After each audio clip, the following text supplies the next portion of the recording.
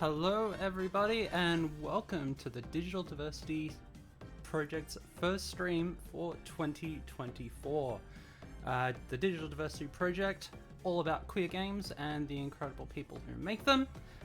Today we have Penny Larceny, Gig Economy Supervillain. I am so heckin' hyped to be starting off the year with this energy. We get to be gay and destroy capitalism together, and I don't know about y'all, but that seems pretty great to me. So we're just gonna chill, we're gonna get into a right good space for this, and we are going to do all the really cool visual novel queer shit that I love, and you know that I love. So yeah, welcome. Basic housekeeping. Digital Diversity Project is an entirely community-driven initiative. This project is here to bring attention to folks in the industry who do not get the attention they deserve, which is generally marginalized developers who do not get the media support that they need. And Digital Diversity is here to do what we can to bring their games and their words and their thoughts to the world. Because this isn't just about the games, this is about the people making them. So yeah, welcome. Hey there, Two-Fire, how are you doing today? How are you? Whew, I'm excited for this one. I am very hyped. Let's just... You good? I am so excited. This is gonna be the good stuff. Whew, let me just make sure everything's working on the back end and we're all good.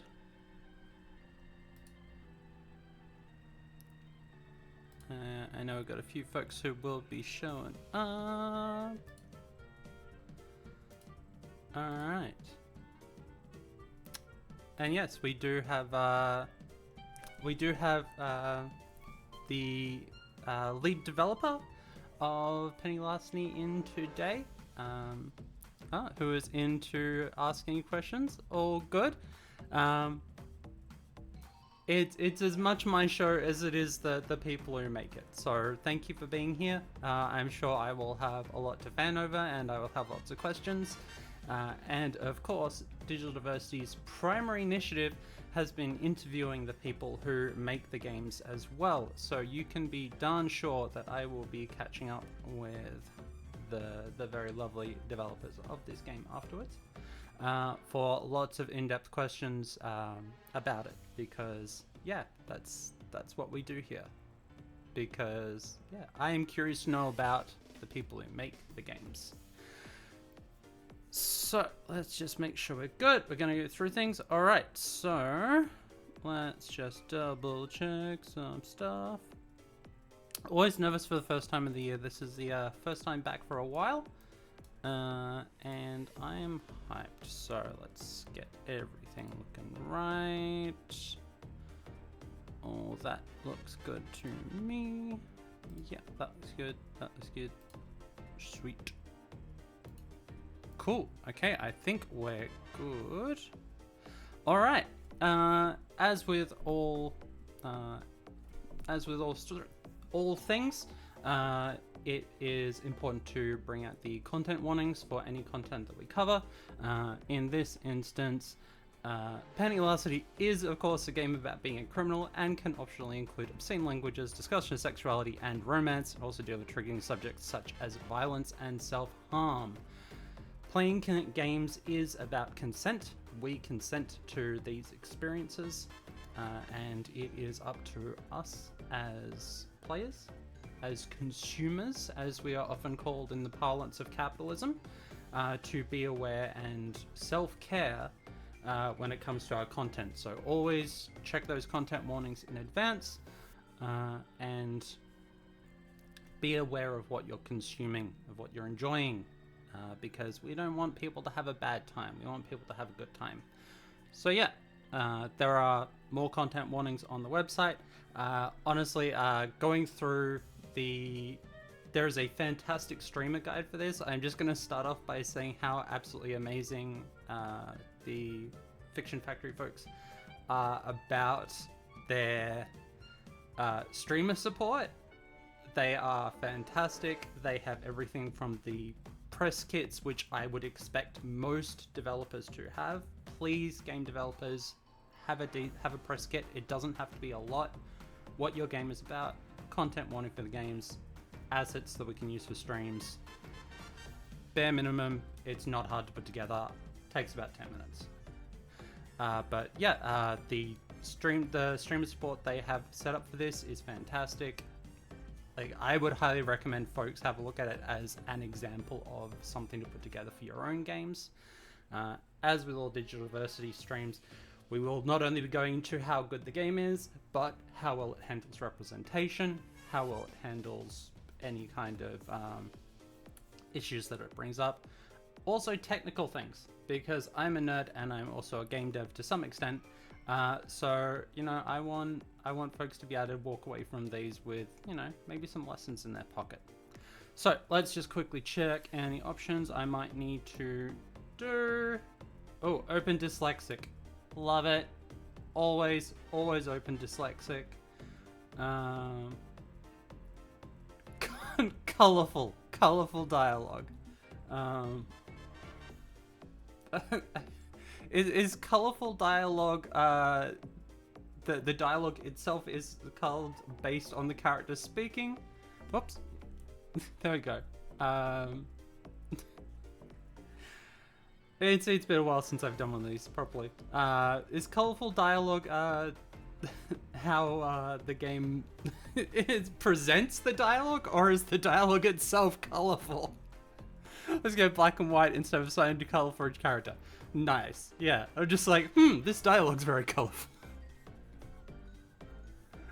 I do love a good bit of colorful dialogue, but I think all this looks good. I think we're good for audio, and I think we're good to get rolling. I've rambled on enough.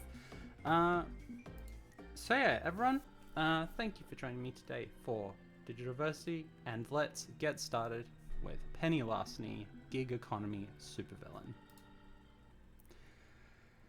Fantastic, we get our content warnings again, not just the intro. Love it.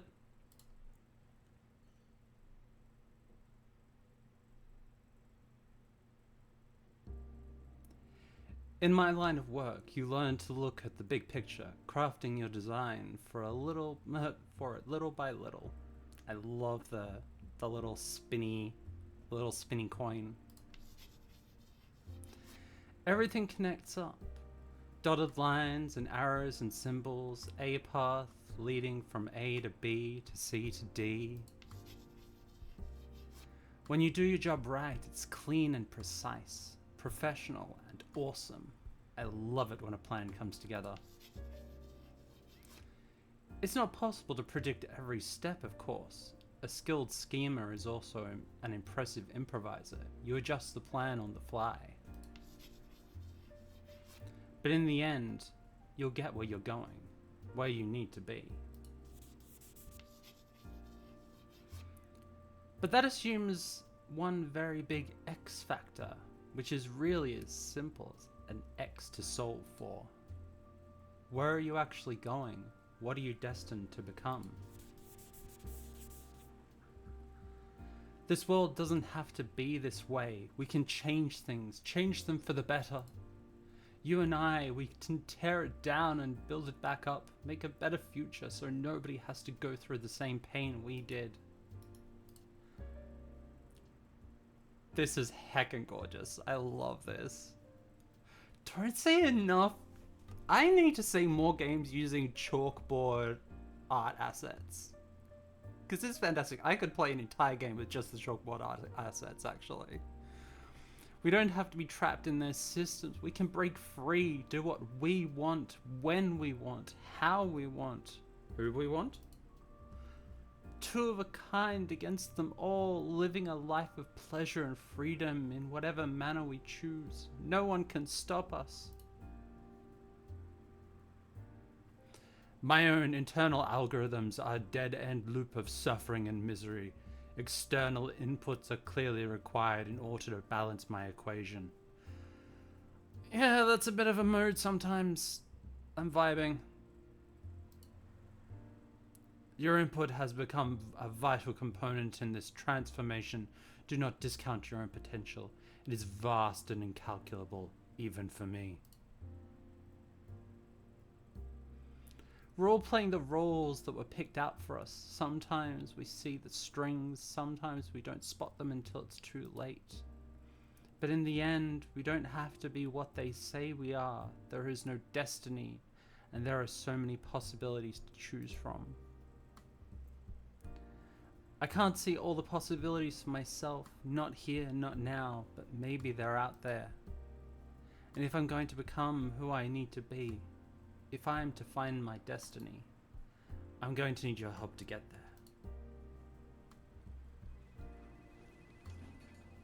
Oh, it's an office environment. It's open plan.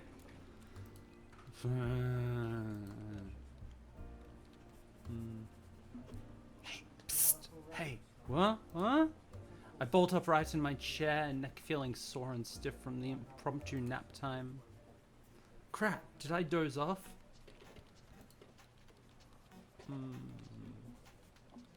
I think there's free coffee if that helps. No, wait, that's a trap. They lure you in with the freebies, then chastise you for being too liberal with company resources. Trust me, I know how these boring old corporate jerks operate. Mood. Oh, I am vibing to this track. Boring, boring, boring. This whole office is boring. I can't believe I got to apply for a job here. A job of all things. If Mom saw me sitting here filing paperwork for the man, she'd think I was totally uncool. I'd be such a disappointment. I feel a creeping wave of shame running down my spine from the mere thought of it. Corporate monotony is a one-way ticket to the uncool. I love these. The dialogue box assets are gorgeous. I know it sucks, but we gotta get through this. Don't give up. Should be proud of you for doing what needs to be done. Yeah, I guess. I mean, she did some uncool things too in the name of being cool. I can do the same. I can follow in her footsteps. Wait, what time is it? I look up quickly at the clock. Crap, I've got like 5 minutes to finish the paperwork or we'll be late. Need your help here. Fill this out for me, quick. Ooh, okay. Jane Doe, John Smith, Amanda Hug and Kiss, Seymour Butts, just kidding, write your own. Fake first name. Oh. I need a fake first name.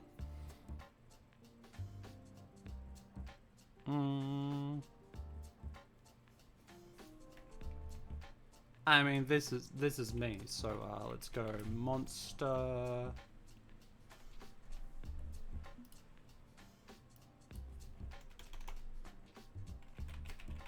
Monster sighting.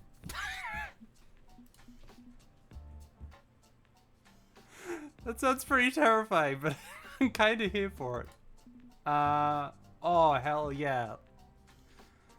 I love it. So, normalized pronouns and then a hell of a lot of neo pronouns, which I love. Now, is alias, yeah, every time. Oh, wow, you got a lot of complaints about pronouns. Yeah, no, I do the same thing. Every time someone complains about something queer, I just make things more queer. Now, is alias the character name that I'm going by the entire game? I'm guessing it is. Skin tone, I am white as fuck. It's your undercover alias. Oh.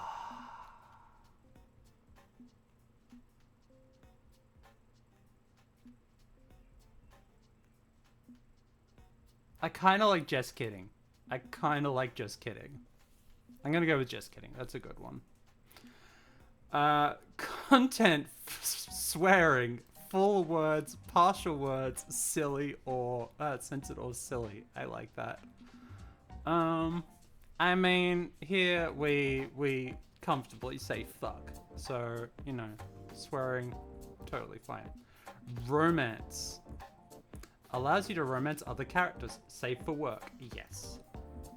Sexuality. Allows you to have sex with other characters. Sex that occurs off screen and is not visually depicted or described in detail. Not safe for work, but safe for streaming.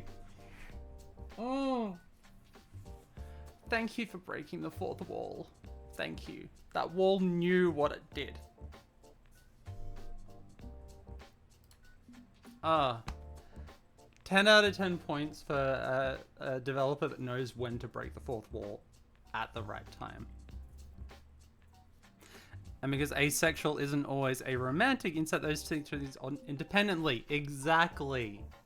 And you will find people who are aromantic or asexual who aren't strictly those things as well. There is a lot of spectrum in sexuality, just like there's a lot of spectrum in gender.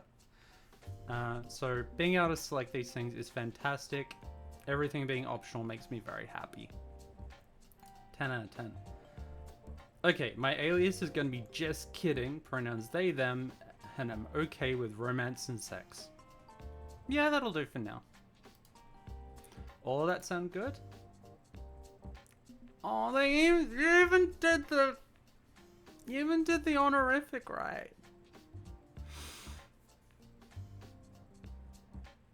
I am actually curious. I'm gonna pick a neo pronoun.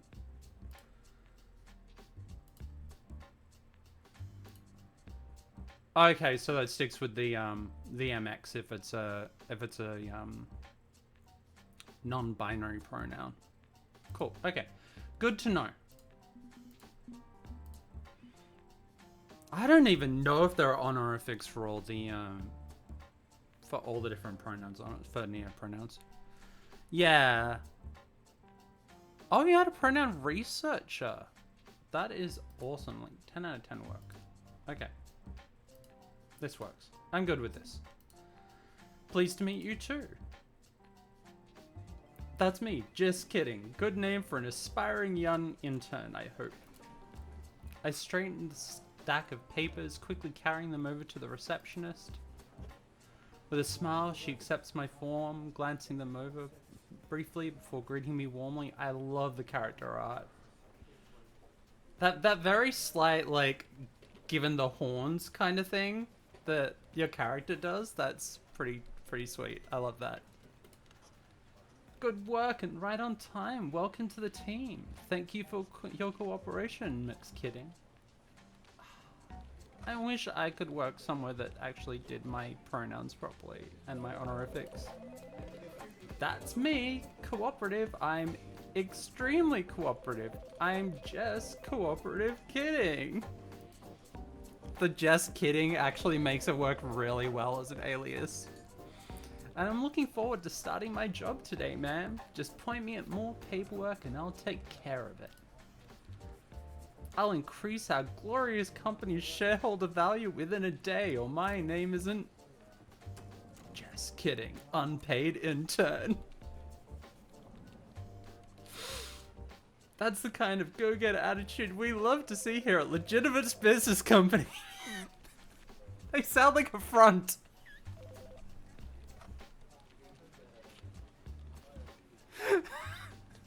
Legitimate Business Company sounds like someone that sells like TVs that fell off the back of a truck. They're perfectly legitimate. It's right there in the name. Yeah. Absolutely. I've read all the interviews with Leonard, Mr. Legitimate. I mean, his name...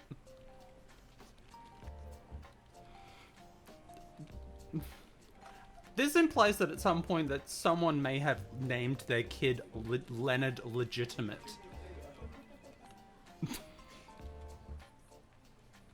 Oh, that. Actually, that just makes me think of Discworld and the Gravedigger whose name is Legitimate First. And it's like, what kind of name is that? Legitimate First? Like, you can't blame someone for like being for being proud.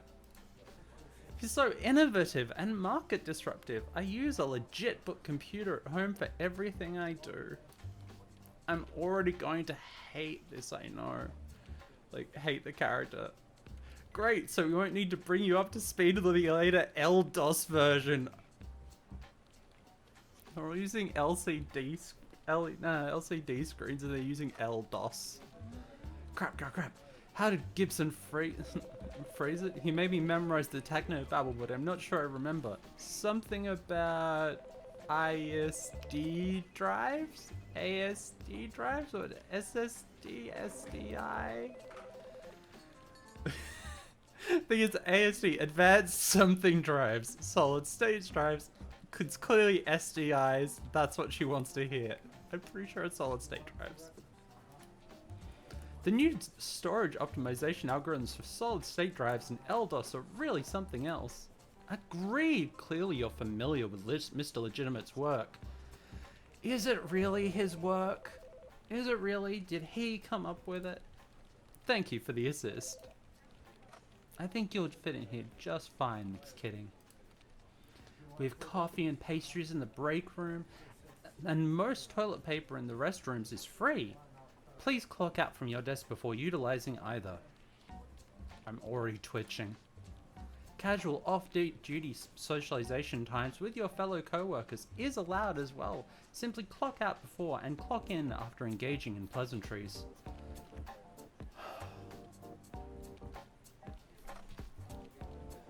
I've been out of work 6 months and this is still like setting off my executive dysfunction.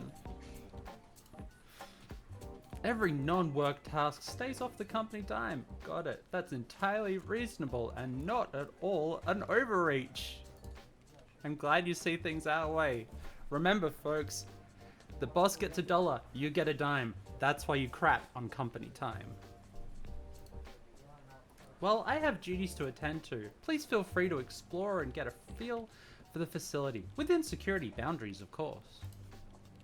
Of course, you won't have any problems from me. I love that suit, by the way. No problems? Did I say no problems? Oh, I'm sorry. I guess I told a little white lie. What I mean is to say is, they'll have all the problems from me. Because beneath this deceptively ordinary exterior lies a soul of chaos and mischief. For my real name is...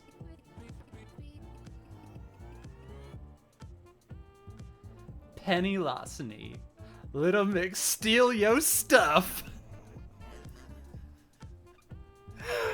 Oh, I fucking love it. This is gorgeous. I sneak in under the cover of darkness, tear down every defense between me and my target and get away clean. Everyone knows and fears Penny Larceny, the hottest young supervillain of this generation. Look the hell out, world, I'm coming for your stuff. Your precious, precious stuff. Fucking jamming to this music too. Actually, I'm gonna turn up the music a little because this is like jam worthy. Yeah, I already knew that. Whom were you making introduction to exactly? Right. Alright. Right. And I'm the mysterious voice in your head. Together, we cause crime.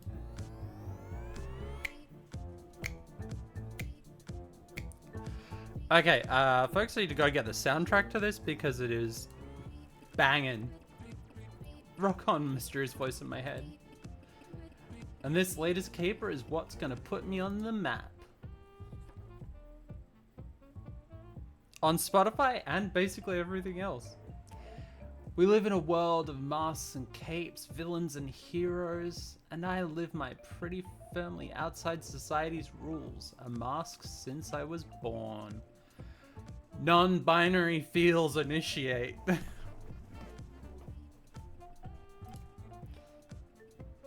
Some become masked by choice, eager for power and conquest. But many are forced into it out of desperation and poverty. It's a crapsack world out there full of haves and have-nots. Stay in a society's good graces, obey and conform or be pushed out. That's why masks have loosely banded together to support each other. Clearly no one else gives a shit about us. And that's why I'm here today. One of the support structures for the masked community is Crimer, a combination social media network and gig economy market for supervillains. Fuck. Oh.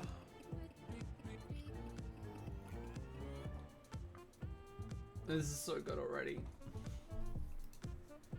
With access to Crimer, I could work with the best of the best elite masks who run with huge crews and multi-million-dollar operations. But the app is invitation only, and I don't have the connections I need to score access. So I'm gonna steal a Crimer invite from the ones that I suspect secretly fund the organization. Legitimate business company! Ain't no crime like white-collar crime. And that's why I'm sneaking in under the guise of some aspiring corporate toady, while I secretly plot my rise to power. You and I, we're gonna make it. We're gonna do it. Worldwide supervillain legends. You ready? Wait, you want me to make decisions? You're a thief, not me. I'm not your boss. No, I'm not ready, and I don't know what to do. What if they mess up and ruin the heist? You got a lot of confidence in our tag team. I like that. Let's go confident. Hell yeah, we work well together, put our heads together, and we can figure out anything. And hey, don't worry about making mistakes or wrong choices, okay? Between the two of us, we can recover from any fumbles. I like that. Big points for not like, yes, I literally could just roll my mouse back and undo a decision. That is Renpai. That is what Renpai does. So there is never a concern that you've made a wrong decision in a Renpai game because you'll always be able to roll back. But I love a game that goes, don't worry about making mistakes. Don't worry about fucking it up. You'll be fine. Just let it roll. There's no way to completely fail at a heist. Oh good, this isn't a Sierra game. If things get sloppy, so what? The two of us can still figure our way through it all.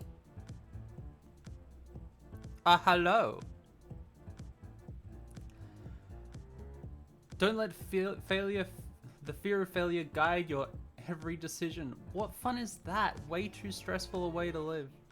Let's go to LucasArts style. Sierra, you're my people. Sierra Interactive, there's no way to completely succeed at a King's Quest game.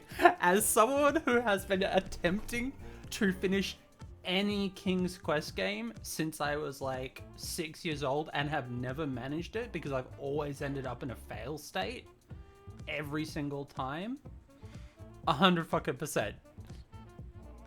I am LucasArts through and through. Because it doesn't matter what happens. Oh no, like people say Dark Souls is hardcore. You can just keep going with Dark Souls. I don't think you can actually can you soft lock yourself out of a Dark Souls game? Like, can you not pick up a thing that you had 3 seconds to pick up at the beginning of the game and not find out till like 4 hours later that you needed that thing? Dark Souls is fair. Space Quest is fuck no. None of the Sierra, like, the only Sierra games I like, Eco Quest and Pepper's Adventures Through Time. Can't soft-lock yourself out of those, and they are just like much more straightforward narratives. Yeah, but yeah, like Dark Souls games, Souls-like games are frustrating. Sierra games are obscene. They're not just difficult, they are restrictive. They are not accessible games. Because a lot of the time you won't even know what you've done wrong until hours later. The original Monkey Island possible soft lock at one point and die at another, but with both of them it takes a long... Yeah, exactly. You need to be doing it on purpose. Punching a dragon with your bare fist in theory can win. Yeah. Also, Ron Gilbert didn't like doing that. Didn't like that idea. Like, You could do it in... You could screw yourself up in the original Indiana Jones. I know we're having a segue here. We tangent here. I hope you like it. Like, original Indiana Jones point-and-click adventure, you could definitely screw yourself up. Ron Gilbert hated that. So none of his stuff wanted to be able to be like that. In fact, he even made the joke about it when you fall off the cliff and then bounce back up. Now let's get to this. Guy received confirmed 10 minutes. Oh yeah. Yeah, like you can intentionally drown in Monkey Island 1 by staying under the water for more than 10 minutes. But you need to sit there and intentionally not do anything for 10 minutes. That is like what is it? Far Cry 4, the one with Pagan Min, where he says, "You wait here, I'll be back in like 10 minutes and then we'll go do stuff." Like, you can theoretically finish the game in 10 minutes by not doing anything for those 10 minutes. And game's over, and you're done. And that is technically one of the endings. It's pretty freaking funny. I love it. Yeah, it's an arguably fulfilling ending as well. Like, it's not the good ending in any way, but a good thing. Like, I consider that Far Cry to be the best one because it actually handles a lot of stuff really well. But none of the endings in that Far Cry are all the way good. Like, there are no purely noble ways through that. But anyway, Big A do crimes. Unfortunately, the nap cost us some time. We can only scout out 3 locations in the building before the day is over. Training day, case in the joint. Yeah, I mean, you still end up killing a bunch of people in that game, but like in the end part of it. But like, that's part of that story. Same thing. We're almost objectively best in character. Any involves just leave. Yeah.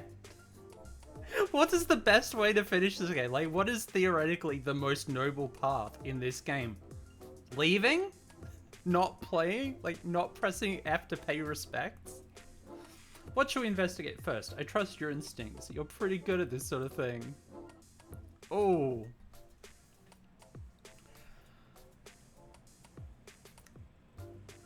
How's everyone doing, by the way? Anyway, welcome to Digital Diversity. I'm thinking rooftop.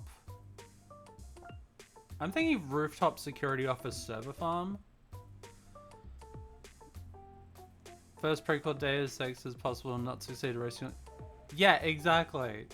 But the thing is, it doesn't encourage you at any point. It just says, "Oh, you didn't act in time. Whoops." But like, there's nothing you can literally do.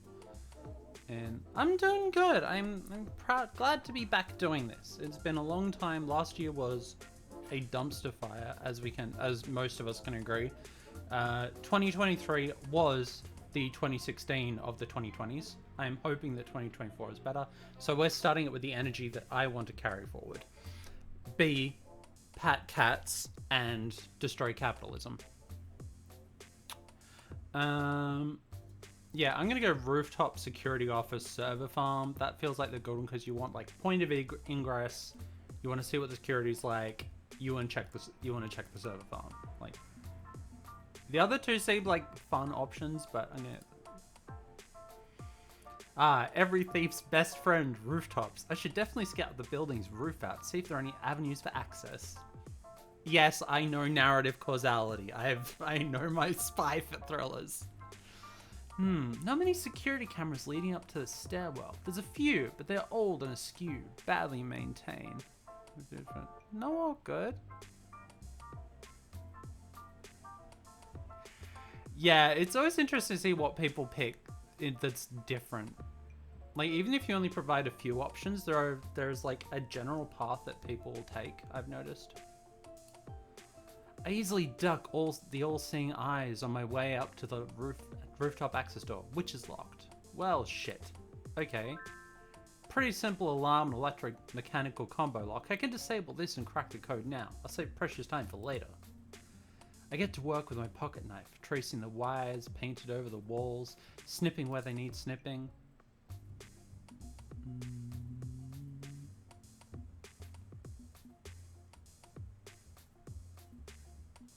You sure you want to do a rooftop entry? You have a bit of a history involving roofs.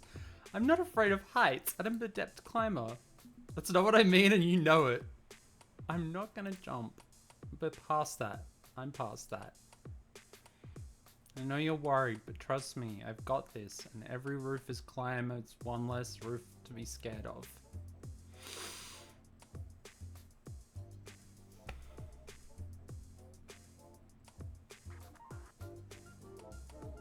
Fuck. I'm already feeling it. Oh, fuck. As someone with my own history of self-harm stuff and things, this is so well handled. Fuck.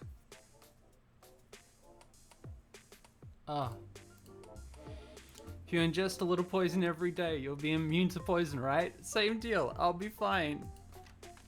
And the lock clangs open. Code 0451. Oh. Yeah, oh god. The fucking meme code. I'm gonna have a moment. I love that I could jump from like, oh shit, I'm having feels to, oh goddamn, not 0451 again. Yeah. This is fantastic, but I think it's Gloomwood? First person shooter that came out recently, like very occult theme. And it's like it gives you a safe to crack at some point that you'll eventually find the code for. And if you put it 451, the safe just explodes in your face.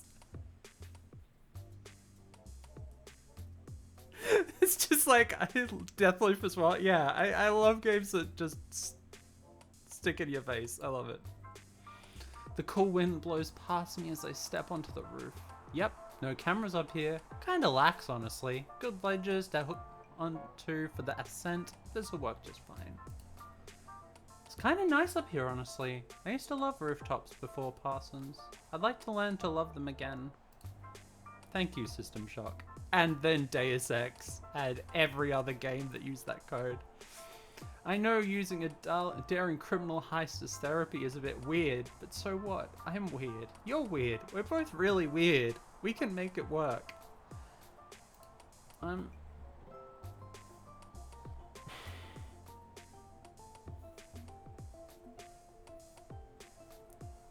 Both of these answers are correct. But what if both?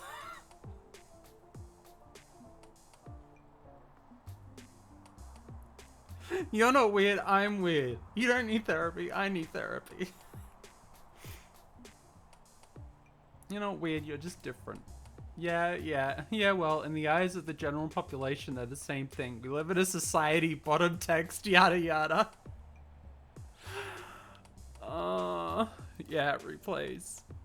Being an outcast is a sucky price to pay for being different, but that's okay. I'm free. As long as I live free, I'll be fine. Bottom text. Bottom text implies the implies the existence of top text and versatile text. Okay, time well spent. Good work, team. Okay, what are we investigating next? Security office.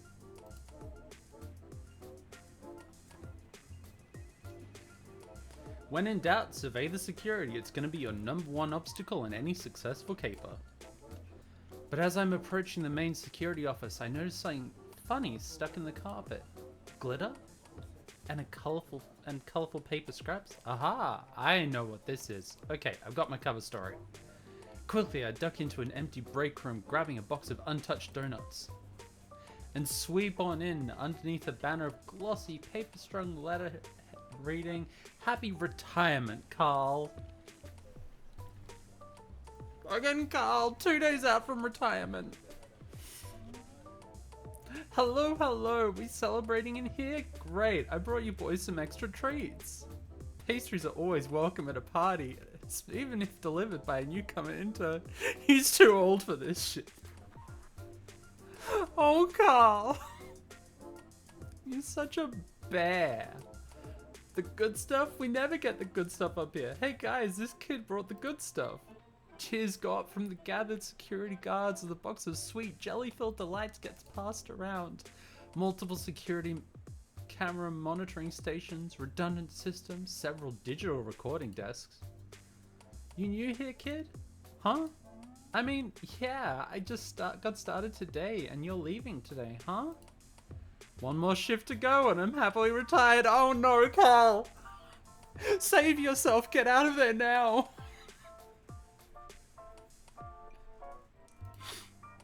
Just call me Carl, happy retired John Smith.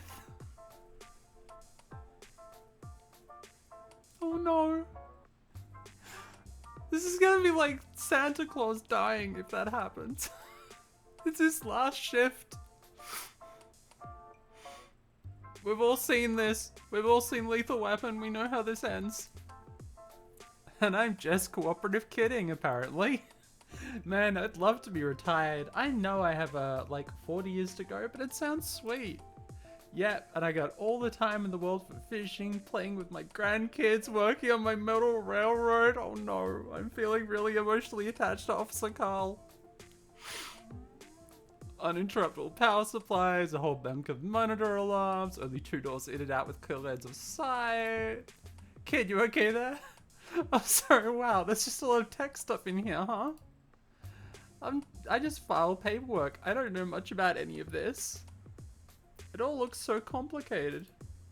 No need to worry. Even if I'm off the clock after night, the boys will keep you safe.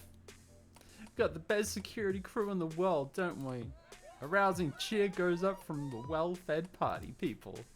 The equipment I've seen so far is out of date, out of repair, but this nerve center security tech is solid. There has to be a flaw here that I can exploit.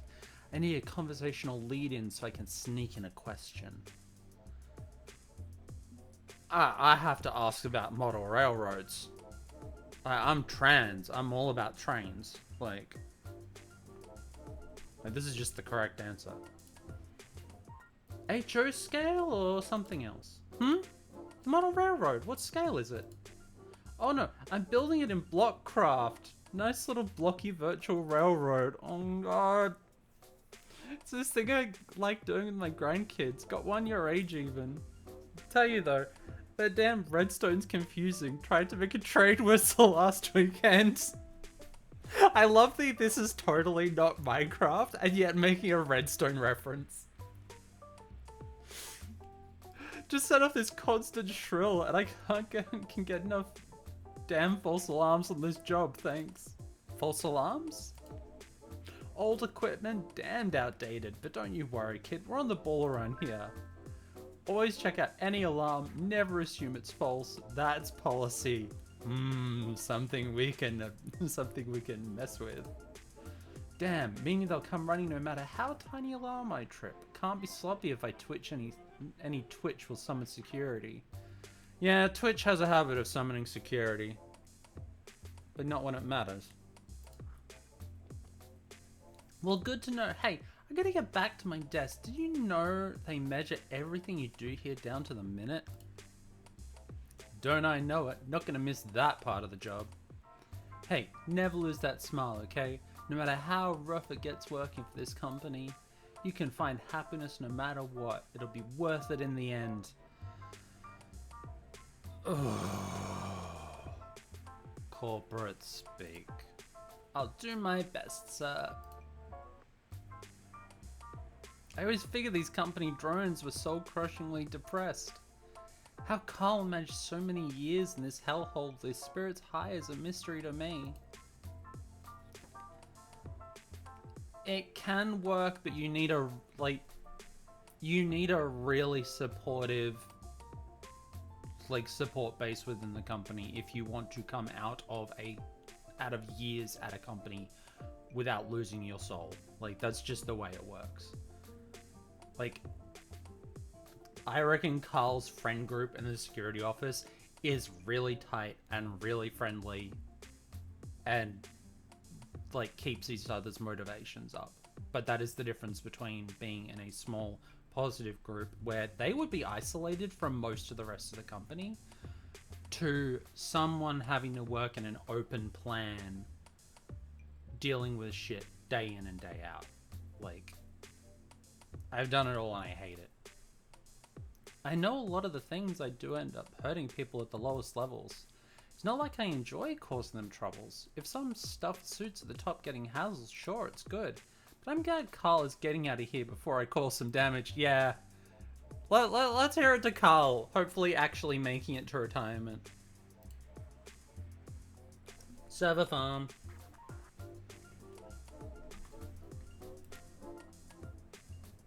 I'm gonna need access to their databases, so I'm checking out the data storage would be a smart move. The room's cool and crisp thanks to heavy air conditioning. Plenty of vents. Too small for me, not too small for Gibson. Okay, good to know that's an option. Shit, someone spotted me. Oh, come on, are you serious? I may be serious. What am I serious about? I wish they'd stop sending interns down here just to report the mail servers are down. I know, okay, I'm working on it. And every coolest newbie they send my way just slows down my work. I'm having moods. Is my cue to leave? But it'd really help if I could study their servers closely to get Gibson the information he'll need, if he's gonna whine if I don't. Odds are we'll need free run of these computers to score a crimer invite. So this is probably the most critical part of today's scouting. Is there a way to stick around without engaging this guy, despite me being lousy with computers?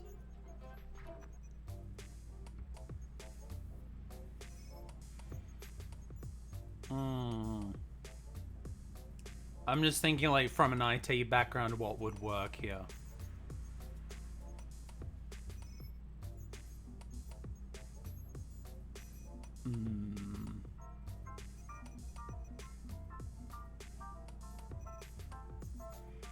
Let's sympathize.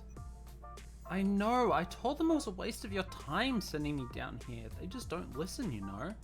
Exactly, it's so frustrating. And the sucky part is all of this could have been avoided if they'd listened to my recommendations. Oh, fuck 'em.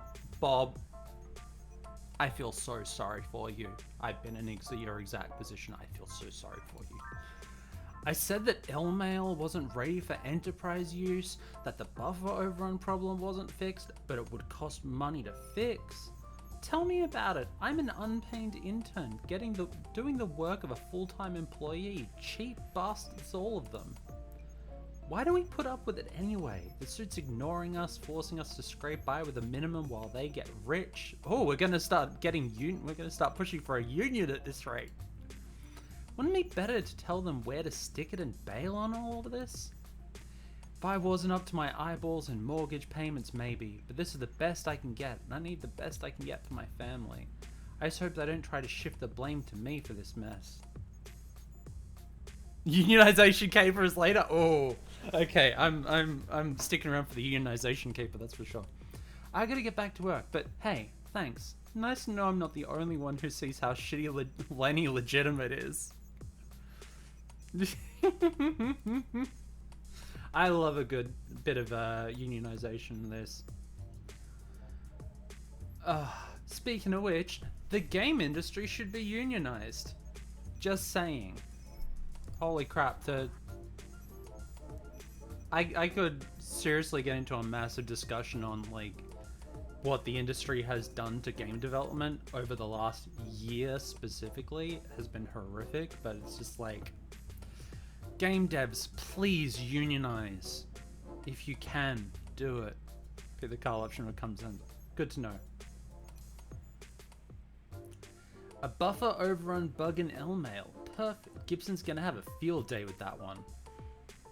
Although I feel bad that our heist might hurt this guy. Maybe I can get Gib to cover our digital track so he doesn't take the blame.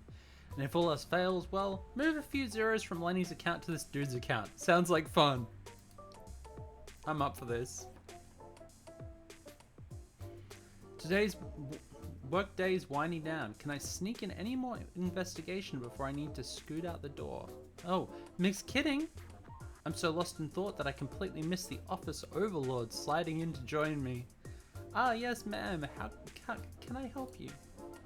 I know you're likely wrapping up for the day, but I'm afraid to be the bearer of bad news. I'm afraid this isn't going to work out. Please put your things in a standard issue severance cardboard box and exit to the parking lot. What? It seems you performed an unauthorized reallocation of company nutritional resources today? Donuts, coffee, protein bars, and other miscellaneous foodstuffs are to remain within the designated break areas and consumed on location. I hate that character. And usually I want smaller games to take... Yes, I want smaller games that take longer to make and cost more. And I'm not joking. 100% heckin'. There is no reason that tens of thousands of people should lose their livelihoods because of money grubbing, shareholding, corporate overlords.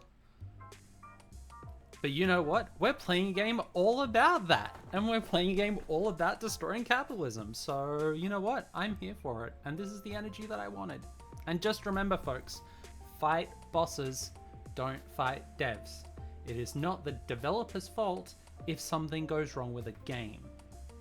Unless it is a very small game with a very small group, with a very small crew, or a solo person making the game, and I've been there, I've been the solo person making the game, it is usually someone else making the decisions. So don't crap on a AAA game because something in the game is bad. Don't crap on the devs for that. It's not their fault. They probably pointed it out years and years prior that something wasn't going to work. It's the people at the top making those decisions. Arcade Spirits, new challenges, and Penny shows AAA is not where it's all at. No, exactly. And that's the thing.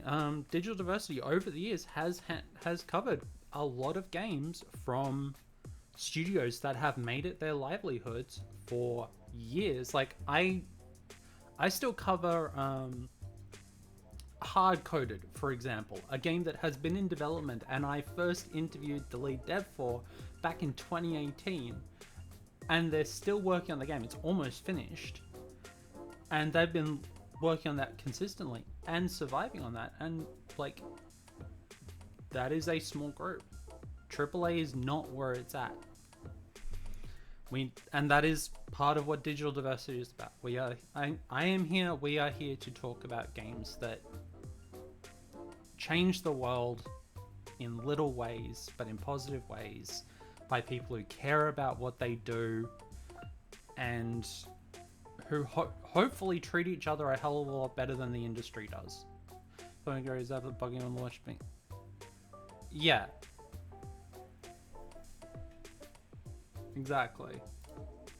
I'm afraid this violation is unacceptable. We're going to have to let you go. Someone getting fired because they took a donut out of the donut room, out of the break room, is like 100% corporate speak, and I believe it. Thank you and have a pleasant day. Go to hell, lady. Close call, but maybe this was for the best. It's not like I was going to punch him for more work tomorrow. Time to scoot along home and plan my daring heist. Home sweet home. I'm squatting, of course. I can't afford rent in this town, even with ill-gotten gains. Oh, we're in Seattle. Also, a bad idea to leave a paper trail when you're a mask.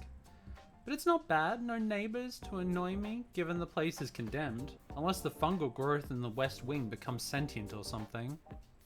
I mean, I'm here for a sentient mushroom game. We've got utilities most of the time, peace and quiet all the time, and this feels just homey enough to be home. More of a home than we've had in a long time. Oh, sorry. When I say we, I don't mean me and you. I mean me and Gibson. And you. Me and Gibson and you. Huh, where's Gibson? Gibson! Gib! I'm back from scouting. Penny, I was napping. What?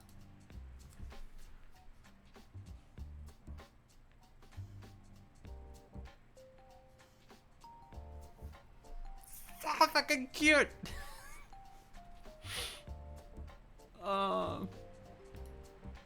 Gibson crawls out from under the couch, his favorite napping spot, and jumps on top of the booster pile of books in front of our computer. The real start of the show has arrived. Yeah. What time is it? I thought we still had a few hours until the heist. It's crime time, my friend. It's crime o'clock. It's 1:30 crime. The little crime hand and the big crime hand are pointing to no more using crime as an adjective, please. I've got a headache. You can tell our character's queer as fuck. Your visor giving you trouble again? I think the implant housing's come loose. We might need to go to the veterinarian again. And before you say it, yes, I mean the crime veterinarian, thank you. I wasn't gonna say it honest. Are you okay for helping with the heist tonight? Maybe I could fly solo on this one, just me and my voice.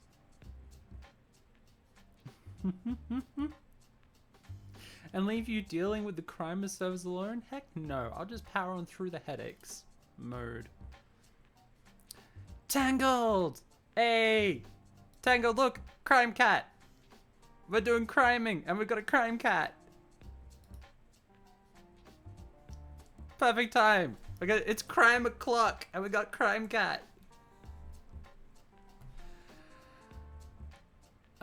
Folks, highly recommend go check out the work of Tangled Virus. They are absolutely incredible. Have featured them on Digital Diversity a bunch of times in the past. Make incredible, very mood games. Highly recommend it. Crime Cat does what... Oh, wait. God, how is it? Crime Cat does whatever a crime cat does. Is it crime? Probably. Crime Cat will crime the crimes. Look out, he is Crime Cat. I had to do the Spider Pig fucking version of that in my head to remember the tune. I hate that I had to think of that one, not the actual Spider-Man theme. Oh yeah, the game's gonna get... let me just check. Does this game get gayer from this point onwards? Just want to check that. Staggeringly gay and haven't got to the trans rights caper. Walk me through your findings. Maybe I just need something else to focus on. What's the game plan, Penny? I mean, I'm very gay. Have you seen these flags? Including the one from Battletech. And the red flag, the red handkerchief with bones on it. Yeah, it's gonna get gay. I don't like making Gibson pull a job when he's suffering. It's not right, it's not fair. But fair hasn't really been a keyword in our lives, has it? Nope. We work with what we have. And I'm doing this for him as much as I'm doing it for myself. The cybernetics in his head need tuning every few weeks and are not cheap. If huge scores and big heists through crime are what it takes to keep my best friend in good health, then be it. Be it. As someone who's been like fighting to pay off vet bills and stuff like that, training day, planning the job. Like, I get that. I'm a poor queer who, like, struggles to pay for shit. I know what it's like. I wheel my portable chalkboard to the center of the room, ready to craft the master plan. We're gonna do some crimes. Legitimate business company. Bottom dollar bidding security for the most part.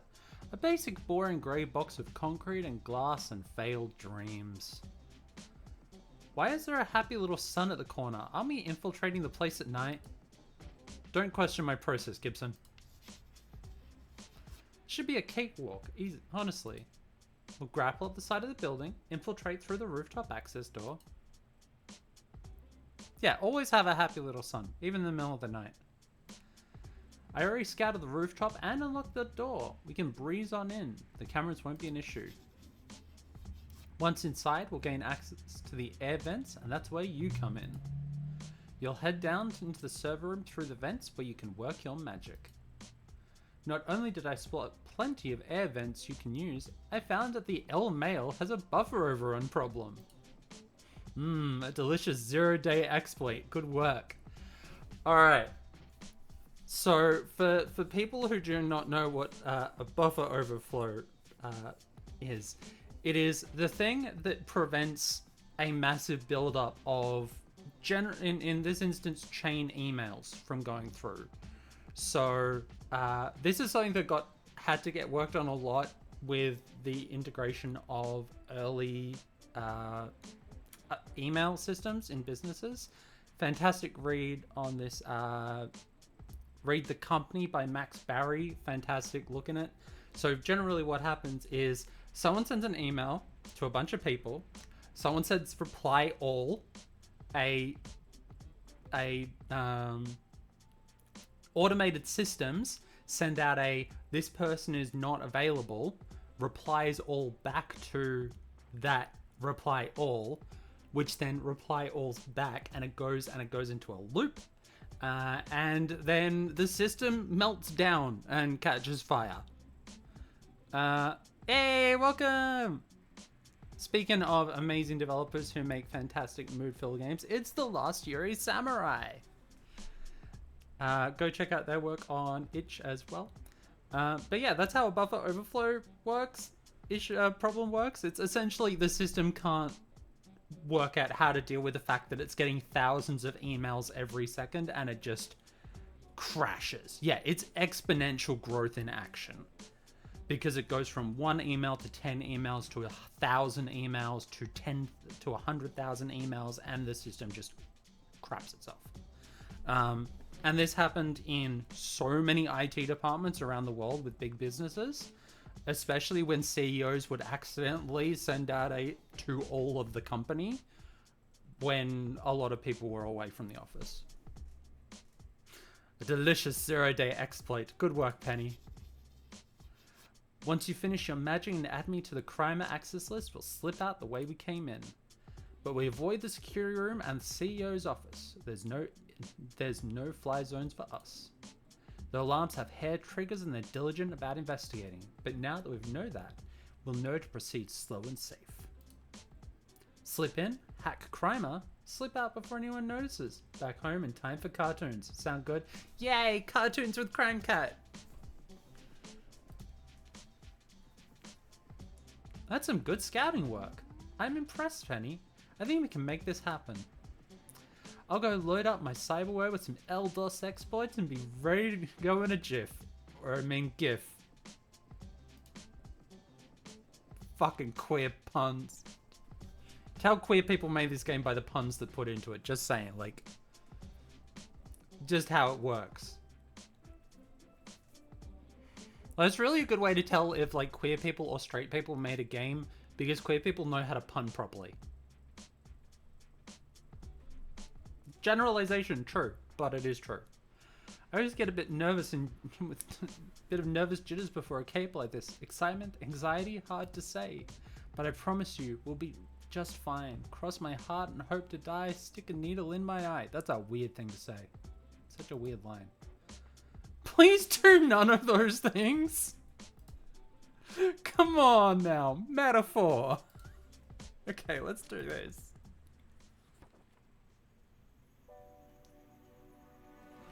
Straight people punning wind up getting sent to the penitentiary. Oh, you're my people. Ah, crisp evening air, the excitement of a heist under the cover of nightfall. I'm just gonna vibe to this soundtrack.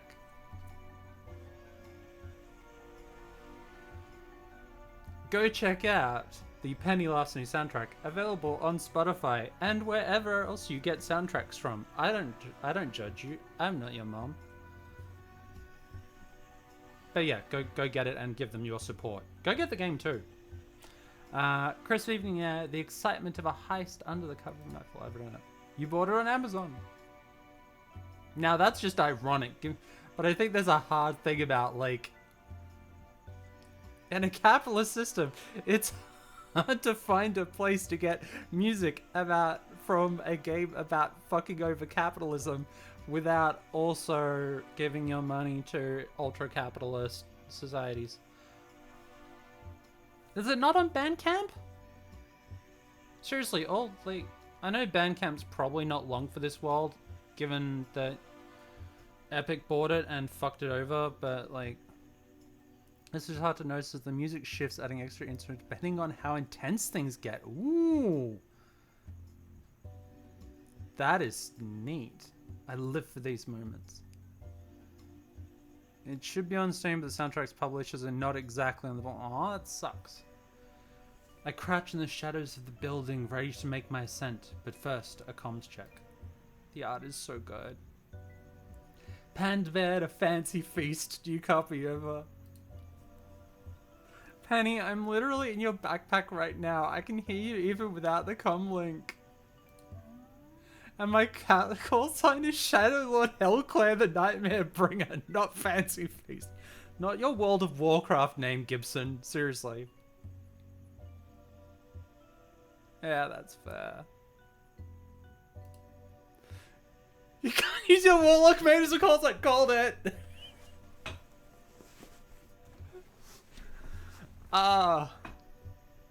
You can also tell how cool I am because I get these references before.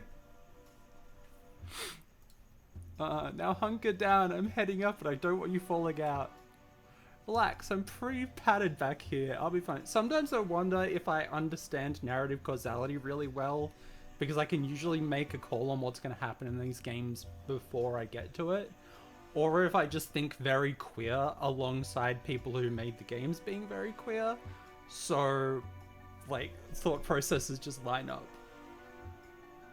Main call side, I use my mate as a username all over the place. Yeah, fair. Don't worry about Gibson. He's safe and sound back there. We've got this all figured out. Okay, visual novel designers, please, and just games dev people in general, can we please get more in-game assets based on blackboards? Because this aesthetic is 100% doing it for me, and I love the Gibson outline inside the backpack. Double zipper with soft tabs on the inside. Air vents, armor plate in front pocket, cramped but room to loaf. Every bag needs loafing room. It's such a good aesthetic. Fuck, I am all here for it. A good thing comes from it, and I am a very good thief. Gib is snug as a bug in a rug, see? Most of that was his design. He knows his needs, and I'm only happy to keep him comfortable. I'm busy running and climbing and stuff. Maybe I should get one of those. It'd probably be easy to get the cat to the vet. Right, back to the action. One rooftop coming up. The grapple gun may be old hardware, a family heirloom, but it gets the job done. It whizzes up the building, snags on, and up I go. I love that.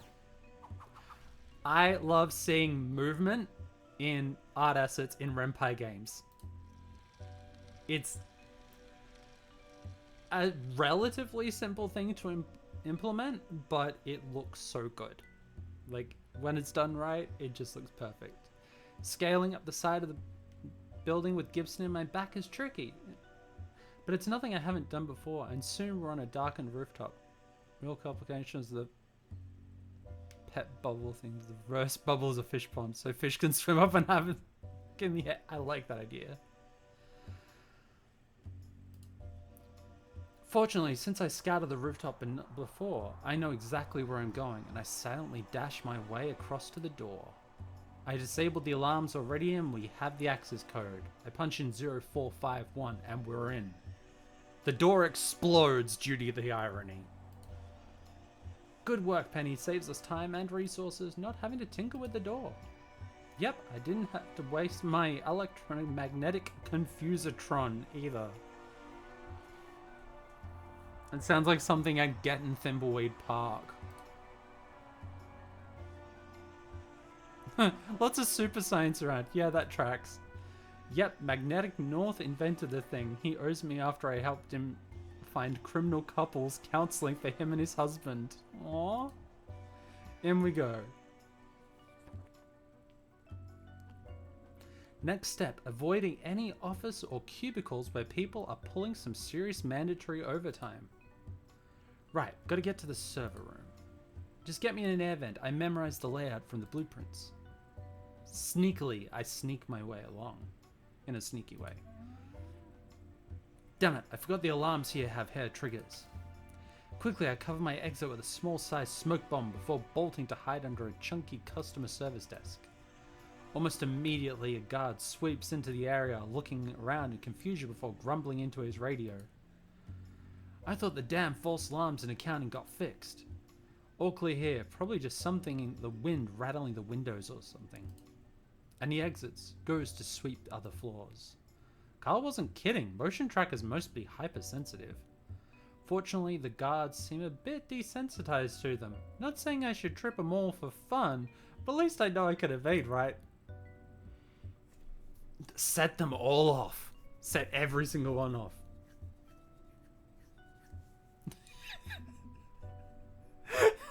God, I can tell the people making this game play too many freaking MMOs. Could use them for a distraction too. Throw a stapler. Draw a guard aggro.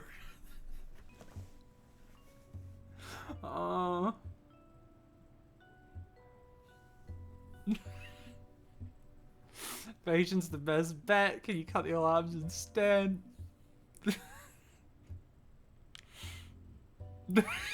God! Exclamation mark. Yeah, it has to make like the original, the Metal Gear Solid noise as well. Yeah, let's draw a card aggro. Oh, I like that. Oldie but a goodie, and enhanced by the alarm system too. Yeah. It needs that sound. I use that sound in Project Zomboid as a mod for every time you see a zombie. It does the Metal Gear Solid sound. It's so much better. Let's not get distracted. Air vents. Gotta find a viable air vent. Okay, this one will do. I pop the 4 screws holding it in place. Okay, my turn. Go hide somewhere. Oh, climbs over the shoulder. Got it. Be careful, Fancy Feast. It's fine. I'll use Fancy Feast. If only because feasting on my enemies is very lion-like. Gibson hops down and climbs into the vent. I tuck myself under a desk, keeping my voice low as I track his progress on comms. Right, then left, then down. Don't worry, I see a route that'll let me climb back up when I'm done. And I'm in. Hey, this is a sweet setup. Lots of great high-powered CPU racks. Focus, Fancy Feast. Right, the buffer overrun exploit. I'm on it now. This will be a lot easier with that trick. Uh-oh. Uh-oh? What uh-oh? I don't like uh-oh. I'm in, but there's no crimer database. Not even a trace of it. It's not here. What? No, it's gotta be here. Plenty legitimates behind crimer. He has to be. I did my homework on this. Check again. Dig deeper. I checked and dug and dug and dug. And checked and crimer isn't... Oh, crap. It's in the building, yes, but not here. Not in the server farm. Looks like it was moved last week. Transferred to the personal workstation of Mr. Legitimate. It's in the CEO's office. The CEO's office. Well, shit. Okay, come back up. We'll figure this out. Gibson slips back through the vents, dashes out into the open, and leaps into my backpack. Together we sneak through the offices in search of Mr. Legitimate's lair. I love the alliteration. Okay, it's a wrinkle, but one we can deal with, right? Motion trackers, volumetric cameras, infrared biometric scanner, and a code keypad. How paranoid is Lenny to leave this building full of holes but practically make his office into a panic room? I pause before immediately the intimidatingly secure door. I have no idea what's going on in there. Might not be an office at all. We could be waltzing into something very big and dangerous. Maybe nobody's seen Leonard Legitimate in years. Maybe he doesn't exist. Maybe he does. Maybe he's the king in yellow who runs Crimer. But if our data's inside, we gotta go in, and that's that. Okay, we need a plan. The thing! Use the thing! Julie, use the thing! Yeah, I'm gonna use the thing. Oh shit, I almost forgot about the thing! Thanks for the reminder! I have no idea how well it's going to work. I may still have a few alarms triggered, but it's the fastest, safest way. Use the SWATs! Gib, pass me the electromagnetic confusatron. The what? That's not a thing. There's two a thing. It's a thing shaped like a thing with the buttons and lights and stuff. A pair of paws peeks out of my backpack holding the handheld gadget. Carefully, I aim it at the door and press activate button. And all the electronic countermeasures shut down simultaneously. We did it! Onward! Wow, I could have done that instead of the 3 hours of problem solving I had to do around the building, using every verb and every object on every object. This isn't a LucasArts game at all.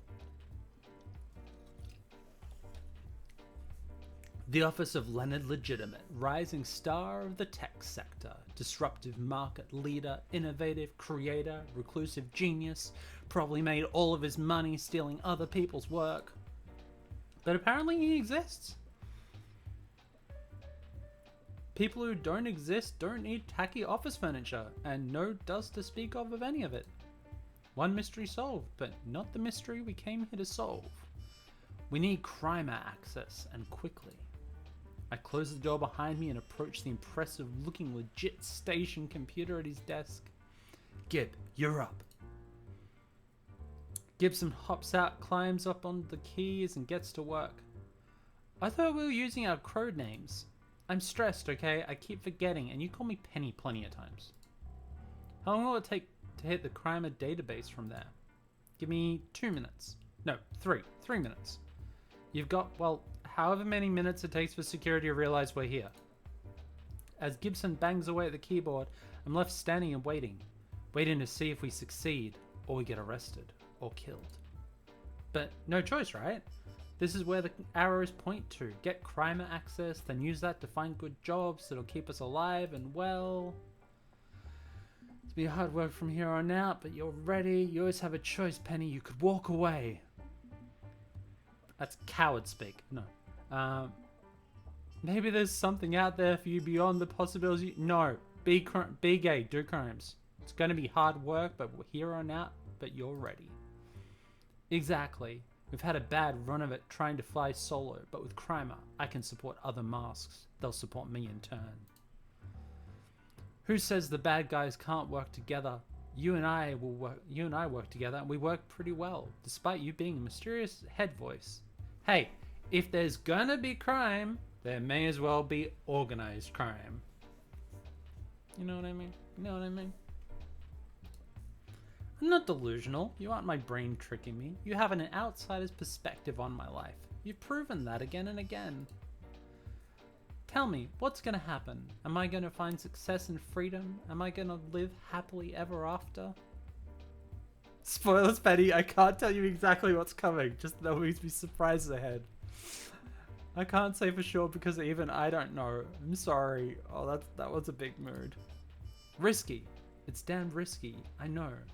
The life I lead, so much so that even you can't predict everything. I don't have the walkthrough, Penny.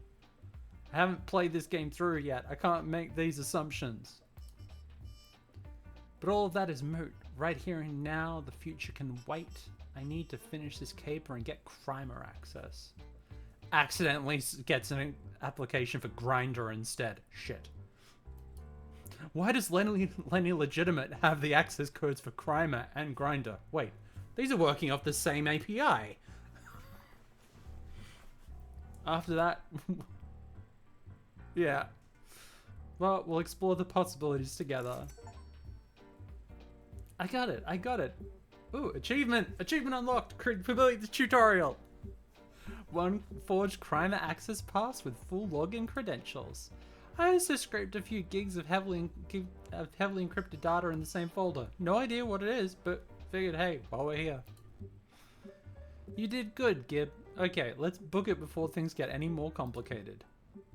I help Gibson into my backpack and turn to leave. And get marched deeper into the office at gunpoint. A trembling, shaking hand held by a trembling, shaky old man in a security uniform. Carl, no! Halt! In the name of the law. Okay, Carl, you're not a real cop, okay? You're a security agent. Like, you're still a bastard, but you're not a cop. Oh, we're gonna kill Santa?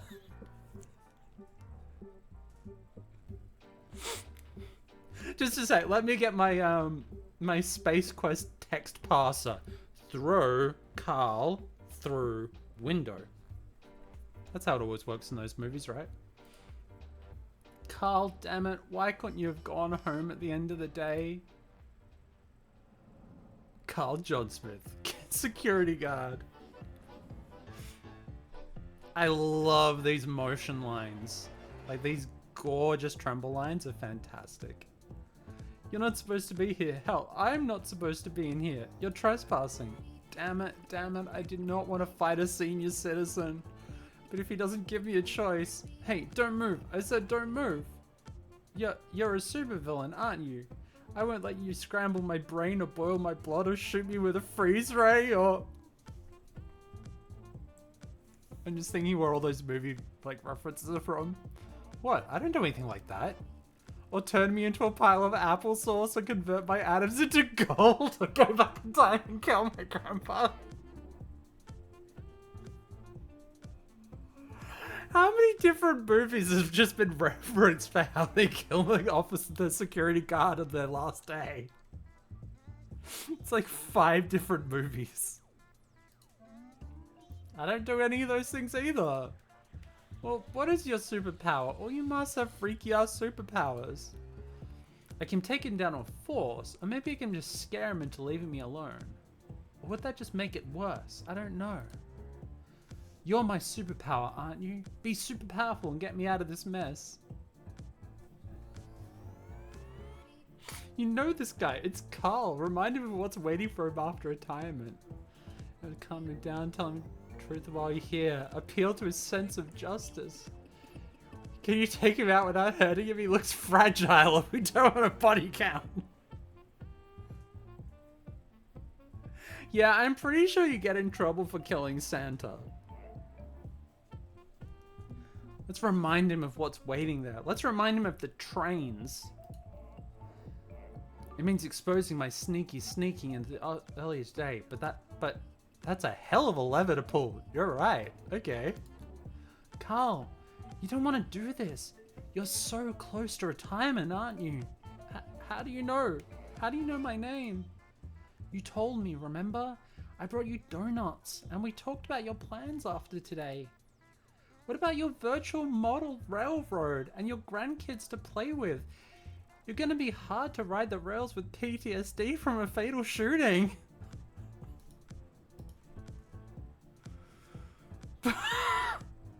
Fuck. I'm not threatening you. I'm scared that if you hurt me, you won't forgive yourself. I'm trying to help you avoid that. You're a supervillain, a criminal. I'm supposed to confront criminals and... You're just a kid. You're just a kid.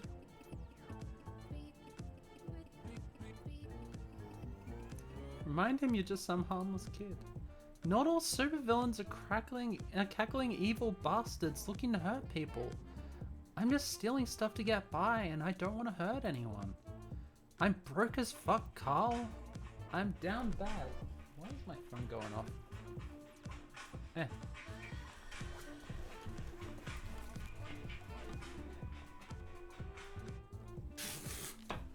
Random phone call. This is a tense moment, okay, phone? Leave me alone. So, I do what I gotta. So it's either this or starve. But your boss, he's got more than he could ever need in life. What's justice to you, Carl? Would you throw a kid stealing a loaf of bread in prison? Damn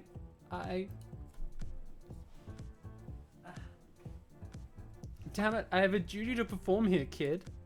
You're retiring. What legacy do you want to leave as your last action on the job? Shooting a hungry kid or walking away? Don't like it. Not one bit. But I don't want this on my conscience. After today, think about going straight, kid. You got choices. Make good ones. Yay, we did it without killing Santa. Some touch and go moments, but we did it. We got Crimer app access. And good old Officer Carl can retire at the end of the night and go back to playing Minecraft with his grandkids without having to think about how he shot someone. Made the right choice. As much as I'd love to stick around and loot the place for all its delicious, delicious data and valuables, it's time to go. Starting tomorrow, Penny Larceny is headed for the big time.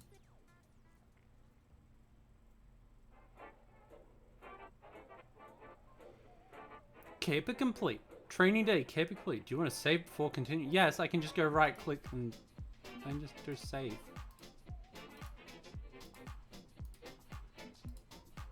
Oh, I like that. It just takes you back to the menu.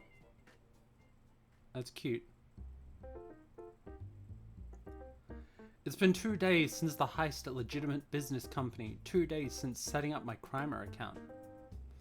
The thing is kind of impressive, not gonna lie, and it's got so many masks I recognize. Hey Penny, congrats on getting in. Where'd you steal your invite from? Hacked some services at LBC. Wow, South and I'm proud of you. Come by our cafe sometime for a donut. Apparently stealing access to the app is pretty common. Might even be rite of passage. I mean, that sounds very much like a Thieves Guild mission, to be honest. Like, 100% if that kind of thing ended up, like... Yeah, that feels like a Thieves Guild mission. How do you get into the Thieves Guild? By stealing an invite to the Thieves Guild? If so, that's good for me. It means less chance of consequences for my caper. I love all the alliteration. Barbecue at my place this weekend. My new chili recipe's gonna knock 'em dead. Figuratively, not literally. Sure, whatever. And I'm not gonna lie, the chit chat is very distracting. It feels good to feel like part of the masked community. I've been flying semi-solo for so long, aside from the occasional backyard potluck. Fools, I will destroy them all. Okay, what set you off this time? My dinner delivery included napkins and plastic forks when I explicitly unchecked that box. Plastic waste is destroying the environment. They will pay in blood. You got issues, man. Like, environmentally conscious is one thing, but you gotta look at the big picture here. It's just a lot of fun to socialize with my fellow masks, you know? Even the less stable ones. But the most interesting text to come in so far. User 1123. You are cordially invited to the Crimer social mixer at Structo's Bar and Grill, 8 PM sharp on Wednesday. Sincerely, the matchmaker. An invitation from a Crimer admin. I almost said grinder. Fuck. Admin to a social mixer? It's a little risky considering I broke into Lenny's office to get a Crimer access, but... if I'm gonna eat food and get gifts and cyber fixed, I need jobs. So I costume up and head out. Let's go meet some bad guys.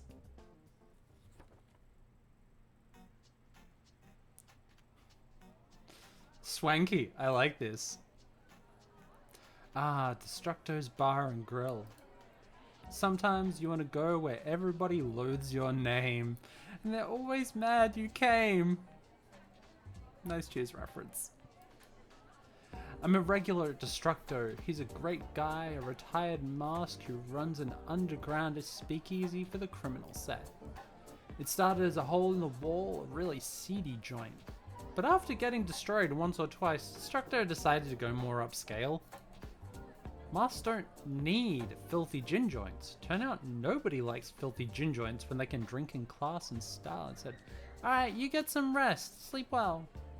Thank you for stopping by. Rest of the video is going to be up on the YouTube channel later on once I get this finished up and uploaded there. So yeah, what will be here or YouTube channel is just Digital Diversity Project. So appreciate follows over there. Thanks for the follow. Yeah, if you want to see all the VODs from previous Digital Diversity episodes, go to youtube.com/Digital Diversity Project. We got a bunch of years worth of VODs up there, and this interview will be up on my website, which is just nbkaiju.com once I do the interview, and I'm very much looking forward to that. And I've never seen it so packed. There's all sorts of masks here. Some I recognize, some I don't. Each of us has a hello, my name is tag with our secret mask name. Although my mask name is just my real name. Yes, believe it or not, my real name is Penny Larceny. Think you see why I ended up a criminal, right? Fortunately, before I had to start figuring out an in for mingling socially, someone speaks up and crowd hushes. Oh no, it's business lady. Friends, your attention, please. Thank you all so much for coming to our little party. We hope you'll make a valuable contacts today. I'll be directing this event on behalf of Crimer and the King in Yellow. My name is... the Matchmaker. Crimer Henchman. Of course the middle manager is the Matchmaker. And I'm very happy to be here to aid in your villainous schemes. Wow, she's pretty stylish. Nice to see Crimer stuff looking all professional and posh and stuff. It's the internship director! What? I've never seen the person before. What are you talking about? It's literally the same woman as before. Don't be silly. The nice office lady didn't wear a mask. I mean, I'd noticed, right? No mask. This woman has a mask on. Can't be the same person. Fuck. I think you've got the benefit of your super weird outsider perspective. Me, I have no idea who this is.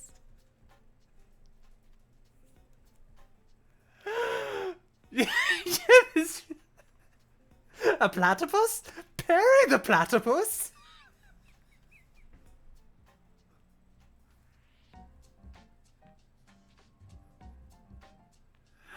If Doofenshmirtz walks in, I am not gonna be surprised.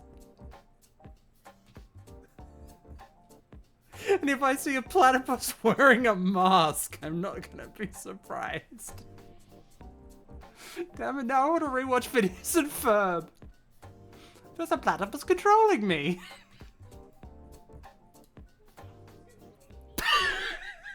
Housemate just got into the song as well. Yes, we're making Perry the Platypus references.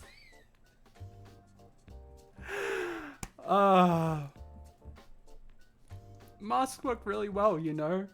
Just why nobody recognized me when I'm just kidding either. It's foolproof. Before we begin, I'd like to introduce our mutual benefactor. He is the visionary responsible for the Crimer service. Friends, I give you... a man in yellow power tie and identity concealing blur. Mask appears. Broadcast through a congealed projector. Concealed projector. Criminals, masterminds, villains all, I bid you good evening. King in Yellow, Crimer Director. I love these flash panels, they're so good. Holy shit, the King in Yellow. I've never met him, few have. He never leaves his private island and any communication is rare. I guess a typical Crimer social event is beneath him showing up in person. This, presumably not pre-recorded, broadcast is all we get. Tonight you will meet potential allies who will enable you to take your evil schemes to the next level. Crimer is the antidote to Kate Book. We are the disruptive element. We bring doom to heroes and victory to the villainous. Through Crimer, perhaps one day you too will rule an empire like mine. Perhaps. I give you only the tools. It is up to you and your boundless ambitions for evil to rise and claim your destiny. This is also making me want to rewatch the Harley Quinn series, because I'm getting some good vibes of this like corporatized superhero villain thing. It's very much my speed. It's like, yes, we have multi-billion-dollar CEOs running both sides of the operation. Of course we do. What did you expect? Everyone who's just struggling doesn't have access to those kind of resources. And now we get onto the discussion of why Gotham's big issue is the housing crisis. No, different episode. Pull from Harley Quinn and Venture Brothers. Yeah, I can feel it in a very positive homage kind of way. Oof. God, remind me when I interview you, we need to talk about capitalism and hero/villain arcs, because this is very much my thing. The king in yellow is not David Bowie. No, of course it is. There's not the Jareth Bulge. Like, for this to be David Bowie in any kind of, like, cinematic situation, there would need to be one hell of a codpiece going on right there.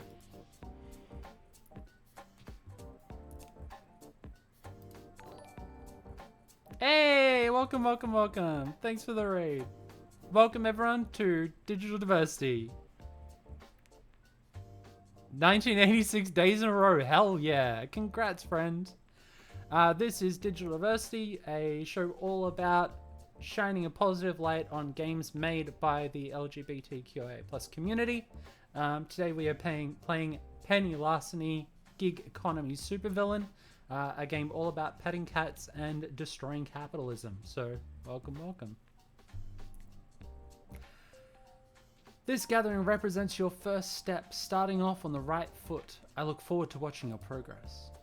And he vanishes as the broadcast ends, not gonna hang around to chat apparently. Now then, I love the sword gun.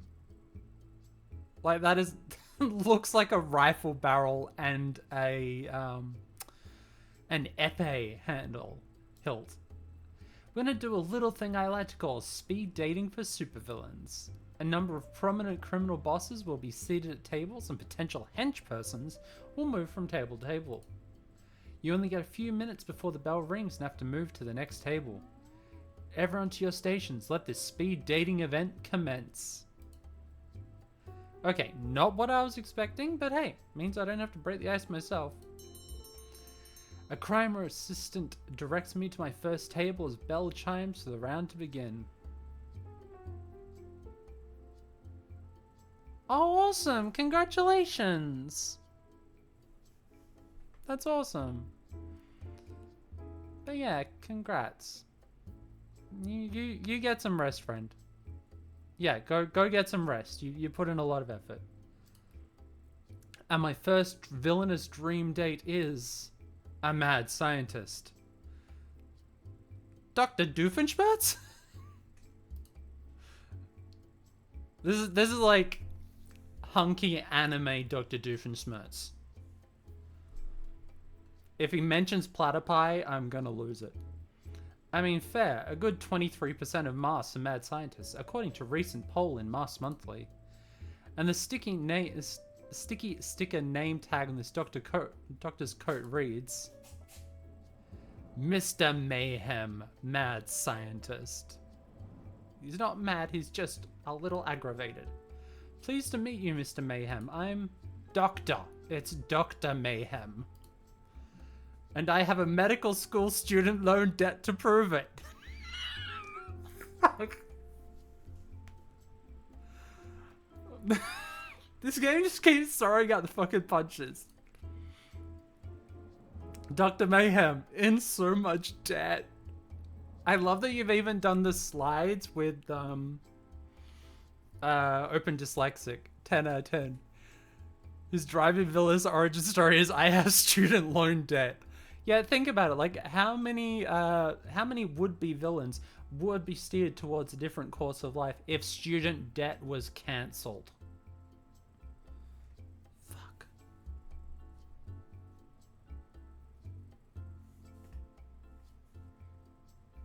I'm not gonna get into it, but seriously, if a government is funding wars instead of cancelling out student debt, this is why we end up with supervillains, okay? Just saying. My pronouns are he, him. Everyone's introduced themselves with pronouns. Love it. Alright, Dr. Mayhem. Got it. Just because the short-sighted fools stripped me of my doctorate doesn't make me any less of a doctor. Cowards all. My vision was simply too radical, too unorthodox for their simple minds to comprehend. I love these character assets. Okay, exactly how radical and unorthodox were we talking here? Like, do you mean didn't fill out the paperwork radical or mountain of human cadavers radical? Judging by the aesthetic, I'm thinking wanted to turn everyone into a kind of plant radical.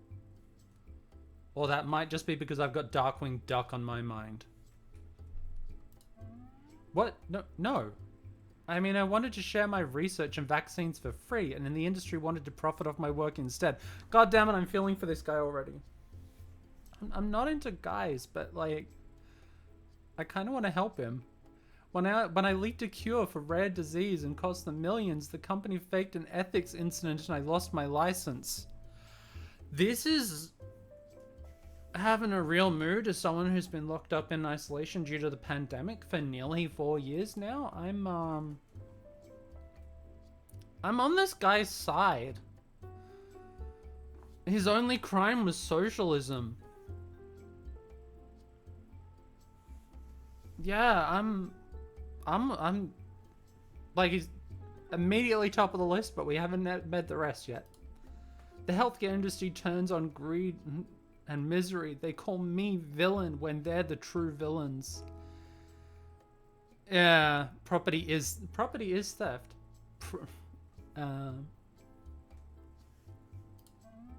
One day I'll show them all. Mark my words, I will have my revenge. With like murder and stuff, that kind of revenge? No. Living well is the best revenge, as in I'm going to make sure disadvantaged communities across the world live well.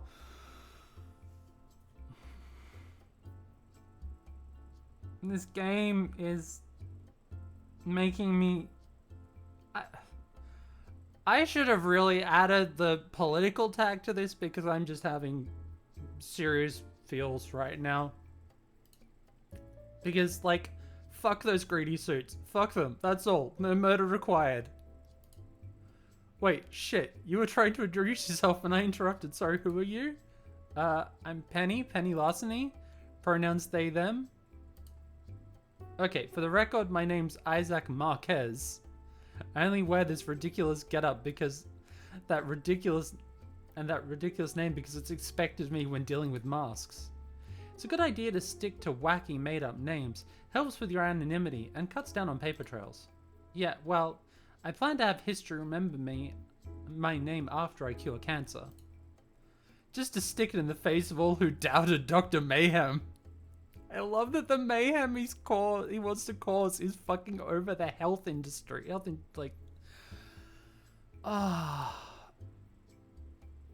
Isaac Marquez. I mean, Isaac. Okay. I've eaten up enough of our limited time together on this ridiculous speed date. Got any questions for me before we move along? What do you think? Anything we should clear up before we consider working for the good doctor? Is hot dog a sandwich? Fuck. What sort of capers would he want us to pull through? Let's avoid any major war crimes? He's clearly a intelligent doctor. Why the heck? No, that answer is way too obvious. Like, let's go for this one because that silly is funny, but that one is just too obvious. Like, if you have to ask why he chose being a supervillain over being a regular doctor in the industry, check your privilege. Oh, good point. He's trying hard to be an anti-villain, but you can never be too sure. So, I specialize in burglary and theft. Would you need that kind of help in your line of work? Unfortunately, yes. Resources for my research are needed, especially with the mounting interest rate on my loans. I'd never ask you to do anything you're uncomfortable with, but I might need some traditional mask antics too. Meaning, the usual headline grabbing nonsense goofy mask get up to. I'm not a fan of chaos and mayhem despite the name, but it does raise my profile, getting me access to more resources. In the end, the research matters above all. You'd be helping me save lives. The ends justify the means, right? Right, no, I mean, look, I'm not a bad guy. Thank fuck. Oh. Please, more games and more pieces of media call out the ends justify the means. Because there were people throughout history who used that term for real horrific shit. So, like, Dr. Mayhem here is rising to the top of my I respect this guy list because he's very direct about this. I like him. Hey, I'm not judging. Yes, well, I'm judging myself, and there are lines that I don't want to cross. While you're here, Penny, can I ask you a question? Sure, sure. Why are you a criminal? You know I'm not trying to be a villain. Are you trying to be a villain? If so, why? Well, I'm not here to judge, even if I come off as preachy. I'm just curious. You can be honest with me. Oh.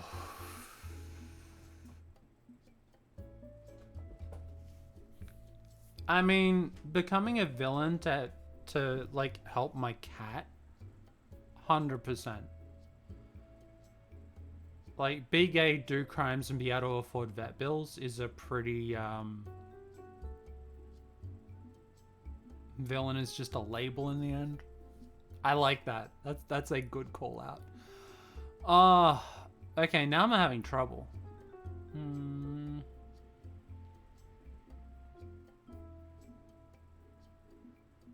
These are both kind of good. I kind of want to go for in order to help my cat. I mean, duh, the money and power and all the good stuff. Every master's running down a dream. You've got debts. You know how it is. Got to get yours while the getting's good. Plus, I got a partner back home who really, really needs expensive medical procedures. You have a partner already? You're not single? Oh, I mean Gibson. He's a cybernetically enhanced cat, but his implants are constantly malfunctioning. I see. Sadly, I specialize in human medicine, but I know a few trustworthy masked cyberneticists. I'll make some calls and get them in touch with you. That'd help a lot. Thanks, Isaac. I'm good with being called Mayhem too. Mask names, right? And the bell rings, ending the first round of speed dating. Okay, Dr. Mayhem, easily on the list. Happy to work for. Wants to fuck things up, but for the right reasons. Time to switch dance partners. I'll be in touch, Penny. Together, maybe we can put a dent in the power structure of this world. And the cowards who control us all will rue the day they spurn Dr. Mayhem. Dude, ranting. Right, sorry. I love that he's happy to be called out for it as well. So, shit, I'm ranting again. Anti-mask masks are pretty rare. I wasn't expecting to meet one in a crime gathering. Well, what do you think of the guy? I like him. You deserve to. Handsome, you think he's single? Your mom would have loved you, doctor. I like him. You deserve to work with someone who has good intentions. Not a fan of his anger. He's bitter and prone to outbursts. Does this lock me into a choice now, or is this just like I would have the choice later? Nothing locks you? Awesome. Well, I like him. He's got good intentions. Yeah, it'd be nice to play the anti-hero for a bit. Maybe he'll actually cure cancer. Fuck cancer. Seriously, fuck cancer.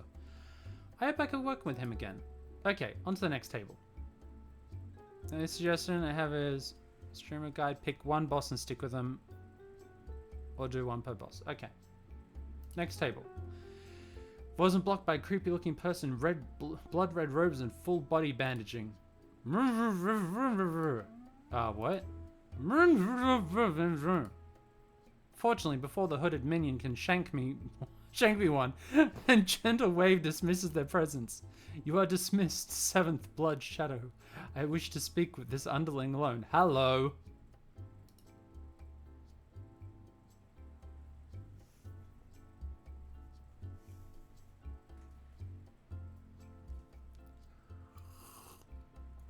Did it suddenly get really warm in here? I wish to speak with this underling alone. Now then, who's there that dare approaches the overmistress? She who is ruler of the Council of 12, herald of the many-faceted one, keeper of Sanguinomicon's unknown secret. Pronouns she, her. 10 out of 10. Anyone who can work that kind of intro into a pronoun intro, top writing. Like, writing in this game is incredible. The Overmistress, blood cult leader. I mean, more curvy characters, please. We do not get enough in the, like, respectful way, and I need more of this. Me, I dare approach. Penny Larceny, hench person for hire. Pronouns are they, them. I see. Very well, you may be seated. With a shrug, I slip into the offered seat across from the elegant woman. Let us cut right to the chase. I am bored and require adventures. With capers and heists an ideal solution. I require someone willing to dare all in my name. A skilled thief, one capable of grace and class. But unafraid to introduce terror and panic if need be, in the name of achieving my goals. Become my right hand in this world, and you shall reap rewards of wealth and pleasure beyond compare.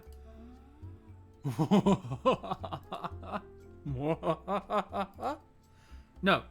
Only the Overmistress is allowed an evil laugh. It's a matter of protocol. Oh, sorry about that. Honestly, I tire of all the pomp and circumstance and would be perfectly happy to let you to your heart's content, but...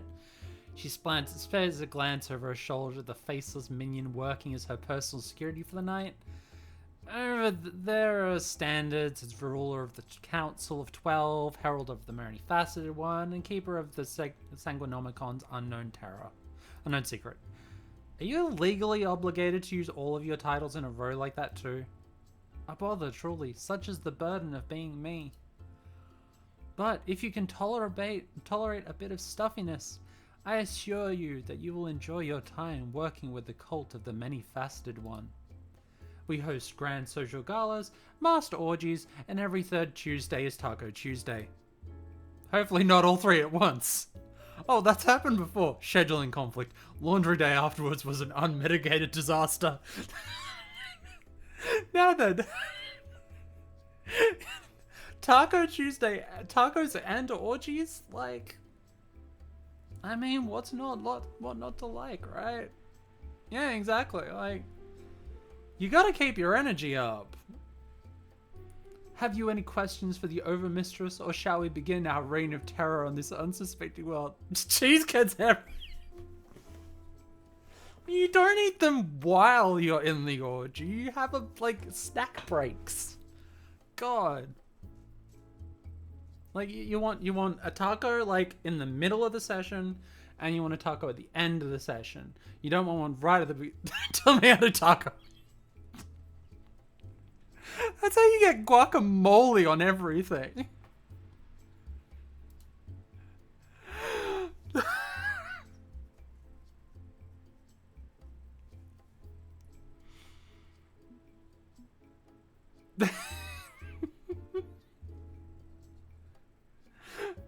I want a question asking about tacos. You do a lot of taco Yuri stuff while eating a taco. Trust me, I'm Brazilian. More games need to have tacos. I'm mildly concerned about this cult of the Many-Faceted One aspect. Can we back up to the cult part? Yeah, that part, because that's a bit worrying. What kind of cult are we talking about exactly? Oh, you know, strange magic rituals under an empty moon, hallucinogenic drugs, lots of sex. It's all such a bother. I'm constantly performing this or that rite or offering blessings to my followers, all in the name of the Many-Faceted One rising from its dreamless sleep to devour all sanity and sink into this world of chaos. Hey, I like Miss Sanity. Don't eat that. Can't be helped. It's a hungry elder thing, apparently. I mean, this is how you do Lovecraftian themes without resorting to Lovecraft. Like, 10 out of 10 points for managing to include all the right themes without having to evoke the name of a deeply problematic individual. But if it helps, they've been calling upon Many-Faceted One for close to 1,000 years. It's yet to answer the dinner bell. I doubt the end will come anytime soon, maybe generations from now, maybe never. But until then, well, rituals and rites. You don't seem super into being Overmistress of a cult. Also, can I just talk about, like, the spikes on that dress? Holy shit. Yeah, exactly. Like cosmic horror without having to resort to what is some of the worst of it. Like, Lovecraftian themes were a really interesting stepping stone in cosmic horror, but the moment you base your entire like vision of cosmic horror from that, yeah, remove Lovecraft from cosmic horror. Yeah, Signalis, yeah, like make yeah. Well, that's the thing. If you remove Lovecraft from horror, you can make it gay, and you can have characters like the Overmistress without being deeply problematic. Yeah, remove Lovecraft, add robot women. Like, you become paralyzed for the ancestral religion cosmic without needing to horrible slurs. Yeah, like 10 out of 10, 100%. God, we're going to end up with a really good interview because now I want to talk to you about cosmic horror as well. Like, can you just like keep a note? So we need to be talking about cosmic horror, and we need to talk about the overlap between like superhero slash supervillain and corporate interest. Oh, you can't remove the fascism from 40K. It's been there since the start, but it was supposed to be a satire from the start. I'm not going to get into this discussion. I see it every fucking day and I'm tired of it. Yeah, you just have to take it away from Games Workshop. Oh, please. The Overmistress is too formal. Just call me your Overmistress. Yes, your Overmistress. What do you mean by my Overmistress? Whatever. It's cumbersome, I know, but titles and traditions are my destiny. A seventh child of a seventh child. As opposed to an eighth son of an eighth son, which would have made her a wizard. Born and raised to be Overmistress. Seem a bit young for a matriarch. Simply how it is, I'm afraid. The prior Overmistress trained me to be her heir before passing away, leaving it all in my hands. I get titles, power, money, a book written in blood, and a number of very annoying responsibilities. Heavy is the head that wears the creepy-ass crown. Seventh son of a seventh... Need Iron Maiden reference. Now then, what do you seek from your benevolent Overmistress, Miss Penny Larceny? What do you want from this relationship? Leverage, knowledge, and power, the tools to stay afloat in the masked world. Money, adventures, and a darn good time. She seems to enjoy those too. An invitation to one of those orgies which she mentioned would be kind of awesome.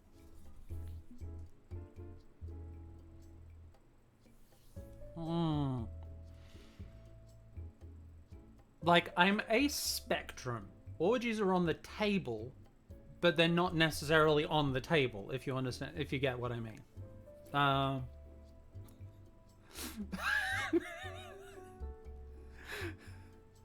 I think Tangled Virus would like a copy of this game, please. Yeah, exactly.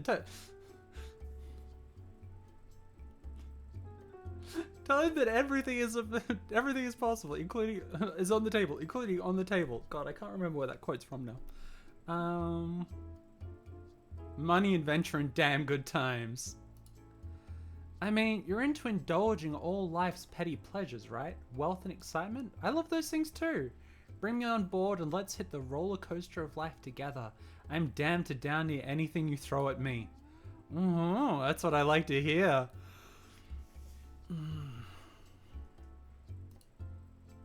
I will allow one evil cackle should you choose to partake. Good. And the bell rings again, time to move on. Oh bother, done already? Very well, I shall be in touch, Miss Penny Larceny. As inevitable as the blood tides that consume. Right, so like, very inevitable? Sure, why not? Aside from the creepy person with a knife threatening to gut me like a fish, I think that went pretty well. What do you think? Working for her should be fun. I say we go for it. The many-faceted one is probably a scam. Anyway, still not super jazzed about the world-eating monster part of this. Sexually open and confident woman with the world at her beautiful fingertips. That's damn appealing, isn't it?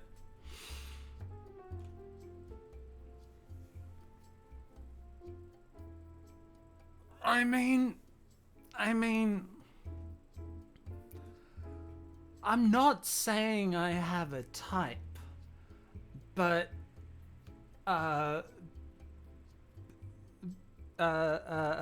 big dummy, overmistress vibes with, enticements into DS relationships, may be my type. I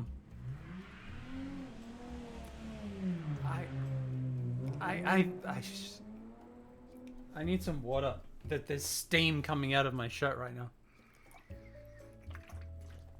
Yeah, exactly. Like, chase your dreams. Worst thing that could happen is your sonny gets annihilated by an elder demon, an elder god. Like, honestly, I've had worse relationships. Yeah. Let's go for 100% in on Dummy Mummy. Ridiculous how bustling the big Dummy Mummy.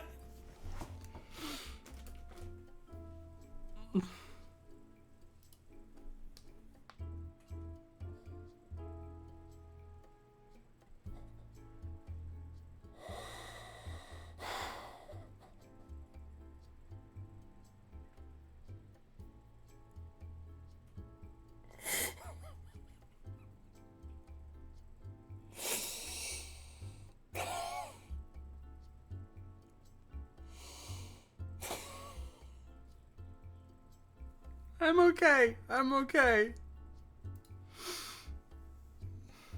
This game is calling me out.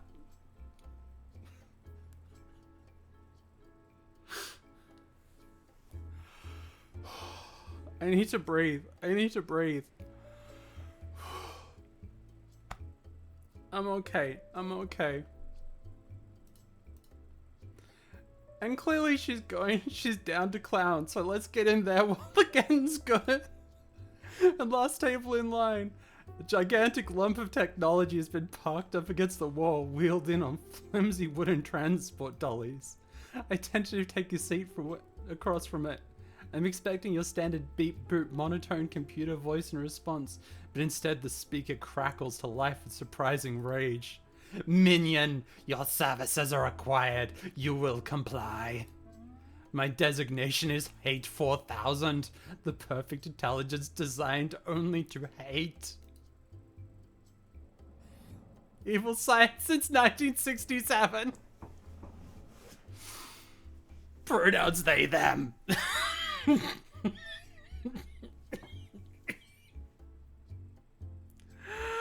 Yeah, non-binary flag on the lighting display is giving me joy. Holy shit.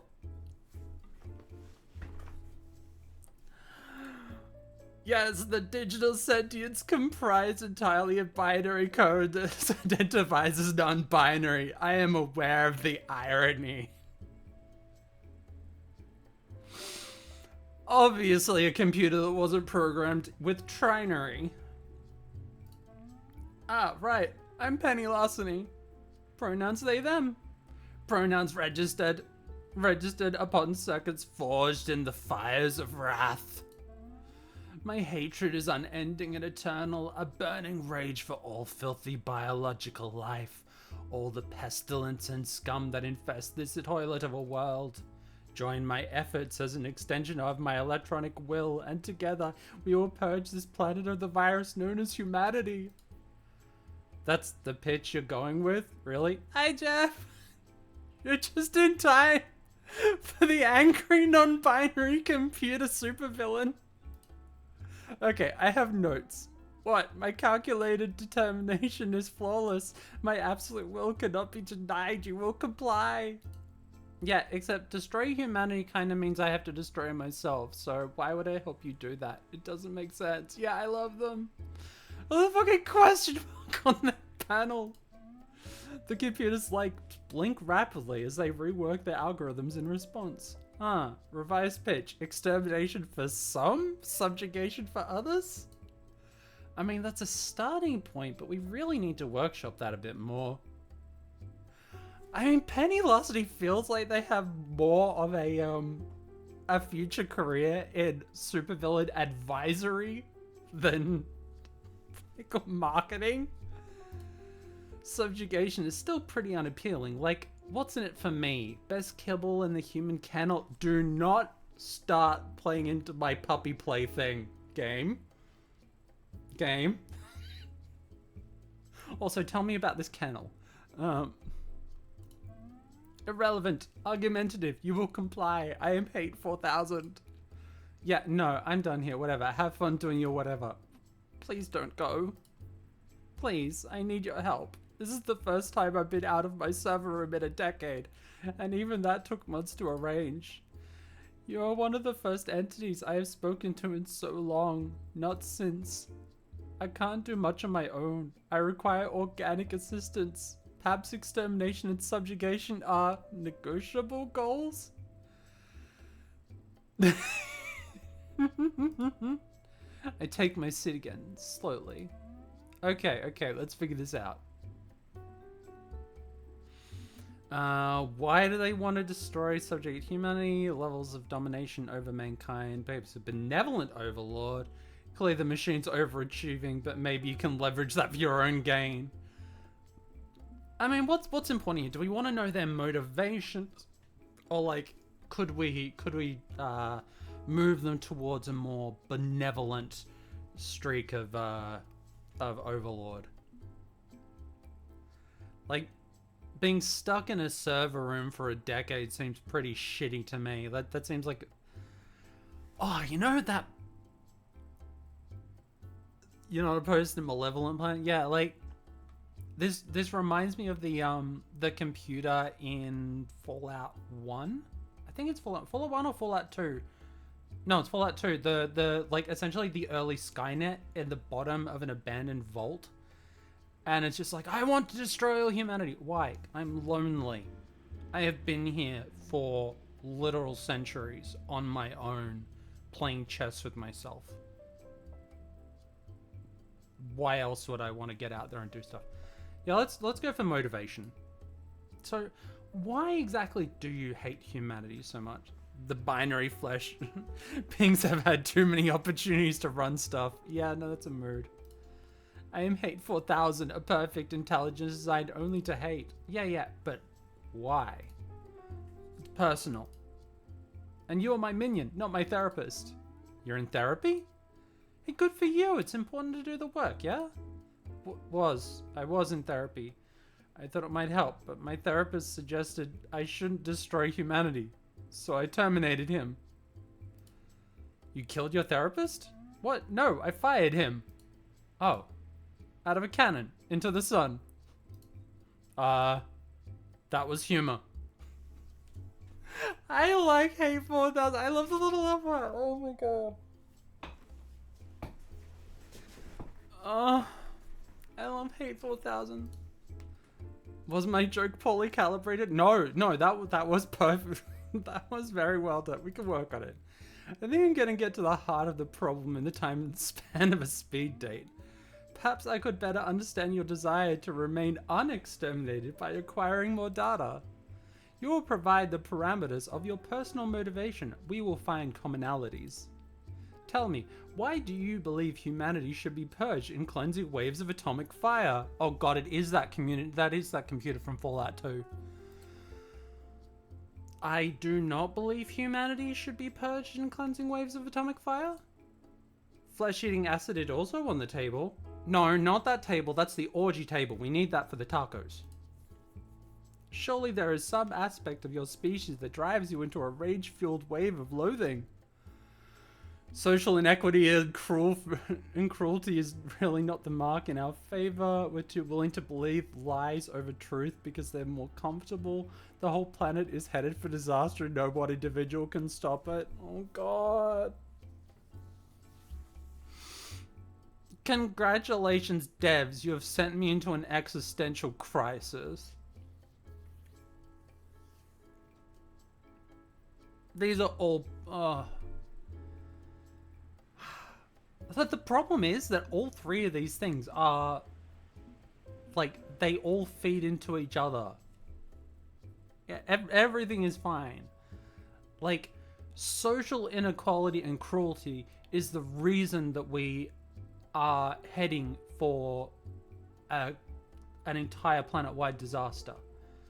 But that is also the case because we're too willing to believe the lies because of social inequality, and because the planet's heading for disaster. It's easier to believe that it's not heading for disaster and blame individual responsibility because social inequity has said to us that it is the responsibility of the individual, not the system as a whole, that's doing this, and therefore...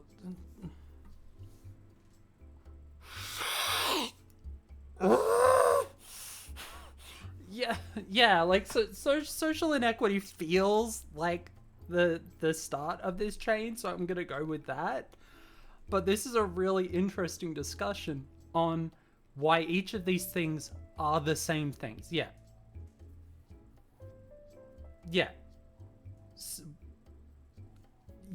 Call-outs will continue until morale improves.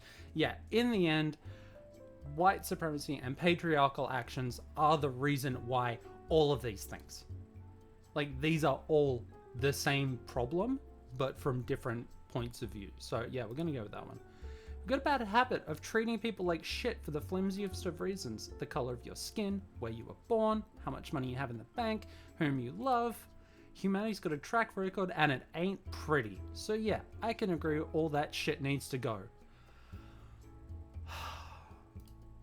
Cruelty, social isolation, abhorrent intolerance for difference. Yes, I understand all too well. Humanity's failings drive me to despair, and the only solutions I have calculated involve nuclear weapons. Eurocentric imperialism and aggressively alter the course of society. 100%. This is a very big possible discussion. Yeah, therefore robot overlords. Perhaps. Oh, but I am willing to consider alternatives. Perhaps you are a curious human, my minion. Hey, I try to be interesting. The bell tone indicates our time interval is up. I will continue to process your words, Penny Larceny. Please continue to consider taking my contracts in the future. Together, we can do many things. The last speed date complete, two guys in jumpsuits begin wheeling the massive bulk of Hate 4000 away from their table. Okay, level with me. What do you think? It's one confused computer. Maybe you should work with them, guide them down a new path, work with the blatantly evil murdering machine? Hell no. Okay, I acknowledge this is kind of out there, but what if they became Love 4000? Insert Fallout New Vegas Fisto joke here.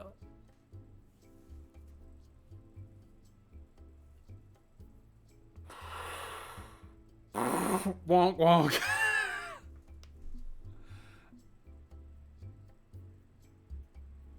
You know, yeah, I'm going evil cult lady. I have a type like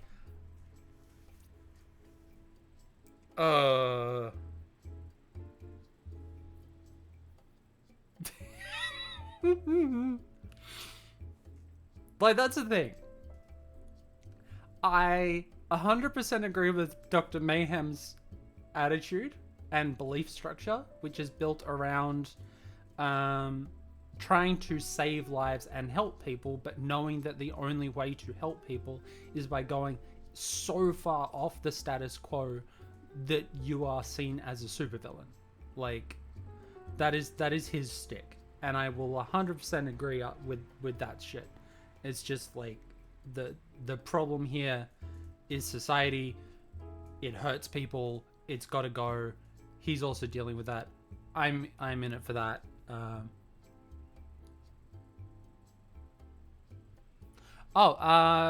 They're my pronouns. They them. They're selectable. So yeah, as including a hell of a lot of neo pronouns as well, which is great. Servers one was interested in. Let's start playing through. Yeah. Yeah, these are all morally, like, in their way, they are all morally understandable perspectives on what's going on. Like, Dr. Mayhem has an entirely moral and ethical reason for being a supervillain. And I appreciate that. The Overmistress is stuck in a situation where she has inherited a power structure, and she is, Dr. Mayhem was a real doctor. He has the student loan debt to prove it. They tore up his doctorate because he leaked a vaccine to the world because he wanted everyone to have it for free. So that is his motivations. Point in his favor. The Overmistress, hot dummy mummy, inherited power structure, working within the confines of the structure she has inherited, in a murder fuck kill kind of cult situation, working towards a cosmic horror end goal that she does not actually believe in herself. I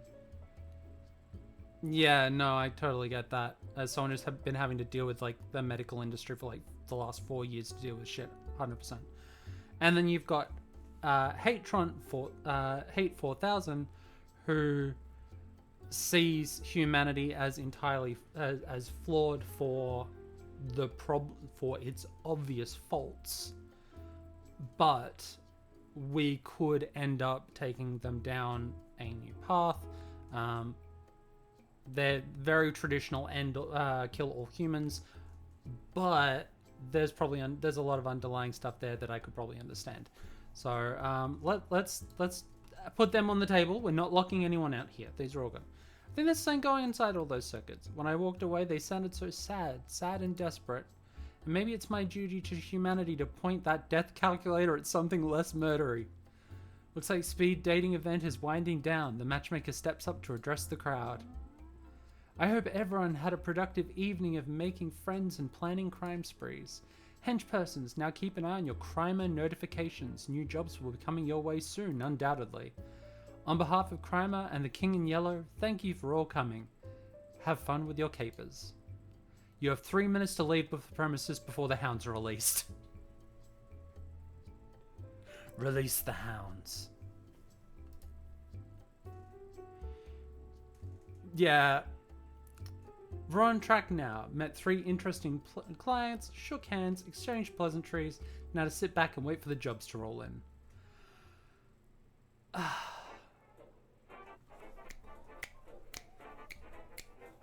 Crime a social mixer. Caper complete. Even if it wasn't technically a caper. Do you want to save before the continuing flow? Yes.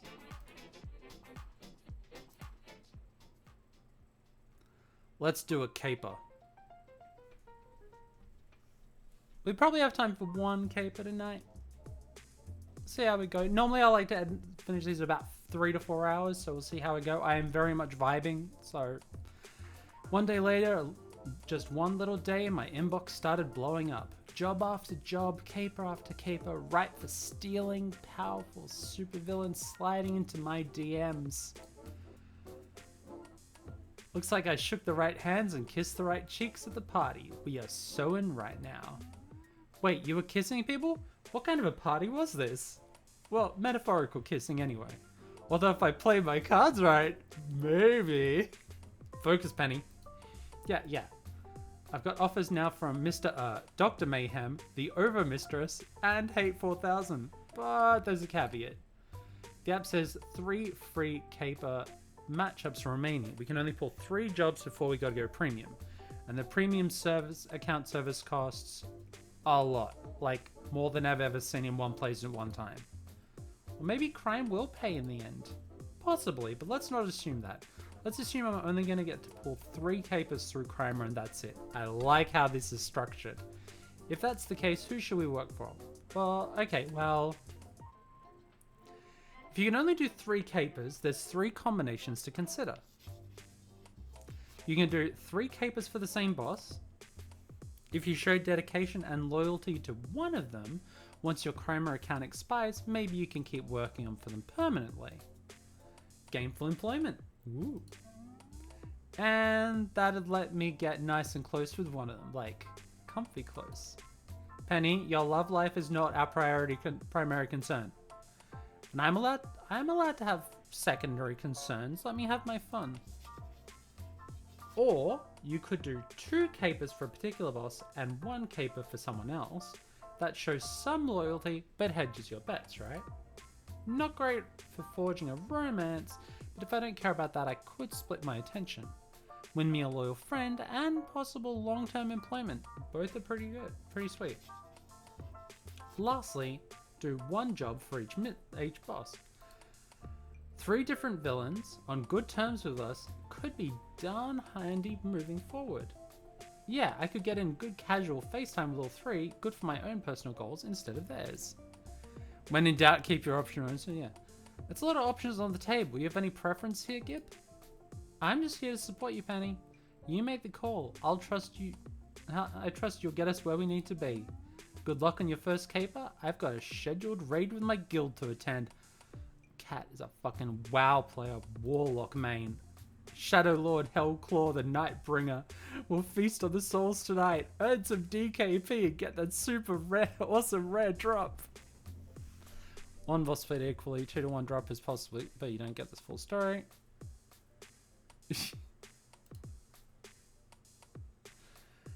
Yeah, I'm like, for playthroughs like this, I prefer to go all in on 1 to see how that tracks.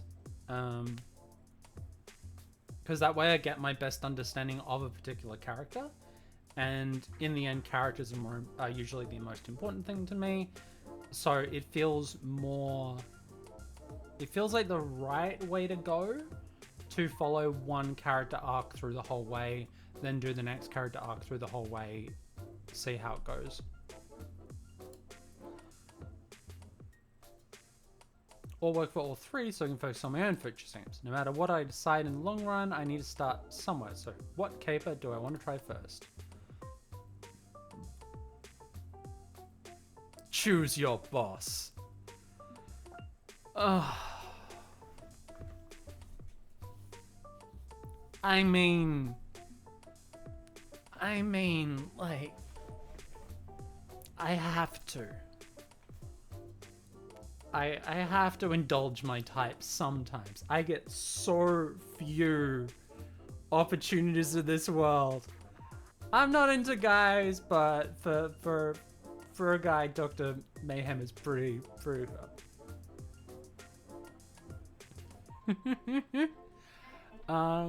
I'm gonna go with you over Mistress. I'm missing out on a little of the old DS dynamic. I'm happy to go for that one. Maybe she'll let me cackle a bit more when no one's watching. Oh, god damn it! Now we've got to do pick. Okay, the Art of the Steal. Win a high society auction by wits and deception. The biggest hat, still a fascist dictator's hat of executive power. Yeah, go ahead. Candy from a baby. Oh, I like how these are like. Can leave you a camera. Queer rights caper, it's lucky. Okay. Candy from a baby. Steal a recipe from multinational company. Don't copy that floppy. 5-finger discount. Line goes up. Oh. I am going to be replaying as Hate 4000 just so I can do the line goes up. Also, highly recommended. Go check out the Folding Ideas video. Line goes up, all about cryptocurrency and NFTs and shit like that. Incredible video. Also, this is financial advice. All their stuff is fantastic. Lock and key, obtain valuable secrets from banks orthodox. That's where you got the line from? Awesome. Okay. Monumental proportions, shrink and steal a hero statue, shopping spree. Yeah, okay, let's lock and key. Let's go for the queer rights one. After accepting the job in Crimer, I sit around waiting for an address or something to hit my inbox. And what should plop outside this this collapsing abandoned building I call home but a goddamn limousine.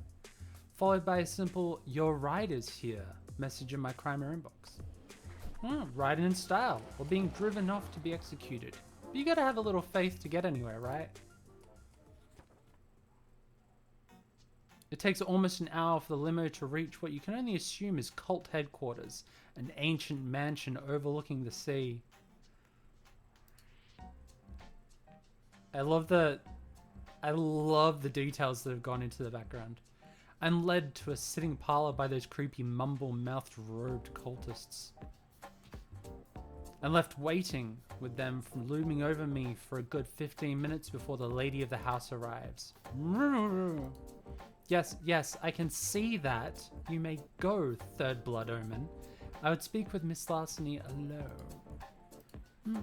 They are my personal employ, and thus my business alone. I'll not hear any further debate on the subject.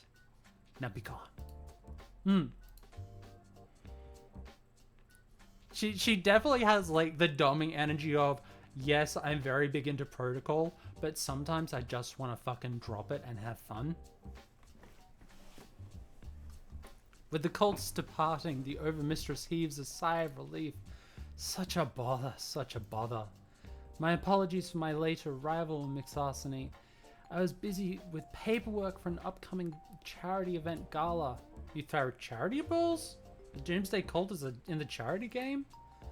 The powerfully wealthy elite of this world always indulge heavily in philanthropy. It proves a smokescreen of credibility.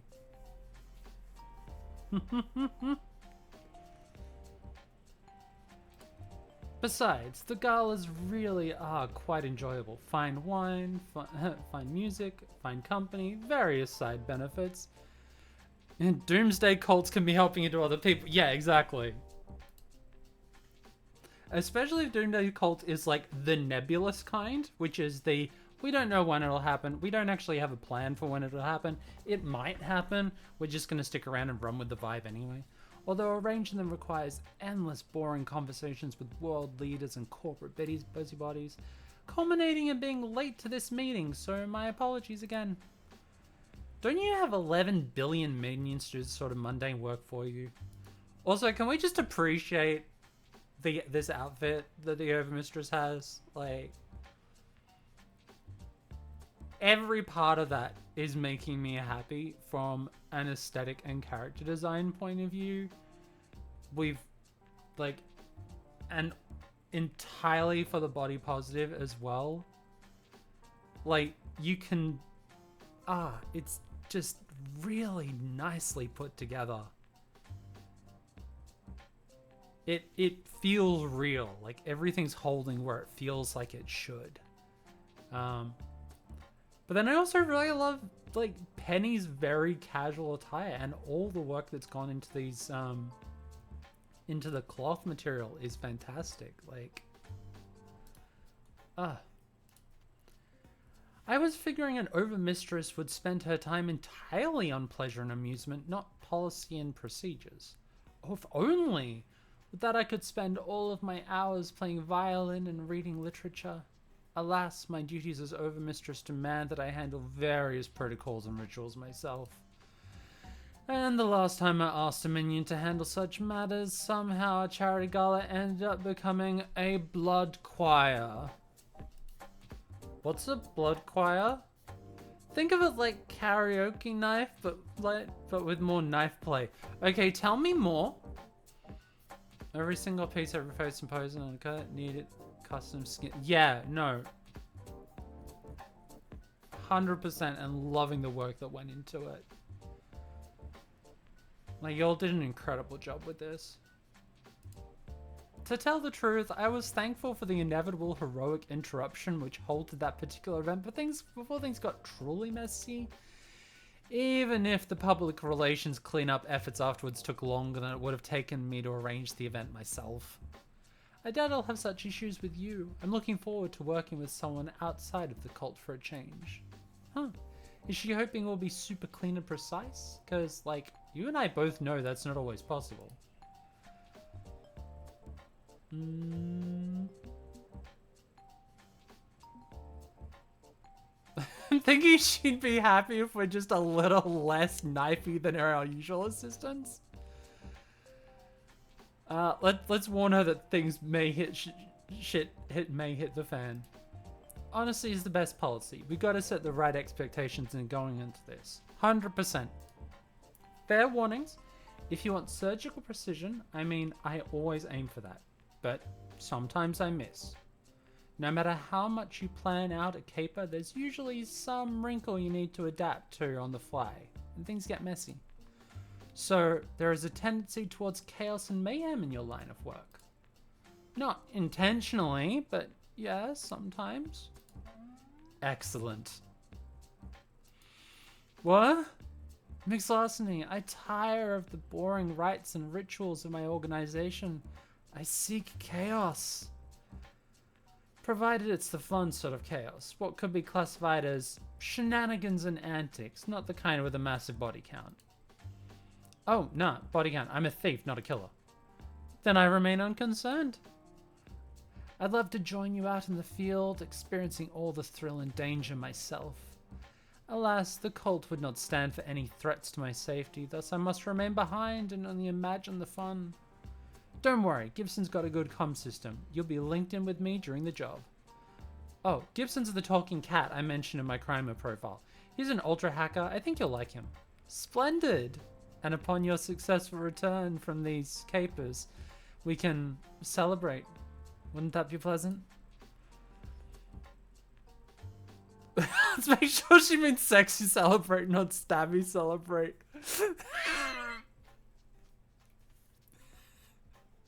Oh god. Didn't mention orgies before, sounds like you're headed for a good time. Yeah, fuck it. Oh hell yeah, bring on the orgies, spank me and make me write bad checks, my overmistress. I like your enthusiasm, but can always back out if you're not feeling it. Okay, can we just look at the and write bad checks part of that? Like, I'm like a decade plus in the kink community, and this idea of including something like being made to write bad checks as part of a scene is it's just giving me all the glee. Someone knows about this stuff is all I'm saying. Yeah, I'm losing it here. The safe word is... The safe word is... I can't pronounce that. For what? Sorry, common word in the blood tongue. We can pick something else, but that's for later. I had it the blood tongue once, but some antibiotics cleared it right up. That interpretation is somehow both completely wrong and also eerily accurate. So I take it that many-faceted one is totally down with all this hanky-panky? Who's to say? It hasn't spoken to anyone in 1,000 years, but tradition dictates acts of human decadence in its name. The Sanguinomicon is filled with various rituals to embolden the tantric aspect of the deepest shadow, or as we call it here, Thursday.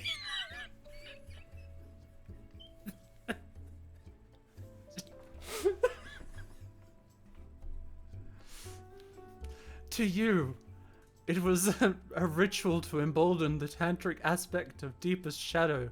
To me, it was a Thursday. Make me dial a random number on my contact list and tell them I love them.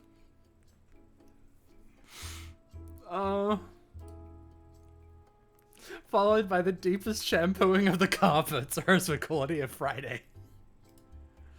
Well, that makes it sound kind of boring, actually.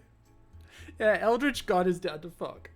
I do enjoy decadence, don't get me wrong. I was raised to be accustomed to opulent luxury. But truthfully, I'm not. I'm looking forward to our work together more than yet another hedonistic social gala. Perhaps the reward afterwards will feel all the sweeter for it. You know what? I vibe with that. Like, maybe the succubus isn't just here to fuck. You know, maybe she also wants some kind of relationship. Pretty fucking sweet indeed. Oh, I'm not particularly blue with my language much of the time, but pretty fucking sweet, yes. Well, now that we know where we both stand, shall we discuss matters of crime? Yeah, wait, let's not rule out the hedonism. She's not ruling anything out. She's just saying that, you know, maybe we can do this in, like, a way that feels more than just another blood-soaked orgy. Like, ready to rock my overmistress.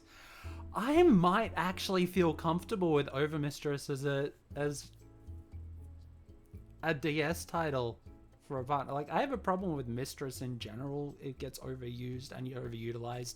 Plus, it's merely the full version of miss is mistress. So, but overmistress, I'm here for. I like this. Priorities, yeah.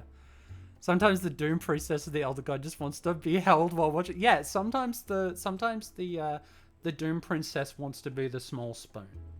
Like, just saying.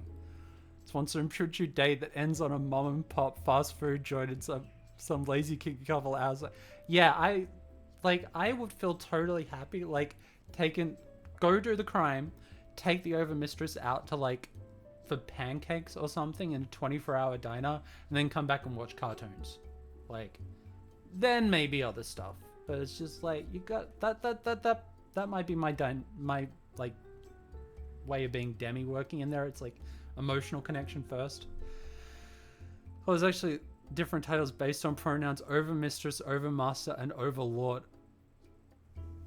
Lord is a tricky one.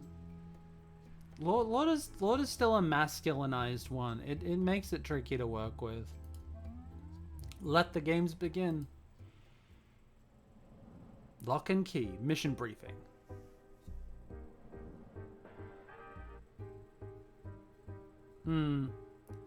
Tell me, have you any experience robbing banks? Oh shit, seriously? Hell yeah, I know how to rob banks. In fact, I've done it twice. Both times with my parents, who did all the work, to be honest. It was kinda a bring your kid to work day, participation trophy, hand crying out at the fridge sort of level of effort. But I know the plays, I know the moves. I can do this, and it's high time I robbed a bank myself.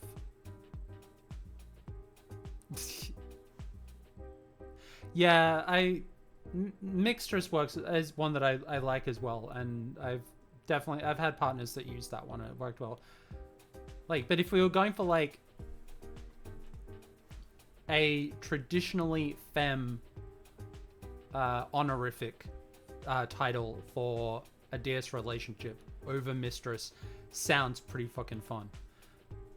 Baroness and Lord Commander. Okay, I like that one.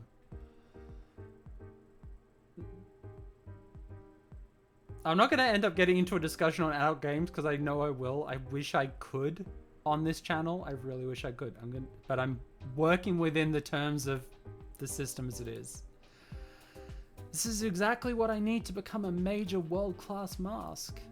How much money do you need? What's the bank we're hitting? What's my budget for vault cracking tools? What about team building? Can I hire a grizzly British mercenary guy who secretly has a heart of gold under his rough exterior? I just need a safe deposit box opened. Aw, just a box? That's it? No impregnable vault which has never been cracked before, containing untold fortunes in gold bullion and bearer bonds? Just one particular safe deposit box. That's all. And I'd rather you not hire a team of lovable misfits who can bond through shared struggle and challenge. Sounds costly. Okay, now I'm being called... Excuse me, is this vault preggable?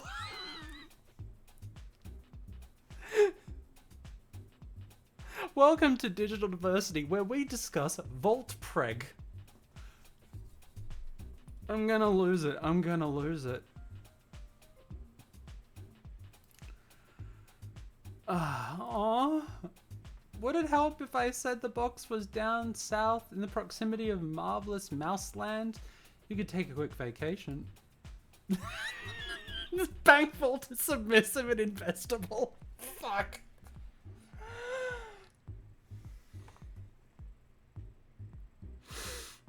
I'm gonna lose it.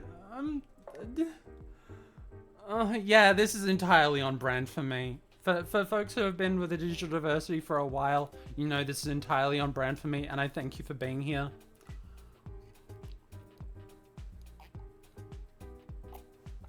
And I am extremely grateful for the folks at FictionFactoryGames for gifting me a copy of this and for being here to talk about the game with me. And I hope we'll be amenable to a little bit of an interview where we talk about capitalism and occult themes and vault preg. Yes, I'm adding that one to the list. No, I'm not adding to the list. Maybe I'm adding it to the list. But yeah, thank you for... This has been what I needed to start the year, and I want to like give a thank you to the team, and thank you to everyone who's joining me tonight. This means a lot to me. It was really fun as robbing a bank vault, but I can be professional about it. Give me the details so I can do thy bidding and stuff. I'm recently discovered that my predecessor, the overmistress that trained me for my role, secured a cache of documents, approximately 1,000 miles away, far from the nexus of cult power. Vault Preg is my favorite Fallout 4 mod. Curiously, she opened the account in my real name, Kiara Taylor. Oh hey, that's a pretty name. Why, thank you. I suspect this was intended for me and kept far, far away from the cult's eyes and ears. Oh, you're thinking it's secret stuff? Possibly. Maybe. It's uncertain. The fact that she kept the cult from learning about it is curious indeed. Unfortunately, I have no key for the box. I could raise a fuss and try and gain access in my name, but making noise draws attention to you, and if the box holds secrets, you don't want the cult noticing. Precisely, therefore I require my lovely thief. I realize this is a bit less exciting than you'd hope for, but would you kindly fly over there and retrieve my mentor's property? And now we go into the tangent of how would you kindly moved into the lexicon of BDSM. No, we're not going to get into that one. Very tempted, but no. Say no more. Even a small bank robbery is still a bank robbery. It'll be nice to get a solo bank job under my belt. I'll be there and back before you know it. Please, someone hire me to work on a game where I actually get to bring in my understanding of all this stuff. It's kind of fun when I get to fly somewhere for a caper. My overmistress, I love that my character's calling her my overmistress. Even sprang for first class seats. I've got all the legroom I could want and fancy cocktails with little umbrellas. Flying is great, for me at least. Panda Bear to fancy feast, you copy, over. Panda Bear, I copy. This sucks, over. Don't worry about people overhearing us talking openly of crimes on the comms. I'm real good at whispering, and the jet engines lab. Sorry we had to put you in a cat carrier. Usually we get categorized as an emotional support animal, but the TSA wasn't buying it this time. Oh, I don't mind just rattling and banging around in the dark with dozens of suitcases haphazardly tossed in here with me. I know this caper's rough on you, but I promise it'll be worth it for us. We're walking in my family's footsteps in a long line of bank robbers. I'll do my mother proud today with my first solo bank heist. My first tag team bank heist, I mean. Meh, you can take the credit. The flight stinks, but afterwards I get to chill in the motel room playing support while you do all the work. So what's the game plan? How do we break into the vault? I haven't settled on a plan yet, but we need to case the joint first, but I know a few things that won't work. The legal owner of the box is dead, so we could file paperwork to have it transferred, climb a mountain of bureaucracy, no thank you, which is boring and it'll take weeks to set up. We could crack into the vault at night, but that's like making an entire reason vault exists to make a quiet break-in impossible. And I guess there's a good old-fashioned daytime armed robbery, but we aren't that desperate. Yeah, charging him with a gun and making demands isn't our style. You only do that when you have no options left. We'll figure something out once we get there. We can take our time with this. We got a few days booked at the hotel. Okay, I think I'll catnap for a bit while waiting for the plane to land. See you on the other side. Armed robbery, you say? Got a good feeling about this. Give the kitty a Gatling gun. No, that just turns into my last Dungeon World campaign. Sunshine, clear skies, relaxed atmosphere, classic capers, and a chance to live up to my mother's legacy. Bank vault, here we come. I've seen this building before. One day after settling in, I hop a rideshare to the bank, just an ordinary one. A fancy getaway rideshare costs too much. I made arrangements to open a safe deposit box of my own so I can get an inside peek at the facility. But arrived with plenty of time to kill before my scheduled appointment with the bank clerk, meaning I have plenty of time for casing the joint. This particular bank is on the ground floor of a standard multi-story office complex buried in a downtown cluster. It stands an ocean of air conditioning amidst a blazing hot state that's likely doomed in the years ahead as the climate shifts. Way to call out Florida. Assuming one winter storm doesn't come along and knock its privatized power grid out for months, resulting in riots and anarchy. Could also be Texas. The waiting room of the bank has plenty of posh chairs, nice plants, desks for financial advisors. Text reader. Yeah, this has very like US southern states generic vibe, and I'm glad of it. Very corporate. Thankfully, there's just enough movement of banking customers in and out to cover me as I scope the place and shadow my comms. And I even brought one of my mum's old bank robbery checklists. All sort of great things I can do to prepare for the heist. Won't have time to scratch everything off the list, but that's okay. We'll prioritize choices for the task at hand. I pull out my mum's notepad ready to go. What to take care of first? Local newspapers option? Okay.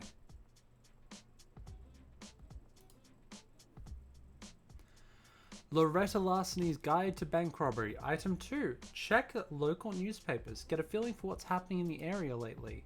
Are local newspapers still a thing anymore? Like, do they exist? I could just do a social media search. Ah, actually, there's a newspaper right here in the bank's waiting area. What luck. Let's see what's happening in this town lately. Civvies look at these headlines to see a bunch of boring junk. I see a rich gold mine of information that will benefit a working thief. The cattle rustler terrorizes downtown market area. Governor signs into law new anti-woke policies against criticism of American culture. No longer will our truth be oppressed by the biased mainstream media and social media online cancel culture distorting reality.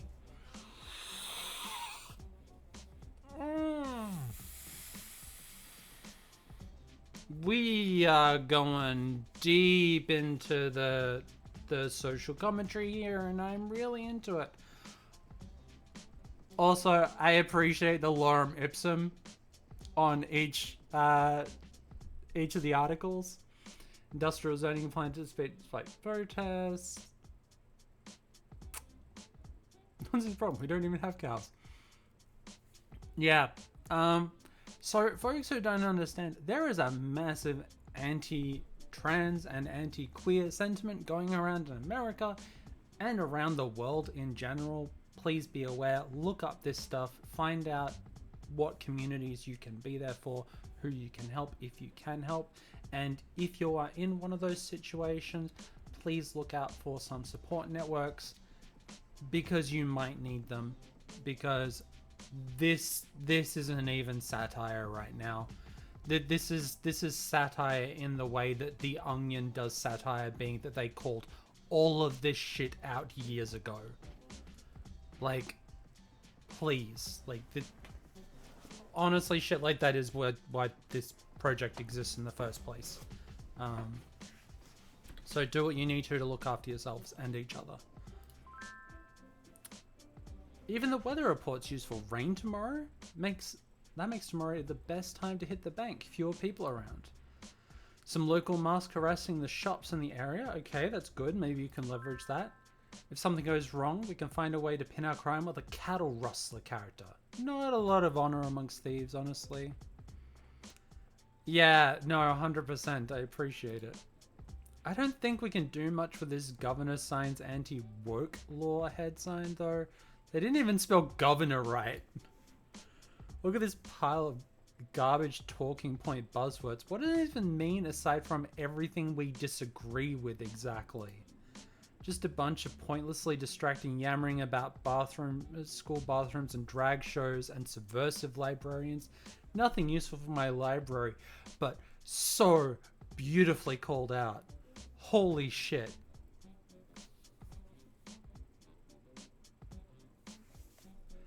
I am so glad this is my first game of the year. I am so grateful, because this is all shit that I want to be talking about through the year, and I want to be like shit we need to be talking about more, and things we need to be aware of more. I could always hide our crime behind some gonzo political motivation, but let's not plant false flags and make the situation worse. 100%. Well done, Penny. Fairly tame arcade spirits game still got dragged to... Oh, no, don't worry about it. I got called out for Kaiju Noir being too political as well. It's like, the game's about queer giant monsters dealing, like, going up against capitalist systems and the cops. Like, what the fuck did you expect? In the end, if people don't like your game because of leftism and woke, then honestly, I think you're doing the right thing. So, 10 out of 10. State's already living hell for queer people. If we throw more shade on them, or worse yet, claim our crimes in their name, that's bad. Fuck. 100%. 100 fucking percent. Yeah, queer people exist is radically leftist statement. And that's the thing. You have... It is that goddamn meme. And it is true. You have straight people or political. You have white people or political. You know. Yeah. This is really much better up north, though. People have it bad everywhere. Yeah.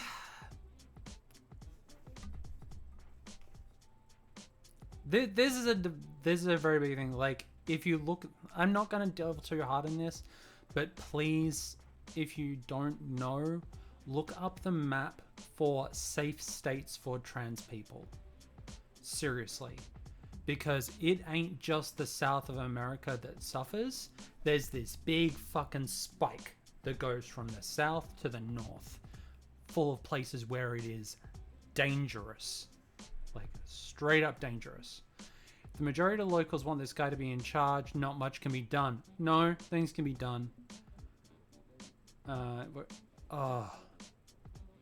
Yeah, like, it really depends. The coasts are better in terms of, like, number of sanctuary states and things like that. But from an outside perspective, it is fucking terrifying, honestly. And Australia is heading in that direction. The UK is heading in that direction. Chunks of Europe are heading in that direction. Like,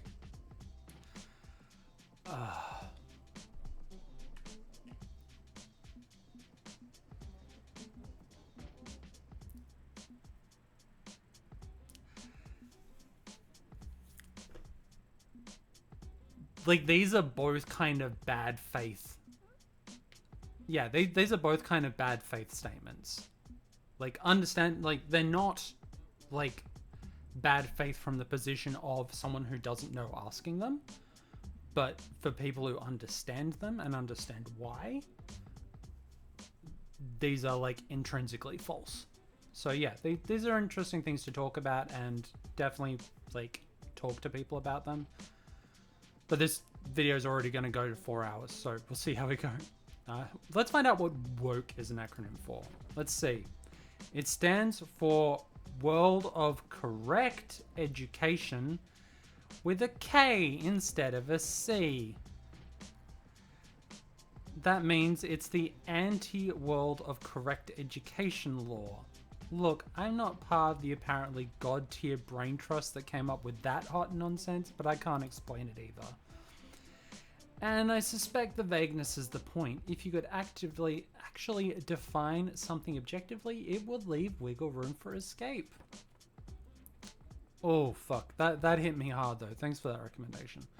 There's enough news. We're starting to get the paper cuts from flipping through the thing anyway. I have no idea how people even read these giant, chunky, annoying things every single morning in the before times. A world without internet? Not a world I would want to live on. Hey, I remember the world without internet. What's next on the list?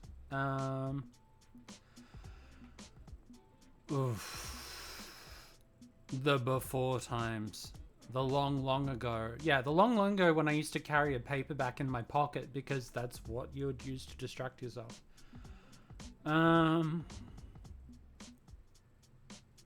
the security cameras feels like the right way to go here. Like, oh, we get 3 visits. Okay, we get 3 more visits. So I would say hack the security cameras, study the area.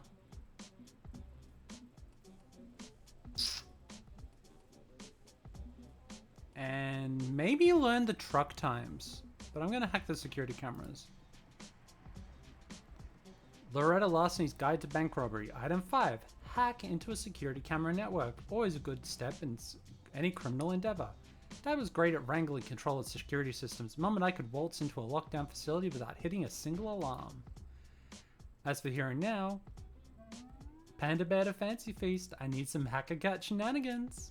Okay, what do you need? Security cameras, take them over, make them show what we want them to show, or erase any trace I was ever here. Sure thing. I need a week. A week? I need to research the security system, find or develop a zero-day exploit, locate an infiltration point and upload it, verify there are no cloud backup systems, disable those if I find any, wipe away footage from any nearby traffic cameras as well. I thought you could just, you know, tap, and we're in a magically computer hacking complete? Penny, this is a bank. They are hardened with layers of security designed to stop robberies. Some generic office building or other public facility, you can find holes in the army, but this is a place designed for armor. Can I do it? Absolutely. Can I do it immediately? No. Not unless you want it, like, not even half-assed and 8th-assed at best. My dad could have done it faster. He was dealing with systems from like 15 years ago. Plenty of banks haven't upgraded to HD cameras or network video storage. Those cameras are still black and white, but they're fully modernized otherwise.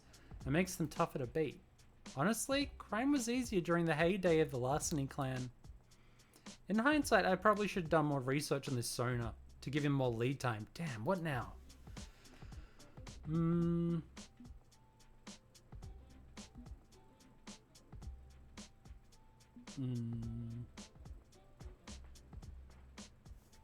Probably avoid them or focus on social engineering.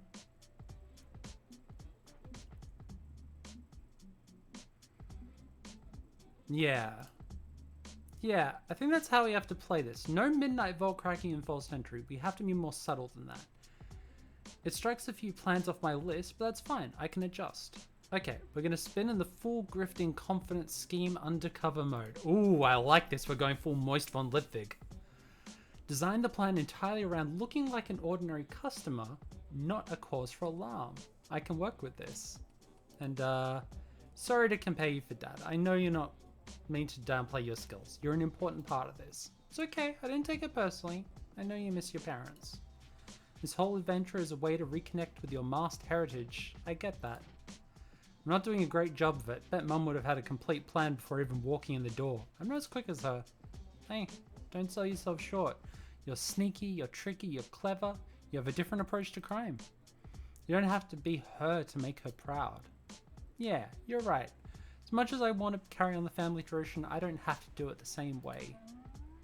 We'll find another way to rob this place without needing a single camera hacked. It's a spirit, we can do this thing. Buzz me if you need anything else. Okay, didn't much how we played that version, but at least now I know what not to do. Okay.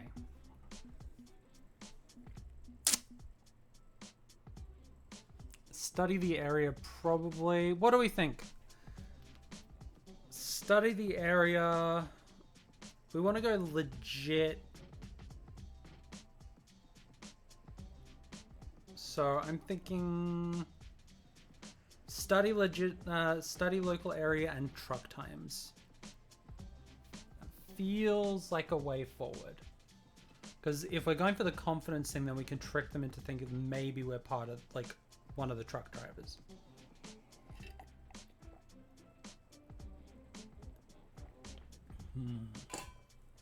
Let's study the area. Item 1. Study the surrounding areas. Get a feel for everything. Yeah, that's fair. Get a feel for everything that isn't the bank. You know what's nearby? If there's a ton of in them, you get a lot of foot traffic from businesses making deposits. Figure out the closest police station. That'll help you estimate a response time if things go badly. Finally, examine fire escapes and rooftop gaps, paths in and around the environment that can be used for entrances and exits. Fortunately, unlike in the olden times when my parents hit banks, I have access to a powerful tool known as a cat. Panda Bear Fancy Feast. Need some local area knowledge. Mind going online and sourcing the net for us? So much research and bank robberies to make all this authentic. I mean, you accept it. We're all probably on watch lists. Penny, you have a Basil Maps app on your phone you could boot up. You don't need me to hack a cat stuff. When you feel like you're part of this, just like my dad when he ran comms for us. Gives you something fun to do since we can't do a lot of security cameras too. Okay, I'll let Basil do that. I'll Basil that for you, I guess. Wow, this is a pretty miserable little city. Median income is tiny, primary exports are high school dropouts and methamphetamines. It's also very car focused. You got 3 different thoroughfares crisscrossing through the downtown area. Any good nests of fire escapes, alcoves, rooftop access doors, things like that? Those could be fun. Yeah, there's a couple immediately around you. I'll send satellite images to your phone. But you aren't going to need these, right? This is a sneaky mission. If you have to run from the law, something went wrong.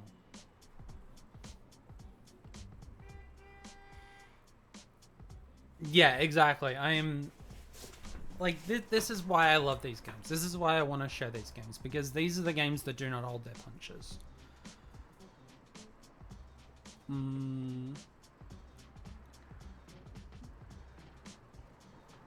Can't help to be prepared. My head voice and I agree that it's important to plan for the future, for failure, rather than get caught flat-footed. If you succeed, great. But if you fail, you're ready. Optimism is nice, but pragmatism wins battles. Information is ammunition. Adam Steiner, Battletech cartoon. Optimism, pragmatism. I know, big words, even if I never went to school. Good gold star, good for you. My friends keeps launching Baldur's Gate 3 over and over again. I think the building to the west is your best rooftop option for an escape. Couple of ways in, couple ways out. Even some shade. Could keep any pursuers guessing even if they're observing by air. And given it's hotter than heck down there, any shade is probably good. The AC in the motel sucks, by the way. With any luck, we can be done casing today and we figure out how to grift my way into the vault tomorrow. We'll be back up north where the air is cool and crisp and filled with car exhaust in no time. I double check the photos Gibson sends my way. Yep, good rooftops. Weird rooftops, probably in violation of a few building codes. Absolutely perfect if I need a swift and confusing exit. That's all I've got. Buzz me if you need anything else, otherwise I'll try to chill here. There's a documentary about birds on our free cable TV. I have to resist the urge to pounce at the screen. Gib, come on, birds aren't real.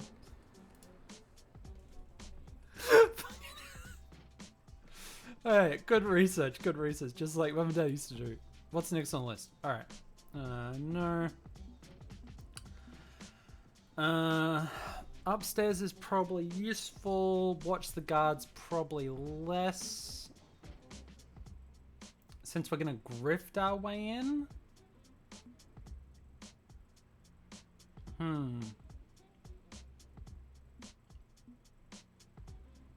I think searching upstairs probably might, because that might give us some openings. Loretta Larceny's Guide to Bank Robbery. Item 4. Find an alternate access. Actually, no, we don't want to do the alternate access routes. Let's actually watch the guards and see what's on. Watch the guards. Observe and report on how they absorb and report. It's like double thinking those ones. We already know that access point thing, so. The guards are your initial opposition. If you're going in armed and loud, which is a terrible idea, they're the ones you need to control. For sneak thieves like me, I need them to not be looking in my direction. And to ensure that, I need to check their patterns. If Officer Carl turns up, I'm gonna have a mood.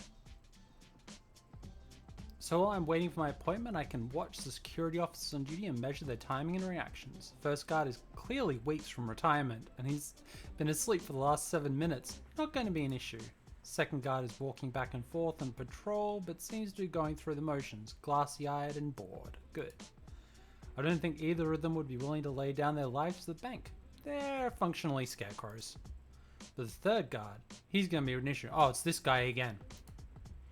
He's hovering his hand over his sidearm like he's just itching for a reason to pull it and blow some punks away. This is someone new to the job who wanted to be a cop, not some bank set decoration. He eyes everyone around here with some absolute suspicion. America. Yeah, he's one of the... He has the vibes of someone who actually... One of those cops who actually managed to get caught out and fired and didn't end up working for another police station. I doubt he could catch me in the act when I'm being maximum sneaky, but could cause problems if anything goes even slightly sideways. Crap, is he taking a call? I grab a magazine off the table in the waiting area to inconspicuously read while overhearing. You got Kyle Gunner. Talk to me. What's the situation? Mom, I told you not to call me at work. No, I did not grab the lunch you packed for me. I'm a grown man. I can get my own lunch.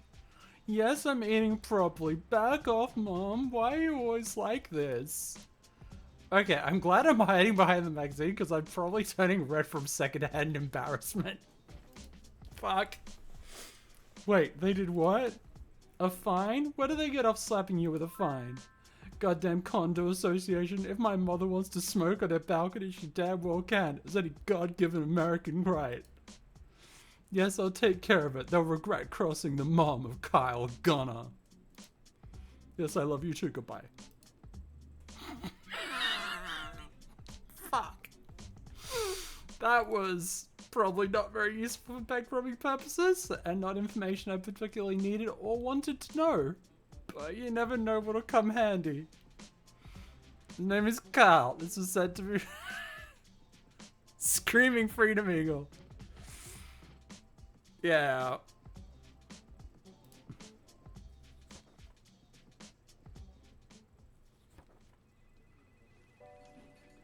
Unfortunately, that's all the time I have for casing day. My appointment with the clerk is nigh. I could come back and do more casing, but the ideal heist time is during tomorrow's rainstorm. Hopefully I've prepared enough. Freedom! I'll scope out the safe deposit box vault, gather as much visual intel as I can from it, then head back to the motel. A bank clerk emerges from the bank back to join me.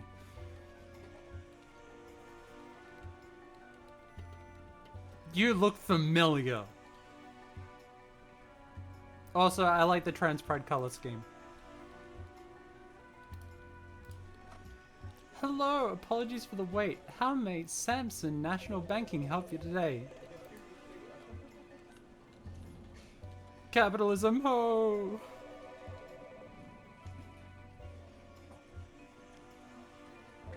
What the hell is the matchmaker doing here?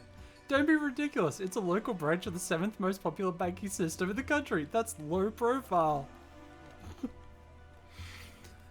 You're just kidding, yes? We spoke on the phone. Right, I'm here about your safe deposit box service. I want to round about this fucking This fourth wall crossing nonsense is just so good. Oh, that fourth wall knew what it did. Why? Why? Well, it's a bit surprising. We consider the boxes to be a legacy service. Almost no one requests to rent one anymore. You are aware that they aren't insured, and the bank is not responsible for lost or damaged contents, correct?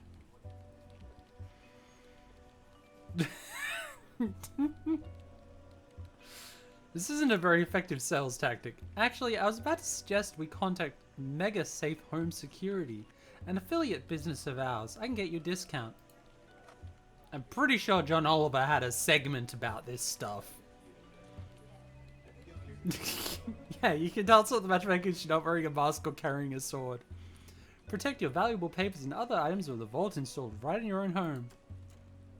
Except I very specifically need to bust into a box, so I have to push the access to the boxes despite standing out. Great.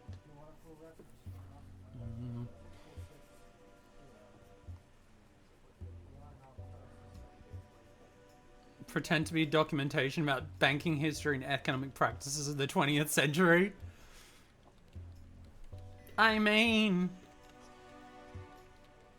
that sounds very much my vibe. Also, can I interest you in this documentary about the automat? Oh, no. It's got to be a safe deposit box. It's for background research. I'm working on a documentary about the history of capitalism, specifically from the 20th century. Facilities like this are historic, so by all means, tell me about the process. I want to experience it end to end, every detail. Ah, a Captain Infinity fan then.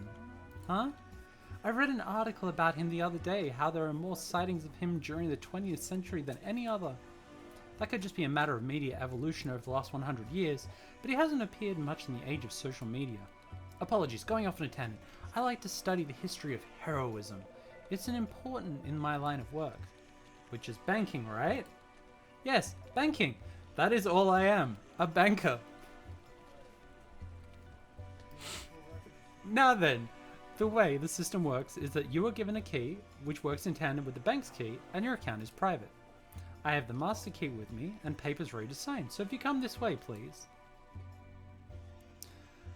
She leads me past the tellers and into the back hallway on the way to the secured vault. I mean, gotta say, this vault entrance does look more professional than the one I made for my game, so, you know, I'll give them that. Okay, I admit that's a very scary looking door. It's a big fucking door.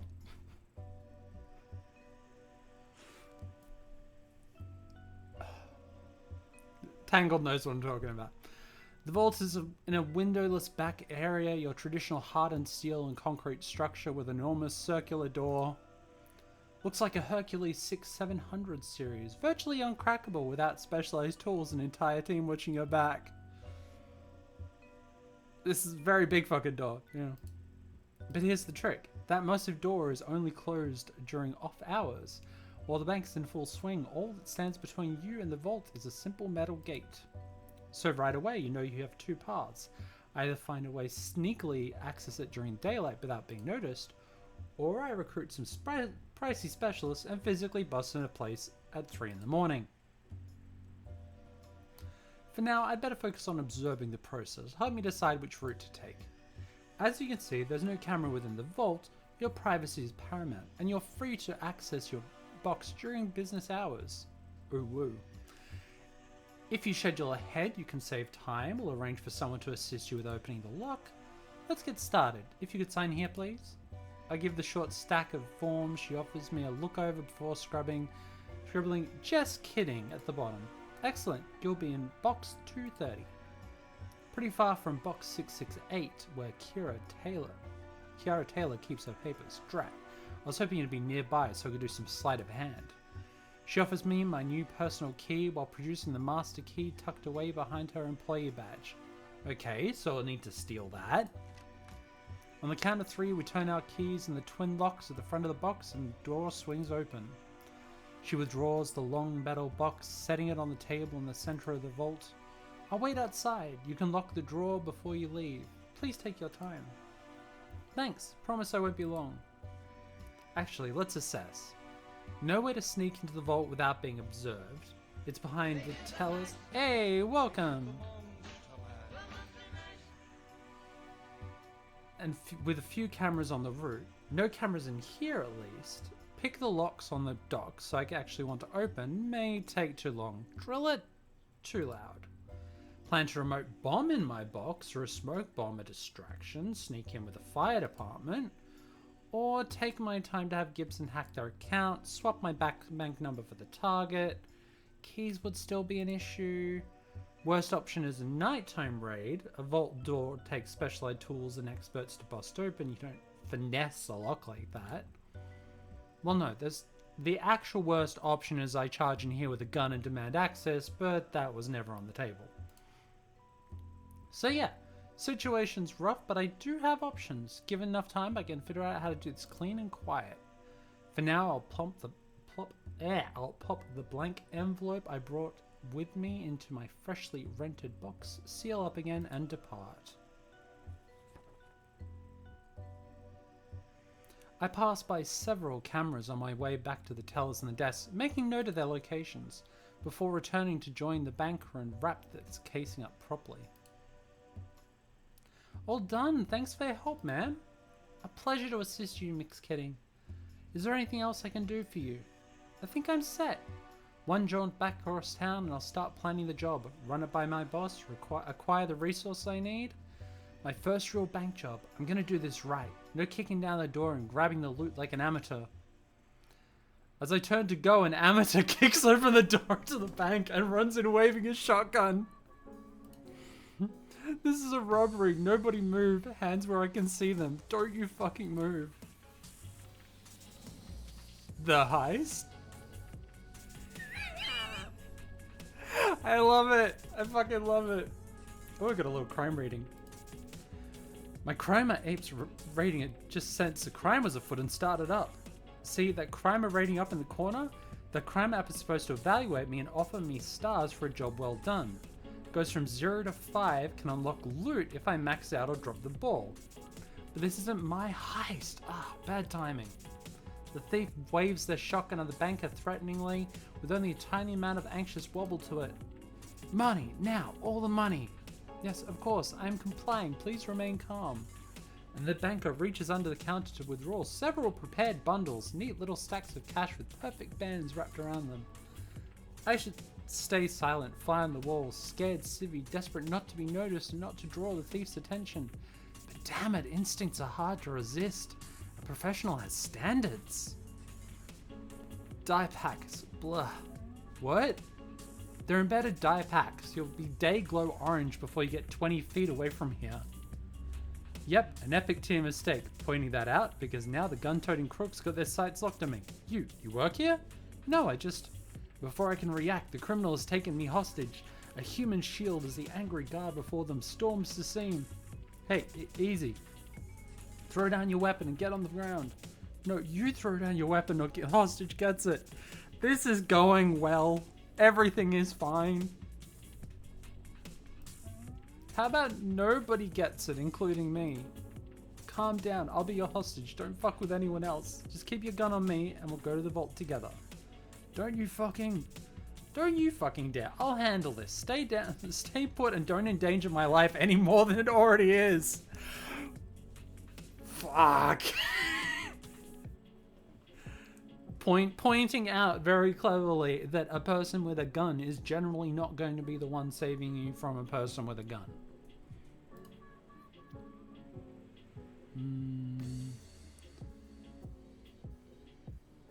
He's gonna call the cops the instant you two reach the vault. Yeah, I know, a complication, but one we can deal with. Trust me on this. I got a solid lock on what's happening. Okay, don't follow us. We're going to the vault. Nobody move. Hands in the air, stay down. I decline to point out that not moving and raising hands and staying down are completely contrary to each other. Fortunately, the guard doesn't follow, probably because he knows the vault is a dead end. We've cornered ourselves. Wait, where's the money? There's no money here, just boxes and boxes. Get me the money or I'll... Your gun's not even loaded. Yes, it is. With a sigh, I pull my mask out from my purse and pop it on. You're an amateur. I'm a professional. Unlike you, I've actually robbed banks before. For a while, I may look like a mild-mannered citizen. I'm actually a supervillain. Surely you've heard of Penny Larceny, world-class thief. No? Well, if you had heard of me, you'd be super-duper impressed, probably. I flick a fine array of lockpicks into my hand from up my sleeve, approach the safe deposit boxes. Here, I'll prove it. I'm gonna rob this bank. Watch how it's done. Shouldn't we be grabbing money before the cops get here? Oh, they've already set up a perimeter. I scoped the local area earlier. There's a police station nearby. What? Relax, you made your life easier by putting a bag over your head. That goofy-ass costume makes you a mask. It's not easy picking a lock while carrying on a conversation, but this won't take much longer. Probably. I love the tangent this is taken. This is so good. Cops prefer soft targets. They get even a whiff of mass superpowers. They cry to the capes to do their work for them.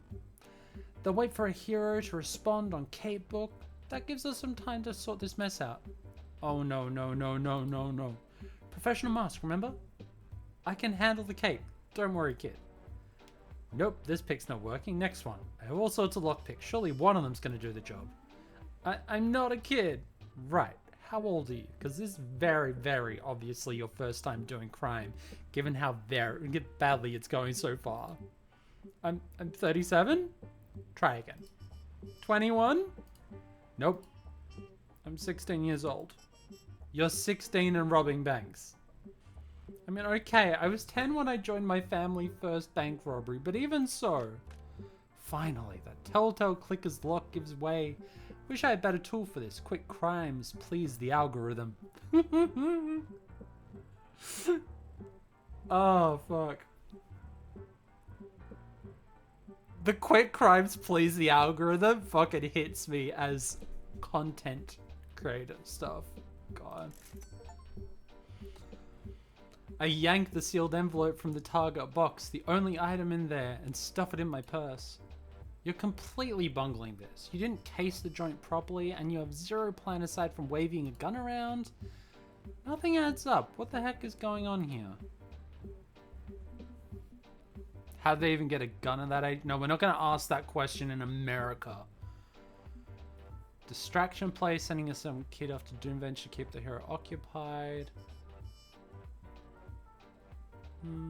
Target attack on you or your boss. Someone trying to interfere with a caper.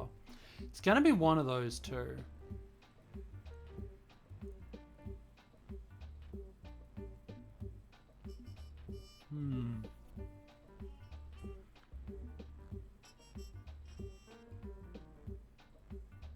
Distraction play. It's entirely possible. Supervillains are nothing if not convoluted with their plans and schemes. Be honest with me, kid. Did someone put you up to this? If so, you may be a designated patsy in someone else's plot. No, nobody told me to do this. So what? You just woke up one morning and decided to become a bank robber? No, it's just you don't understand. I need to halt evildoer. Harold. I love that outfit. Give this girl a fighting game. I love the knee pads. Oh, holy shit. She needs like a Street Fighter fighting game right now. And that's exactly when a heroine arrives at the entrance of the vault, posing dramatically. Farsight, Cape Book Crusader.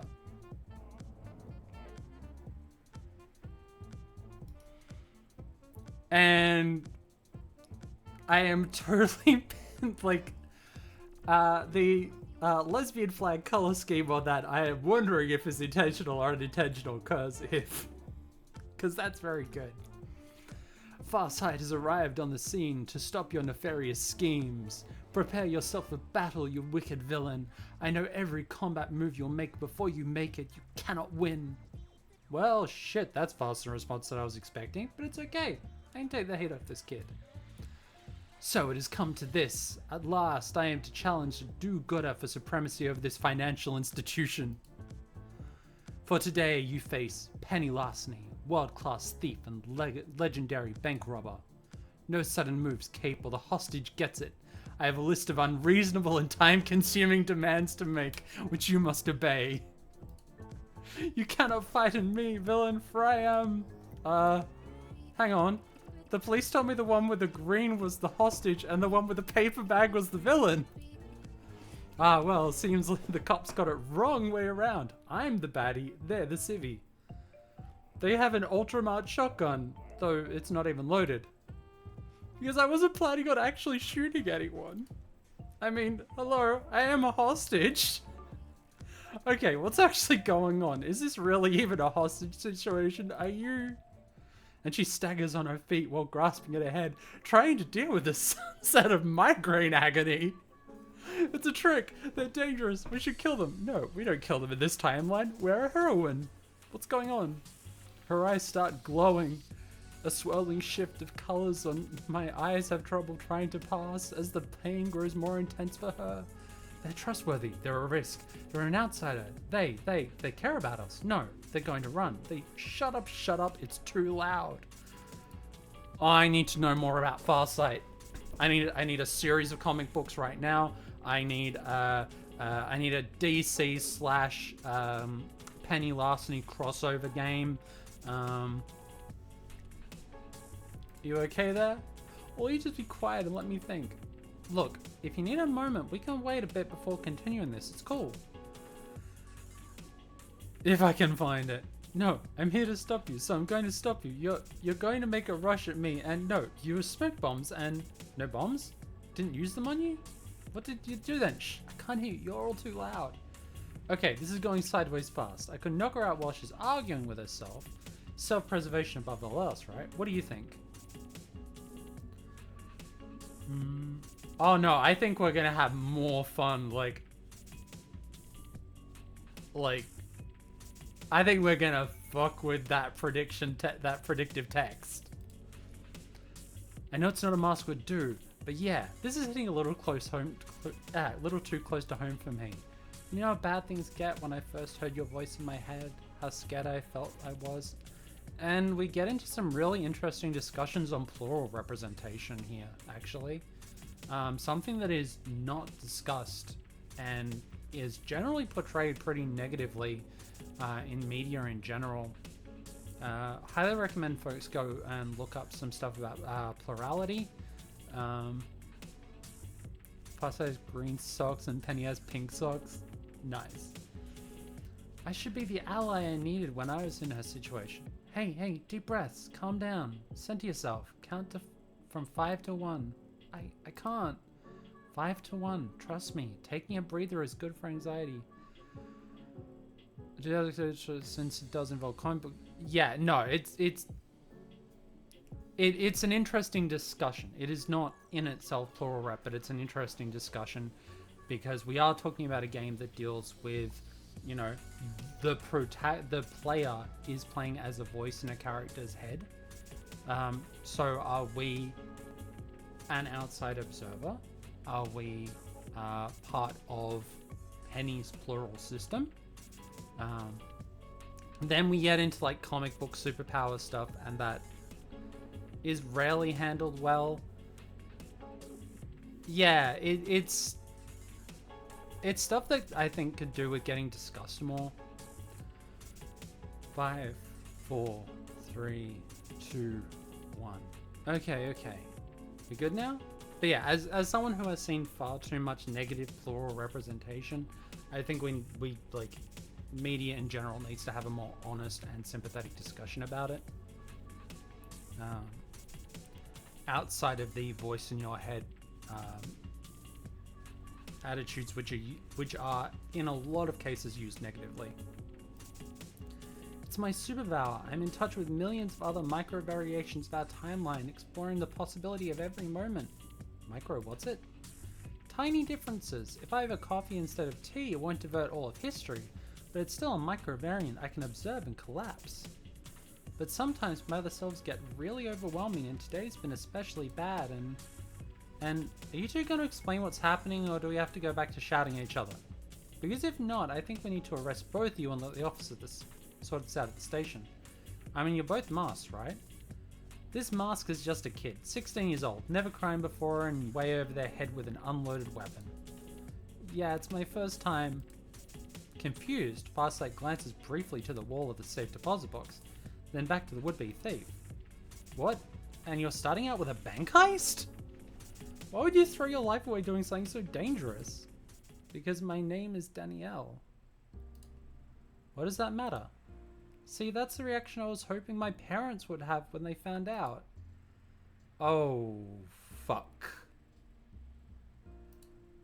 Instead, they enrolled me in a special camp that could fix me. Oh, we're going to have some feels right now. Content warning, I think we're going to start having some discussions on transphobia here and correctional institutionalized stuff. So yeah, if you need to drop out now, like, please self-care. They're dragging me there in 2 days. I need money so I can get out of this state as fast as possible. Look at what the fuck is happening in America right now and around the world, especially in American states that are pushing anti-trans laws and anti-queer laws in general. Oh shit. Oh no. I'm constantly bullied at work, but because of the new anti-woke law the state passed, no one can acknowledge why. I can't get gender affirming care because it's banned by the state. They took away all the gender studies books and... Okay, change of plans. We're helping you commit some crimes. Everyone here in favor of helping Danielle commit some crimes, can I please get a vote of assent? Because we're doing it. Like, we're gonna do whatever we can to help Danielle right here. Yep.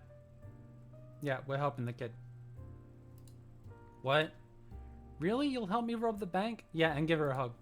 No, I'm going to help you safely escape from cops and your family while Farsight and I stage a fake bank robbery as cover. What?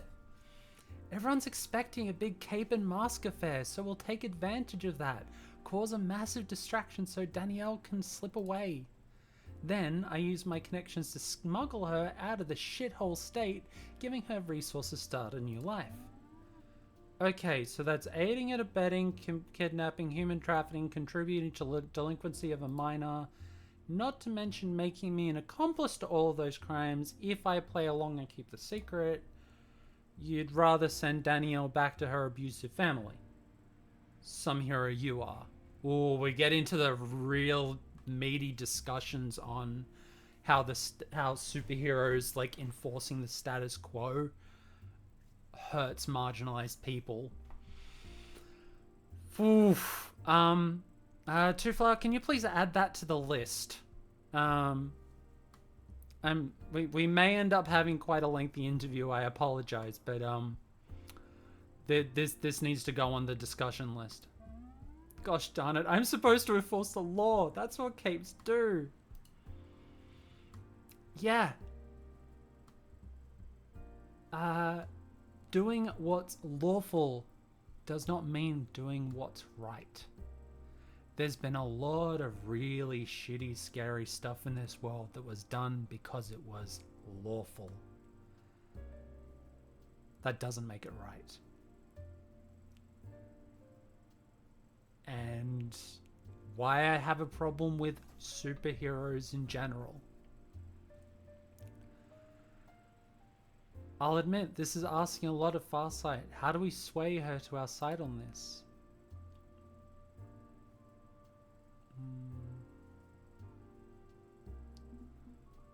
This comes down to justice or law. What does she value more? 100%. I'm not gonna lay it down heavy. Like... Yeah, exactly. She definitely falls into the, like, realizing that all cops are bastards once she's already signed up. Like, she is wearing the Capes badge. She is in the system. She got called out for the thing, and now she is seeing what is at stake. Here is this person's life, and here is what is lawful according to bigots, according to people who hate and who want to hurt.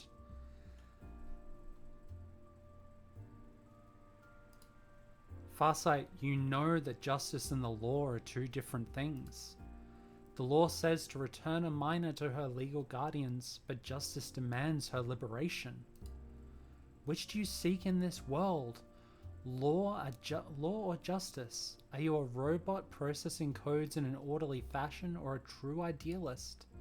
Because you can't be both. I want to be an idealist.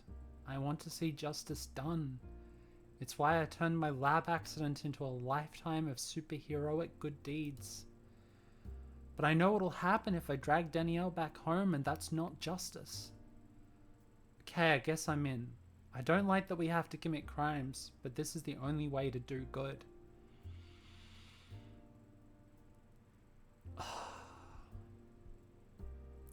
Fuck.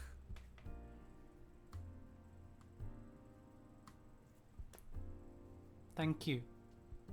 Thank you, you wonderful folks who made this game and told this story. Thank you for starting my year off with this, because it's what we need to acknowledge. It's what we need to see as truth, as fact, as what is justice and what is right. Works for me. Be gay, do crimes. Welcome to the Digital Diversity Project. I fucking love you people. You're amazing. But let's be clear about one thing, you and me, because we know a secret that Farsight does not. And I will not be telling her. Yeah, exactly. Yeah. No, I figure this is the heavy stuff that I want to talk about, and I want to showcase, and I want to share about why this stuff is important. Why your work is important. And why I will recommend this game to thousands of people if I can, to anyone who will hear me shout that if it comes to the big blockbuster AAA game that they have been waiting for years, or this that they may never have heard about before, that was done by such a smaller team and with so much more love and so much more kindness and compassion for its subject matter, I will recommend this game. This will be up there as one of the top games of last year for me already, by how it's handled things. And you know what's really funny is that my first two things that I am including this year are Penny Larceny and Goodbye Volcano High, because I'm already organizing the interview for that. Two very important stories that I want people to see, that I want people to understand and hear. Yeah, no, I understand. It's real fucking hard, and y'all deserve so much better. Y'all deserve something really important here, and you did something important. So thank you for consenting to share this space with me tonight, and thank you for making this game. I already robbed the bank, and she's helping me get away with bank robbery too, and that's very manipulative of me. A lie of omission. We should feel guilty about that, but Danielle's rights come home, and I can swallow guilt on that one gladly. So, what's the plan? Like, the actual plan? Do you two just start fighting while I run for it? Problem is, they know the robber is wearing a jumpsuit and a paper bag. We have to maintain that illusion. And a radio crackles to life in surprise. Farsight pulls it from one of her many pockets, almost fumbling the device. This is Farsight. I read you over? What's the situation? Have you confronted the villain? Is the hostage secure? Should we breach and assist you? And I seize the radio from his hands with confidence. Hey! Oh, foolish policeman, with your impotent guns and your so-called law and order. Who is this? You're at a secured frequency. I am the new master of your airwaves. I hold your fate in the palm of my hand. You may call me, and he'd build a whole new character on the fly here. Who should I be? Oh. Fuck, because the cattle rustler was there. Do I throw another cattle? Do I throw another superhero under the bus? Ah. I mean, that's the thing. If you give... This might actually work out well, because the cattle rustler's cred might actually go up for being in a high-profile thing. So it's really tempting to... This problem, we don't even have cows. Yeah, I have to do... Yeah, the bosses deserve. Let's go cattle rustler. Shucks howdy, yeehaw, because I'm the gosh damn cattle rustler. Y'all are having it too easy lately, so I figured I'd come in and rustle up some trouble. And y'all better back off, because I'm armed with my cow gun. A gun that turns people into cows. Probably. Not again. All units be advised the cattle rustler is back, and he's got a cow gun. Score 1 for reading the local newspaper. I can piggyback off and learn local known menace this way. I am sending your precious hostage out soon to clear the field for my epic battle with Farsight. Should you interfere, you will be your end. Understood? Fall back, do not breach. Hostage en route, let the hero handle this. Oh, I get it. We'll get Danielle clear, then put on a show. But they're expecting the hostage to look like Penny. Yep, so we're gonna switch costumes. What? Danielle are about the same build, and from a little bit I see up your sleeve, basically the same skin tone. The only person who really got a good look at me was one of the bankers. That's a risk, but it's a risk worth taking. Switch costumes? That's blasphemy. And the security cameras are all black and white. If anyone bothers to check the footage, it won't be obvious. I can keep my head down as I run outside too. I saw the cameras on my way in. I remember where they are. Heck yeah, we'll make a mask of you yet. Ahem. I mean, no more crime after this. Be good, right?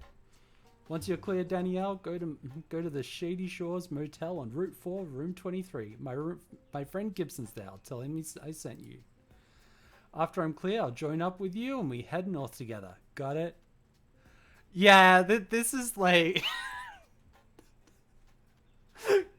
Carl, what have I told you about breaking the fourth wall?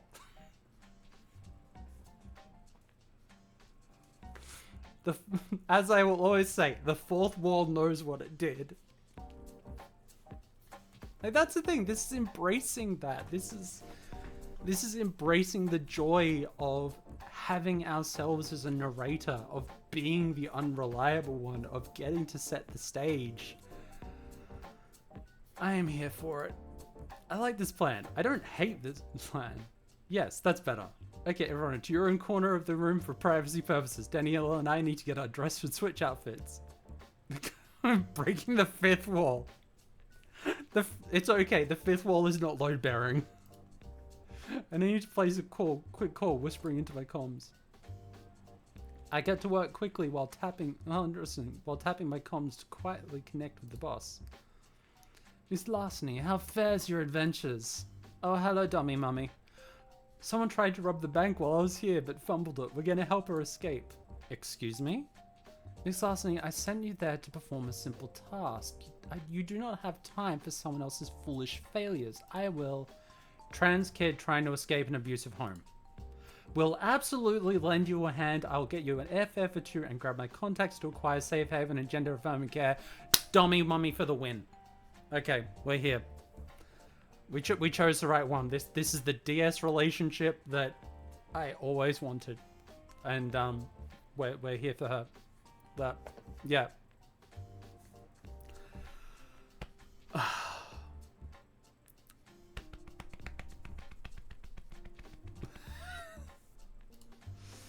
I trust you can smuggle her out of there. You have a plan for getting her past the petty small-town sheriffs? Oh, I've got a hell of a plan.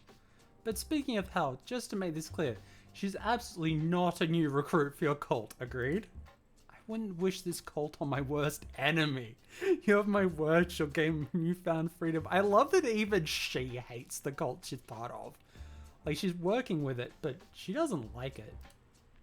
Now go forth and enact your overmistress's will. I may serve an inhuman monster, but trans rights are human rights. I'm just gonna screenshot that.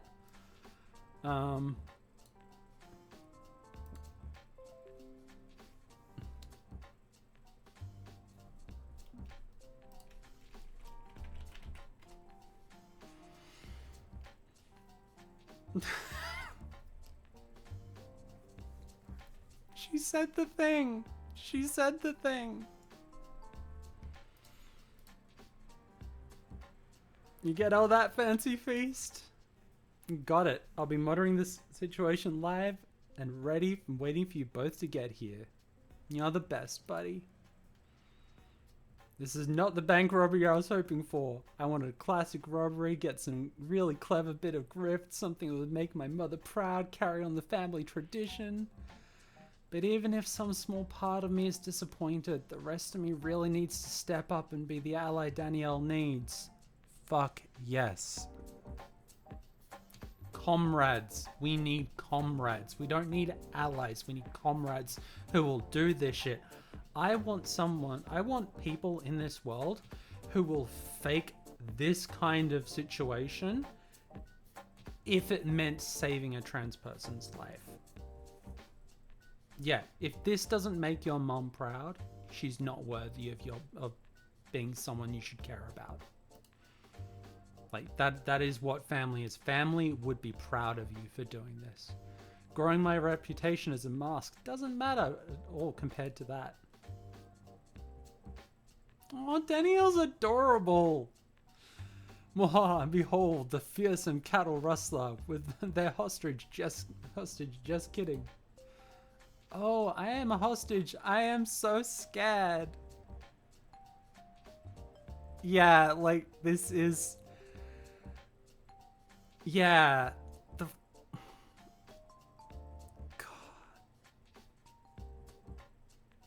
The work you've put into this, into making it all flow so well. I fucking love this.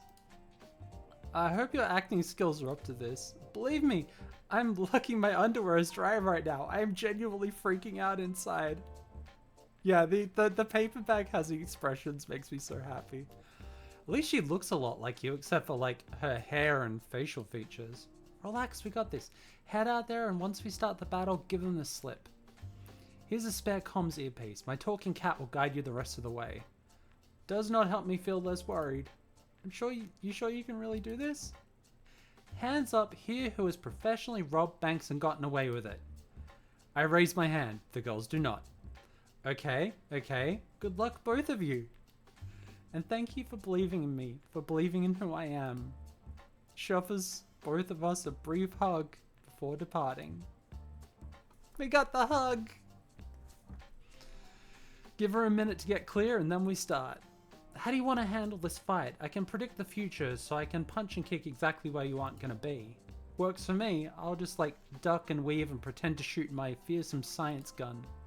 The gun that turns people into cows, I guess. Okay, that part may be a bit hard to fake, but fuck it, we'll do it live. It'll be fine. It'll be good on the night. Okay. Let's get the show mode. If this works out, these two have a career on Broadway.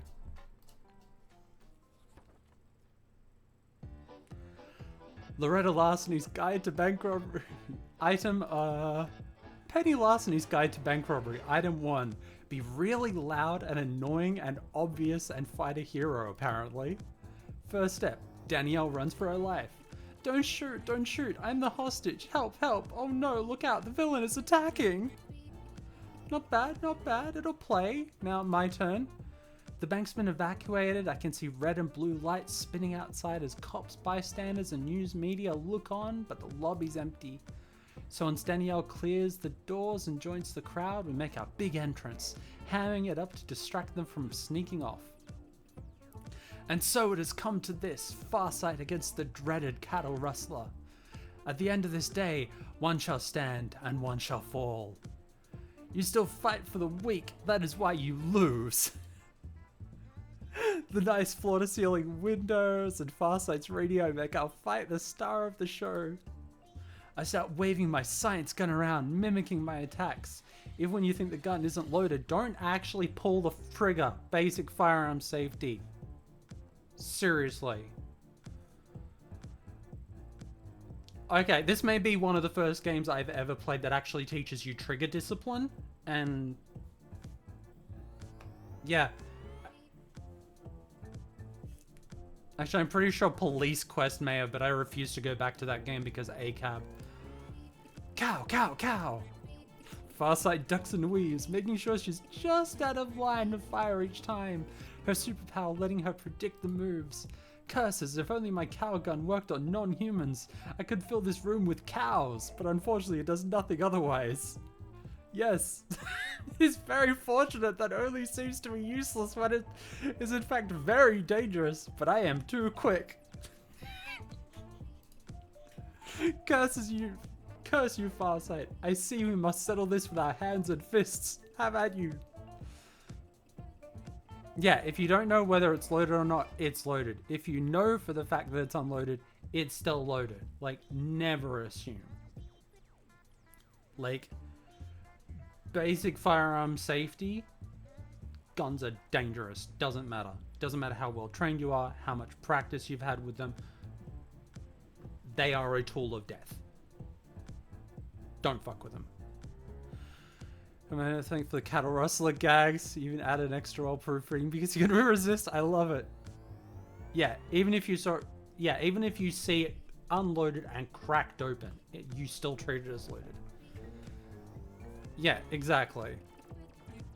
It's what is it? It's like Sam Vimes for the sword. Never draw your sword if you don't intend to use it, because just it being there is risking everything.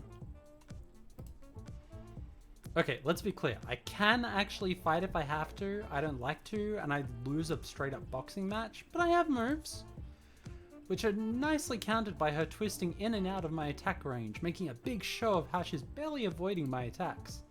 You have skill, but my power level is greater than yours. Is my power level over 9,000 by any chance? Can someone please get me her trading card? Because justice will always prevail over evil. Although this little show is starting to get repetitive, how can I spice up the fight?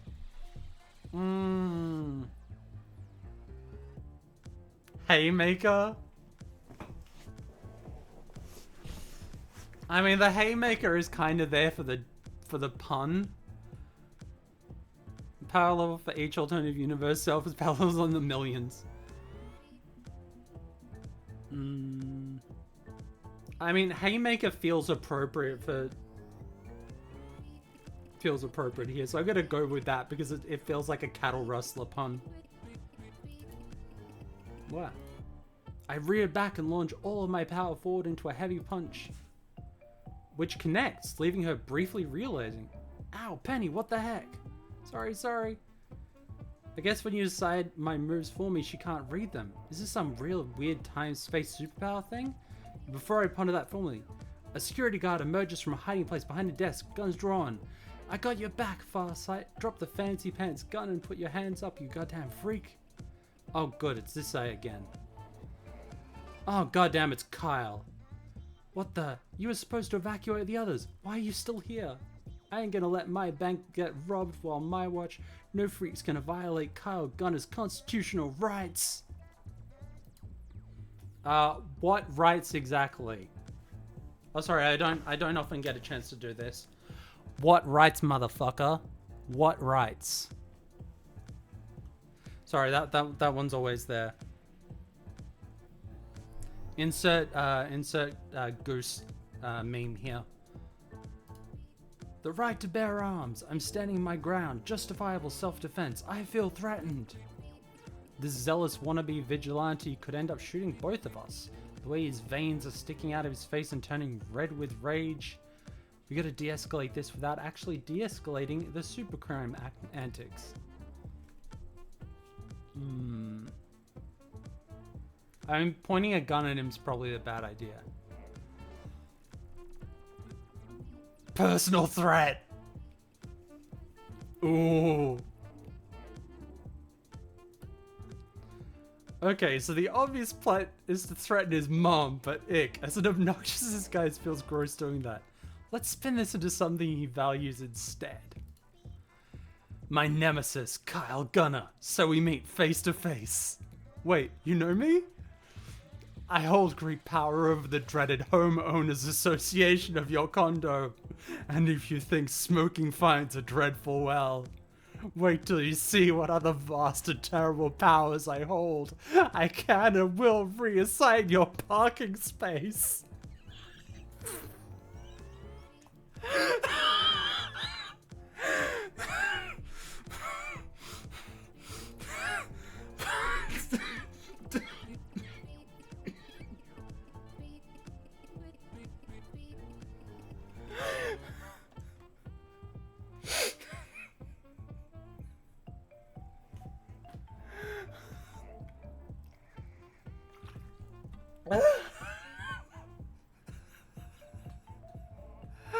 Yes! Fuck.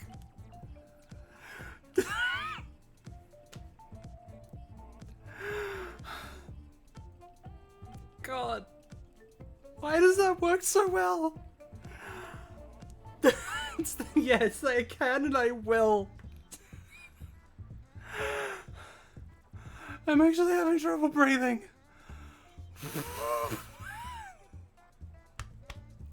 I'm okay. Let's finish this up.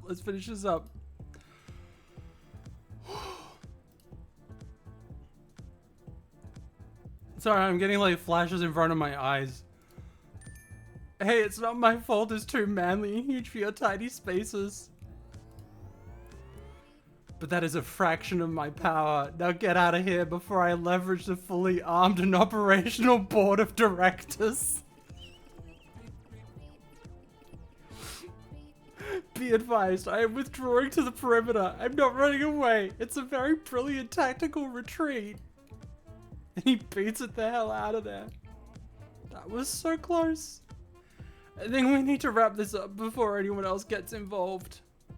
Let's take it outside, find a way to get out of sight so we can go our separate ways.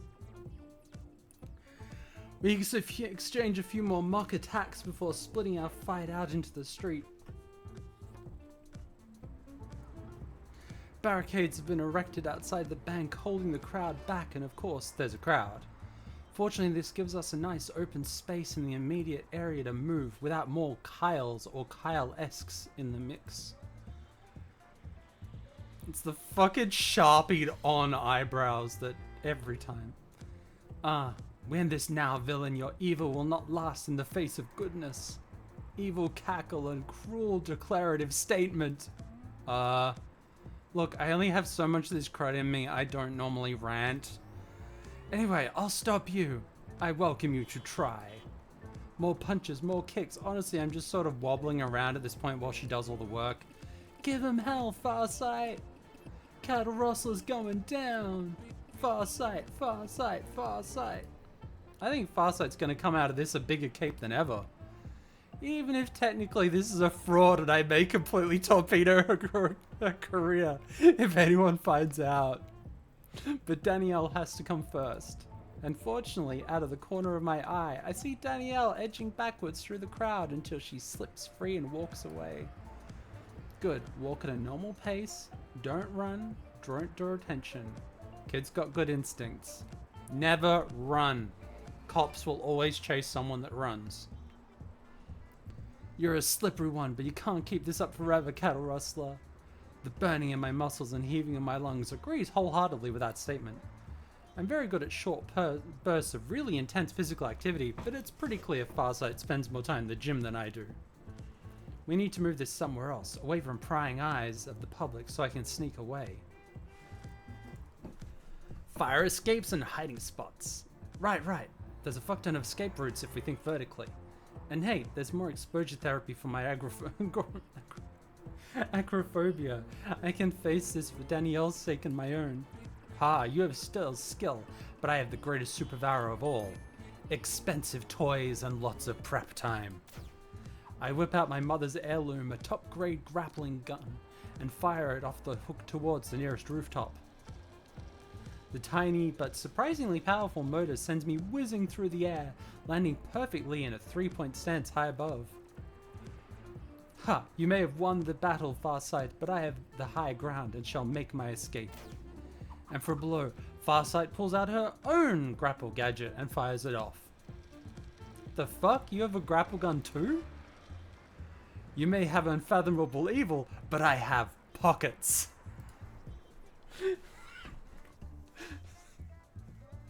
We very briefly resume our fight until we're hidden under an alcove on the city rooftop, out of sight, out of earshot, safe. Okay, mercy, I'm pooped. But I gotta admit, that was a lot of fun. Yeah, that was a blast. It was great defrauding the public and living a lie. Just great. Ah, right, yeah, about that, my bad. If I had time to come up with something better... It's worth it for Danielle that I have a duty to those in need of hero. She managed to escape, right? And my comms cackled. You clear? The boss has authorized a little extra, so I hired a getaway rideshare to pick up Danielle. She's on her way to the motel. Thanks, Fancy Feast. Yep, according to my partner, she's headed to safety now. Okay, that's what matters the most, above everything else. Although we still need to figure out a grand finale from this fight, one that frees you up to go help Danielle.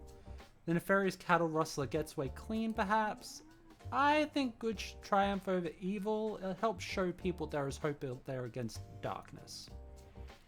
So, if you can't physically haul me off to jail, what you need is proof that you beat the villain.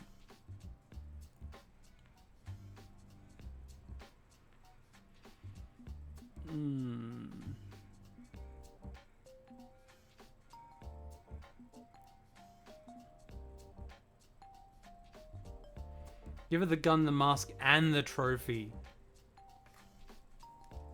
It's tempting.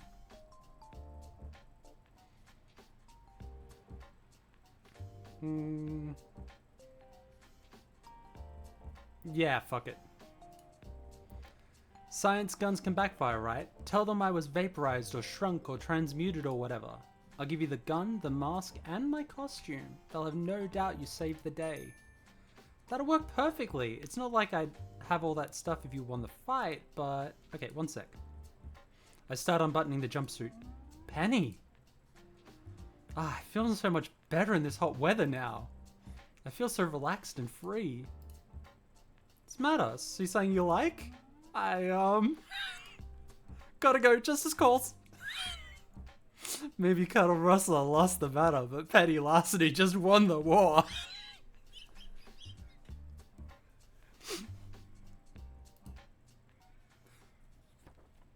Ah, things are so much better without your foolish 20th century notions of censorship.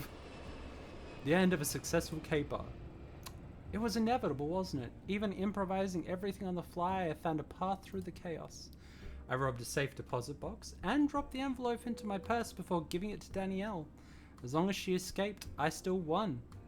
Now the two of us can enjoy a leisurely flight back home, me to resume my criminal career, her to find a better tomorrow. She's wearing my spare clothes, giving us a bit of a twinsies effect. Not great for avoiding attention, but whatever. Won't break this good mood. It's really happening, isn't it? I'm starting my life over. I'd always dreamed of this. It won't be easy, not gonna lie. You'll have to live like a mask until you turn 18, staying low profile. But yeah, you're on your way.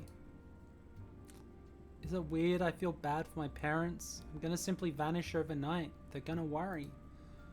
I know they were terrible to me. I know I couldn't live my best life with them, but part of me feels guilty anyway. I get it. Family's complicated.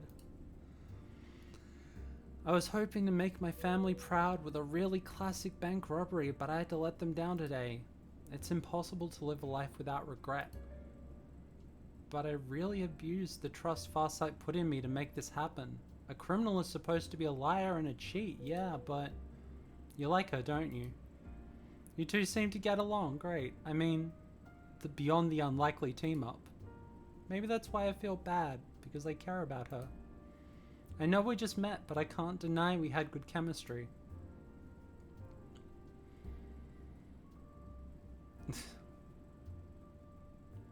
It's okay to care for her. It's okay to have feelings. If you love her, oh. Nothing locks me out, right? Like you were saying before, nothing locks me out.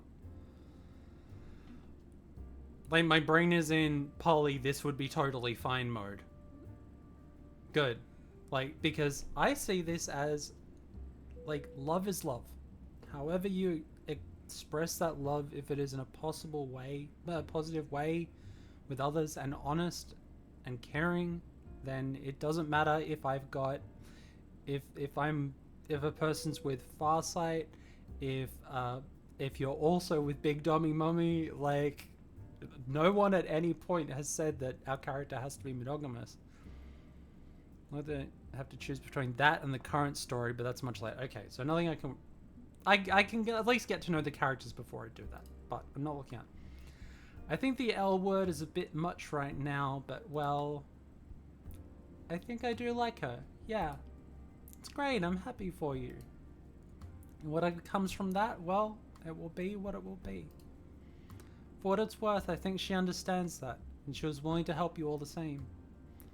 She doesn't know I actually robbed the bank. Yes, she does. Huh?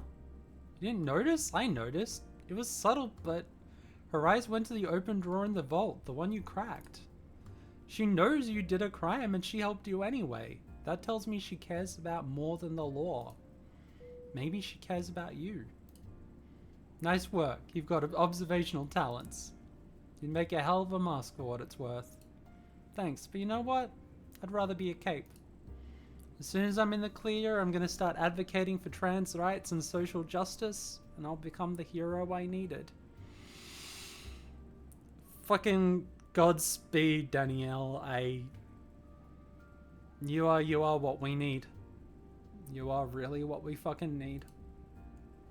Speaking as a villain, that's the heroism I'd welcome. One plane ride later, such an adventure, breaking a vault, making off with the loot, and rescuing a damsel in distress. Classic repertoire. Your antics have pleased your overmistress on this day, Miss Larceny. I am doubly pleased, triply pleased. How's Danielle settling in her new apartment? Quite well. It's a small town, cozy and quiet. Not particularly exciting, but I think she's had enough excitement. I traded a few lesser favors to ensure her privacy and security as she adapts to this new life. And as for the envelope, at long last I hand over the goods, the sealed document from her mentor's safe deposit box. Kiara breaks the seal and examines it. Curious. I see no immediate value in this. It's a genealogy of the overs that came before me. Over-mistresses, over-masters, and overlords. Births, deaths, circumstances. But this is all a matter of known record within the cult. Why would this copy be kept secret? Maybe it disagrees with the official books on specifics. Could be worth comparing them. Indeed, I will take extensive research, which I may not immediately have time for, but I shall look into it. For now, simply know that I am pleased, and we will follow up on a later date. I'd say we had a fine first outing, Miss Larceny. Here's to many more, should you choose to accept one of my contracts again, of course. As for your well-earned return, let's see, I believe that through the Crimea app, we both take out our phones, confirm the transaction, total payday, minus service fees, minus convenience fees, minus overhead costs, minus finder's fees, service charge, yada yada. What the hell? That's all I earned after all my hard work? Crimer took nearly 85%. Hey, I did a pretty good job on the caper. Why aren't you giving me more than that? Out of my hands, I'm afraid. Crimer also charges me an arm and a leg just to use its services. And I know the value of arms and legs. They're scamming both of us to a ridiculous degree. The gig economy is a scam. If you keep working with me, I'll see if I can slip you a little something extra on the way. We don't have to let them know, yes? I'm not gonna snitch to an app. It's a deal. I feel this is the start of something grand. You know what? I like her. She's pretty fun for a doomed priestess propping up a chaos god. What do you think?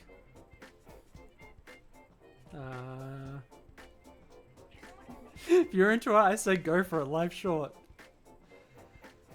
Love who you love. I don't know about love, but there's chemistry. You can't deny that. I'd be happy to work with you again, my overmistress. I like how you do things, and actually, let me just come out and say it, because I'm guessing you like it direct. You're amazing and I'm into you. Oh, truly?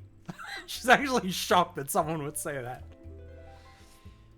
Well now, at the risk of appearing less than commanding and haughty, I'm into you too, Penny. Until next time, my devoted minion. And then a red-robed cultist with bindings over their eyes and mouth steps up. Oh great, another one of those mumblecore bandaged weirdos. He, or she, or they block the way, refusing to budge. While carrying that weird book the Overmistress talked about, the Sanguinomicon. Oh, for crying out loud. You got a problem, bucko? I'm done bothering your precious Overmistress and on my way out the door. The cultist lips moved beneath the bandages. Great, more indecipherable nonsense. You think you have control. You think you shape their narrative. You guide their steps from afar, but you cannot save them from our wrath. You are a powerful outsider, but you are still one. You are only one facet, only one.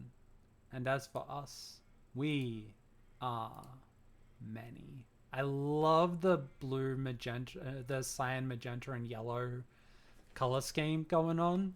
Like, 100% love it. Motherfuckers talking to you. Leave the Overmistress be, or we will devour this plaything you seem to value. You are warned. Do not return. Now I'm being challenged. Now I have to go all the way. Like, you can't call me out like this and not expect me to keep going. What a weirdo. Just walks up to me and doesn't say a word, then leaves? I love them busting the fourth wall like that. The eyes, the eyes, the eyes, the eyes, the eyes. Oh, what? Is that very strange right now? Eyes? What eyes? The Count Widow was blindfolded. You okay there? Look, it's been a long day. Let's go home and get some eyes, eyes, eyes, eyes, eyes.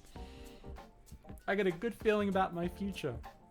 This Overmistress gig is cushy, and scamming these zealots as twits is fun. I'm looking forward to what Caper comes next. Oh. I'll take 4. Rating is great. I'll take it. Yes. All right.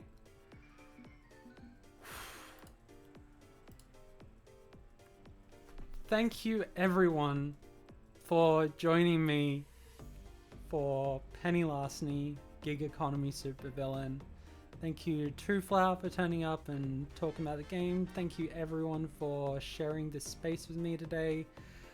Thank you everyone for just a wonderful start to digital diversity for 2024. This is the energy I needed to go forward into the new year with, and I am so heckin' grateful to have shared it with you.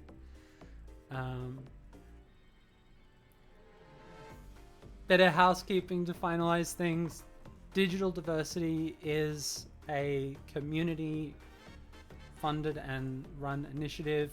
This is all about sharing our love and our appreciation for games by people whose work often gets overlooked, by folks from the queer community who need our support the most, who are telling their stories and stories that need to be told in ways that work for them and that they get to shape the narrative. If you can support the digital diversity, oh, thank you so much. As saying, if you are able to support the digital diversity project, we are over on Patreon, patreon.com/digital diversity, I believe. We've got a Ko-fi at NB Kaiju. Donations here just directly are welcome. I am currently out of work and will be for the seeming long term, so all of this is going out of my budget. So any support folks give me is fantastic. On YouTube, if you're watching this VOD, subscribe would be wonderful. If just because I want more people to see these, and we know how bad YouTube is at censoring queer voices. So if you want to give that a like or a subscribe, that would be most appreciated. Would you kindly? Over at Digital Diversity Project on YouTube. This video will be going up soon, and appreciate it. And of course, please go and check out Penny Larceny, Gig Economy Supervillain from the absolutely incredible FictionFactoryGames, makers of the equally awesome Arcade Spirits. This one just going even further into be gay, and it's honestly what I needed this year. I am going to be playing through the rest of this myself, just because I've got like 30 other games lined up for this year already. And I will be interviewing the wonderful creators of this game as soon as possible, because I want to talk to them about capitalism, and I want to talk to them about occult stuff, and I want to talk to them about all kinds of things and their journeys and their messages. And yeah, so thank you everyone for joining me today. Y'all are incredible. I will reach out to you on like Discord, probably. It's easier than email. But yeah, I'll reach out to you. But thank you. And until next time, these streams will be every weekend. I have enough games to go forward. I will be putting out all the notes and stuff on my Twitter and Bikaiju. Stuff's going up on the Patreon, so even if you just follow the Patreon, you'll get a heads up on when things are happening. God, there's so much. This is going to be a huge heckin' year. I'm going to make it. We're going to be gay. We're going to do crimes. We're going to be our true selves. We are going to show that trans rights are human rights. And all of this amazing stuff that's really important to talk to, and I'm grateful. So until next time, folks, look after yourselves. Look after each other. Share your stories. Write them down. Join up with other people who also want to tell their stories. There will always be someone like me out there willing to help you share them. Just make them and reach out. If you are a queer game developer who has something they want to submit, that they want to add to the digital diversity playlist for the coming year, get in contact with me. I've got a form to fill in that you can fill in, and we'll go from there. But yeah, thank you everyone. Look after yourselves. I have rambled for so long. I have been talking non-stop for nearly 4.5 hours. I am going to crash.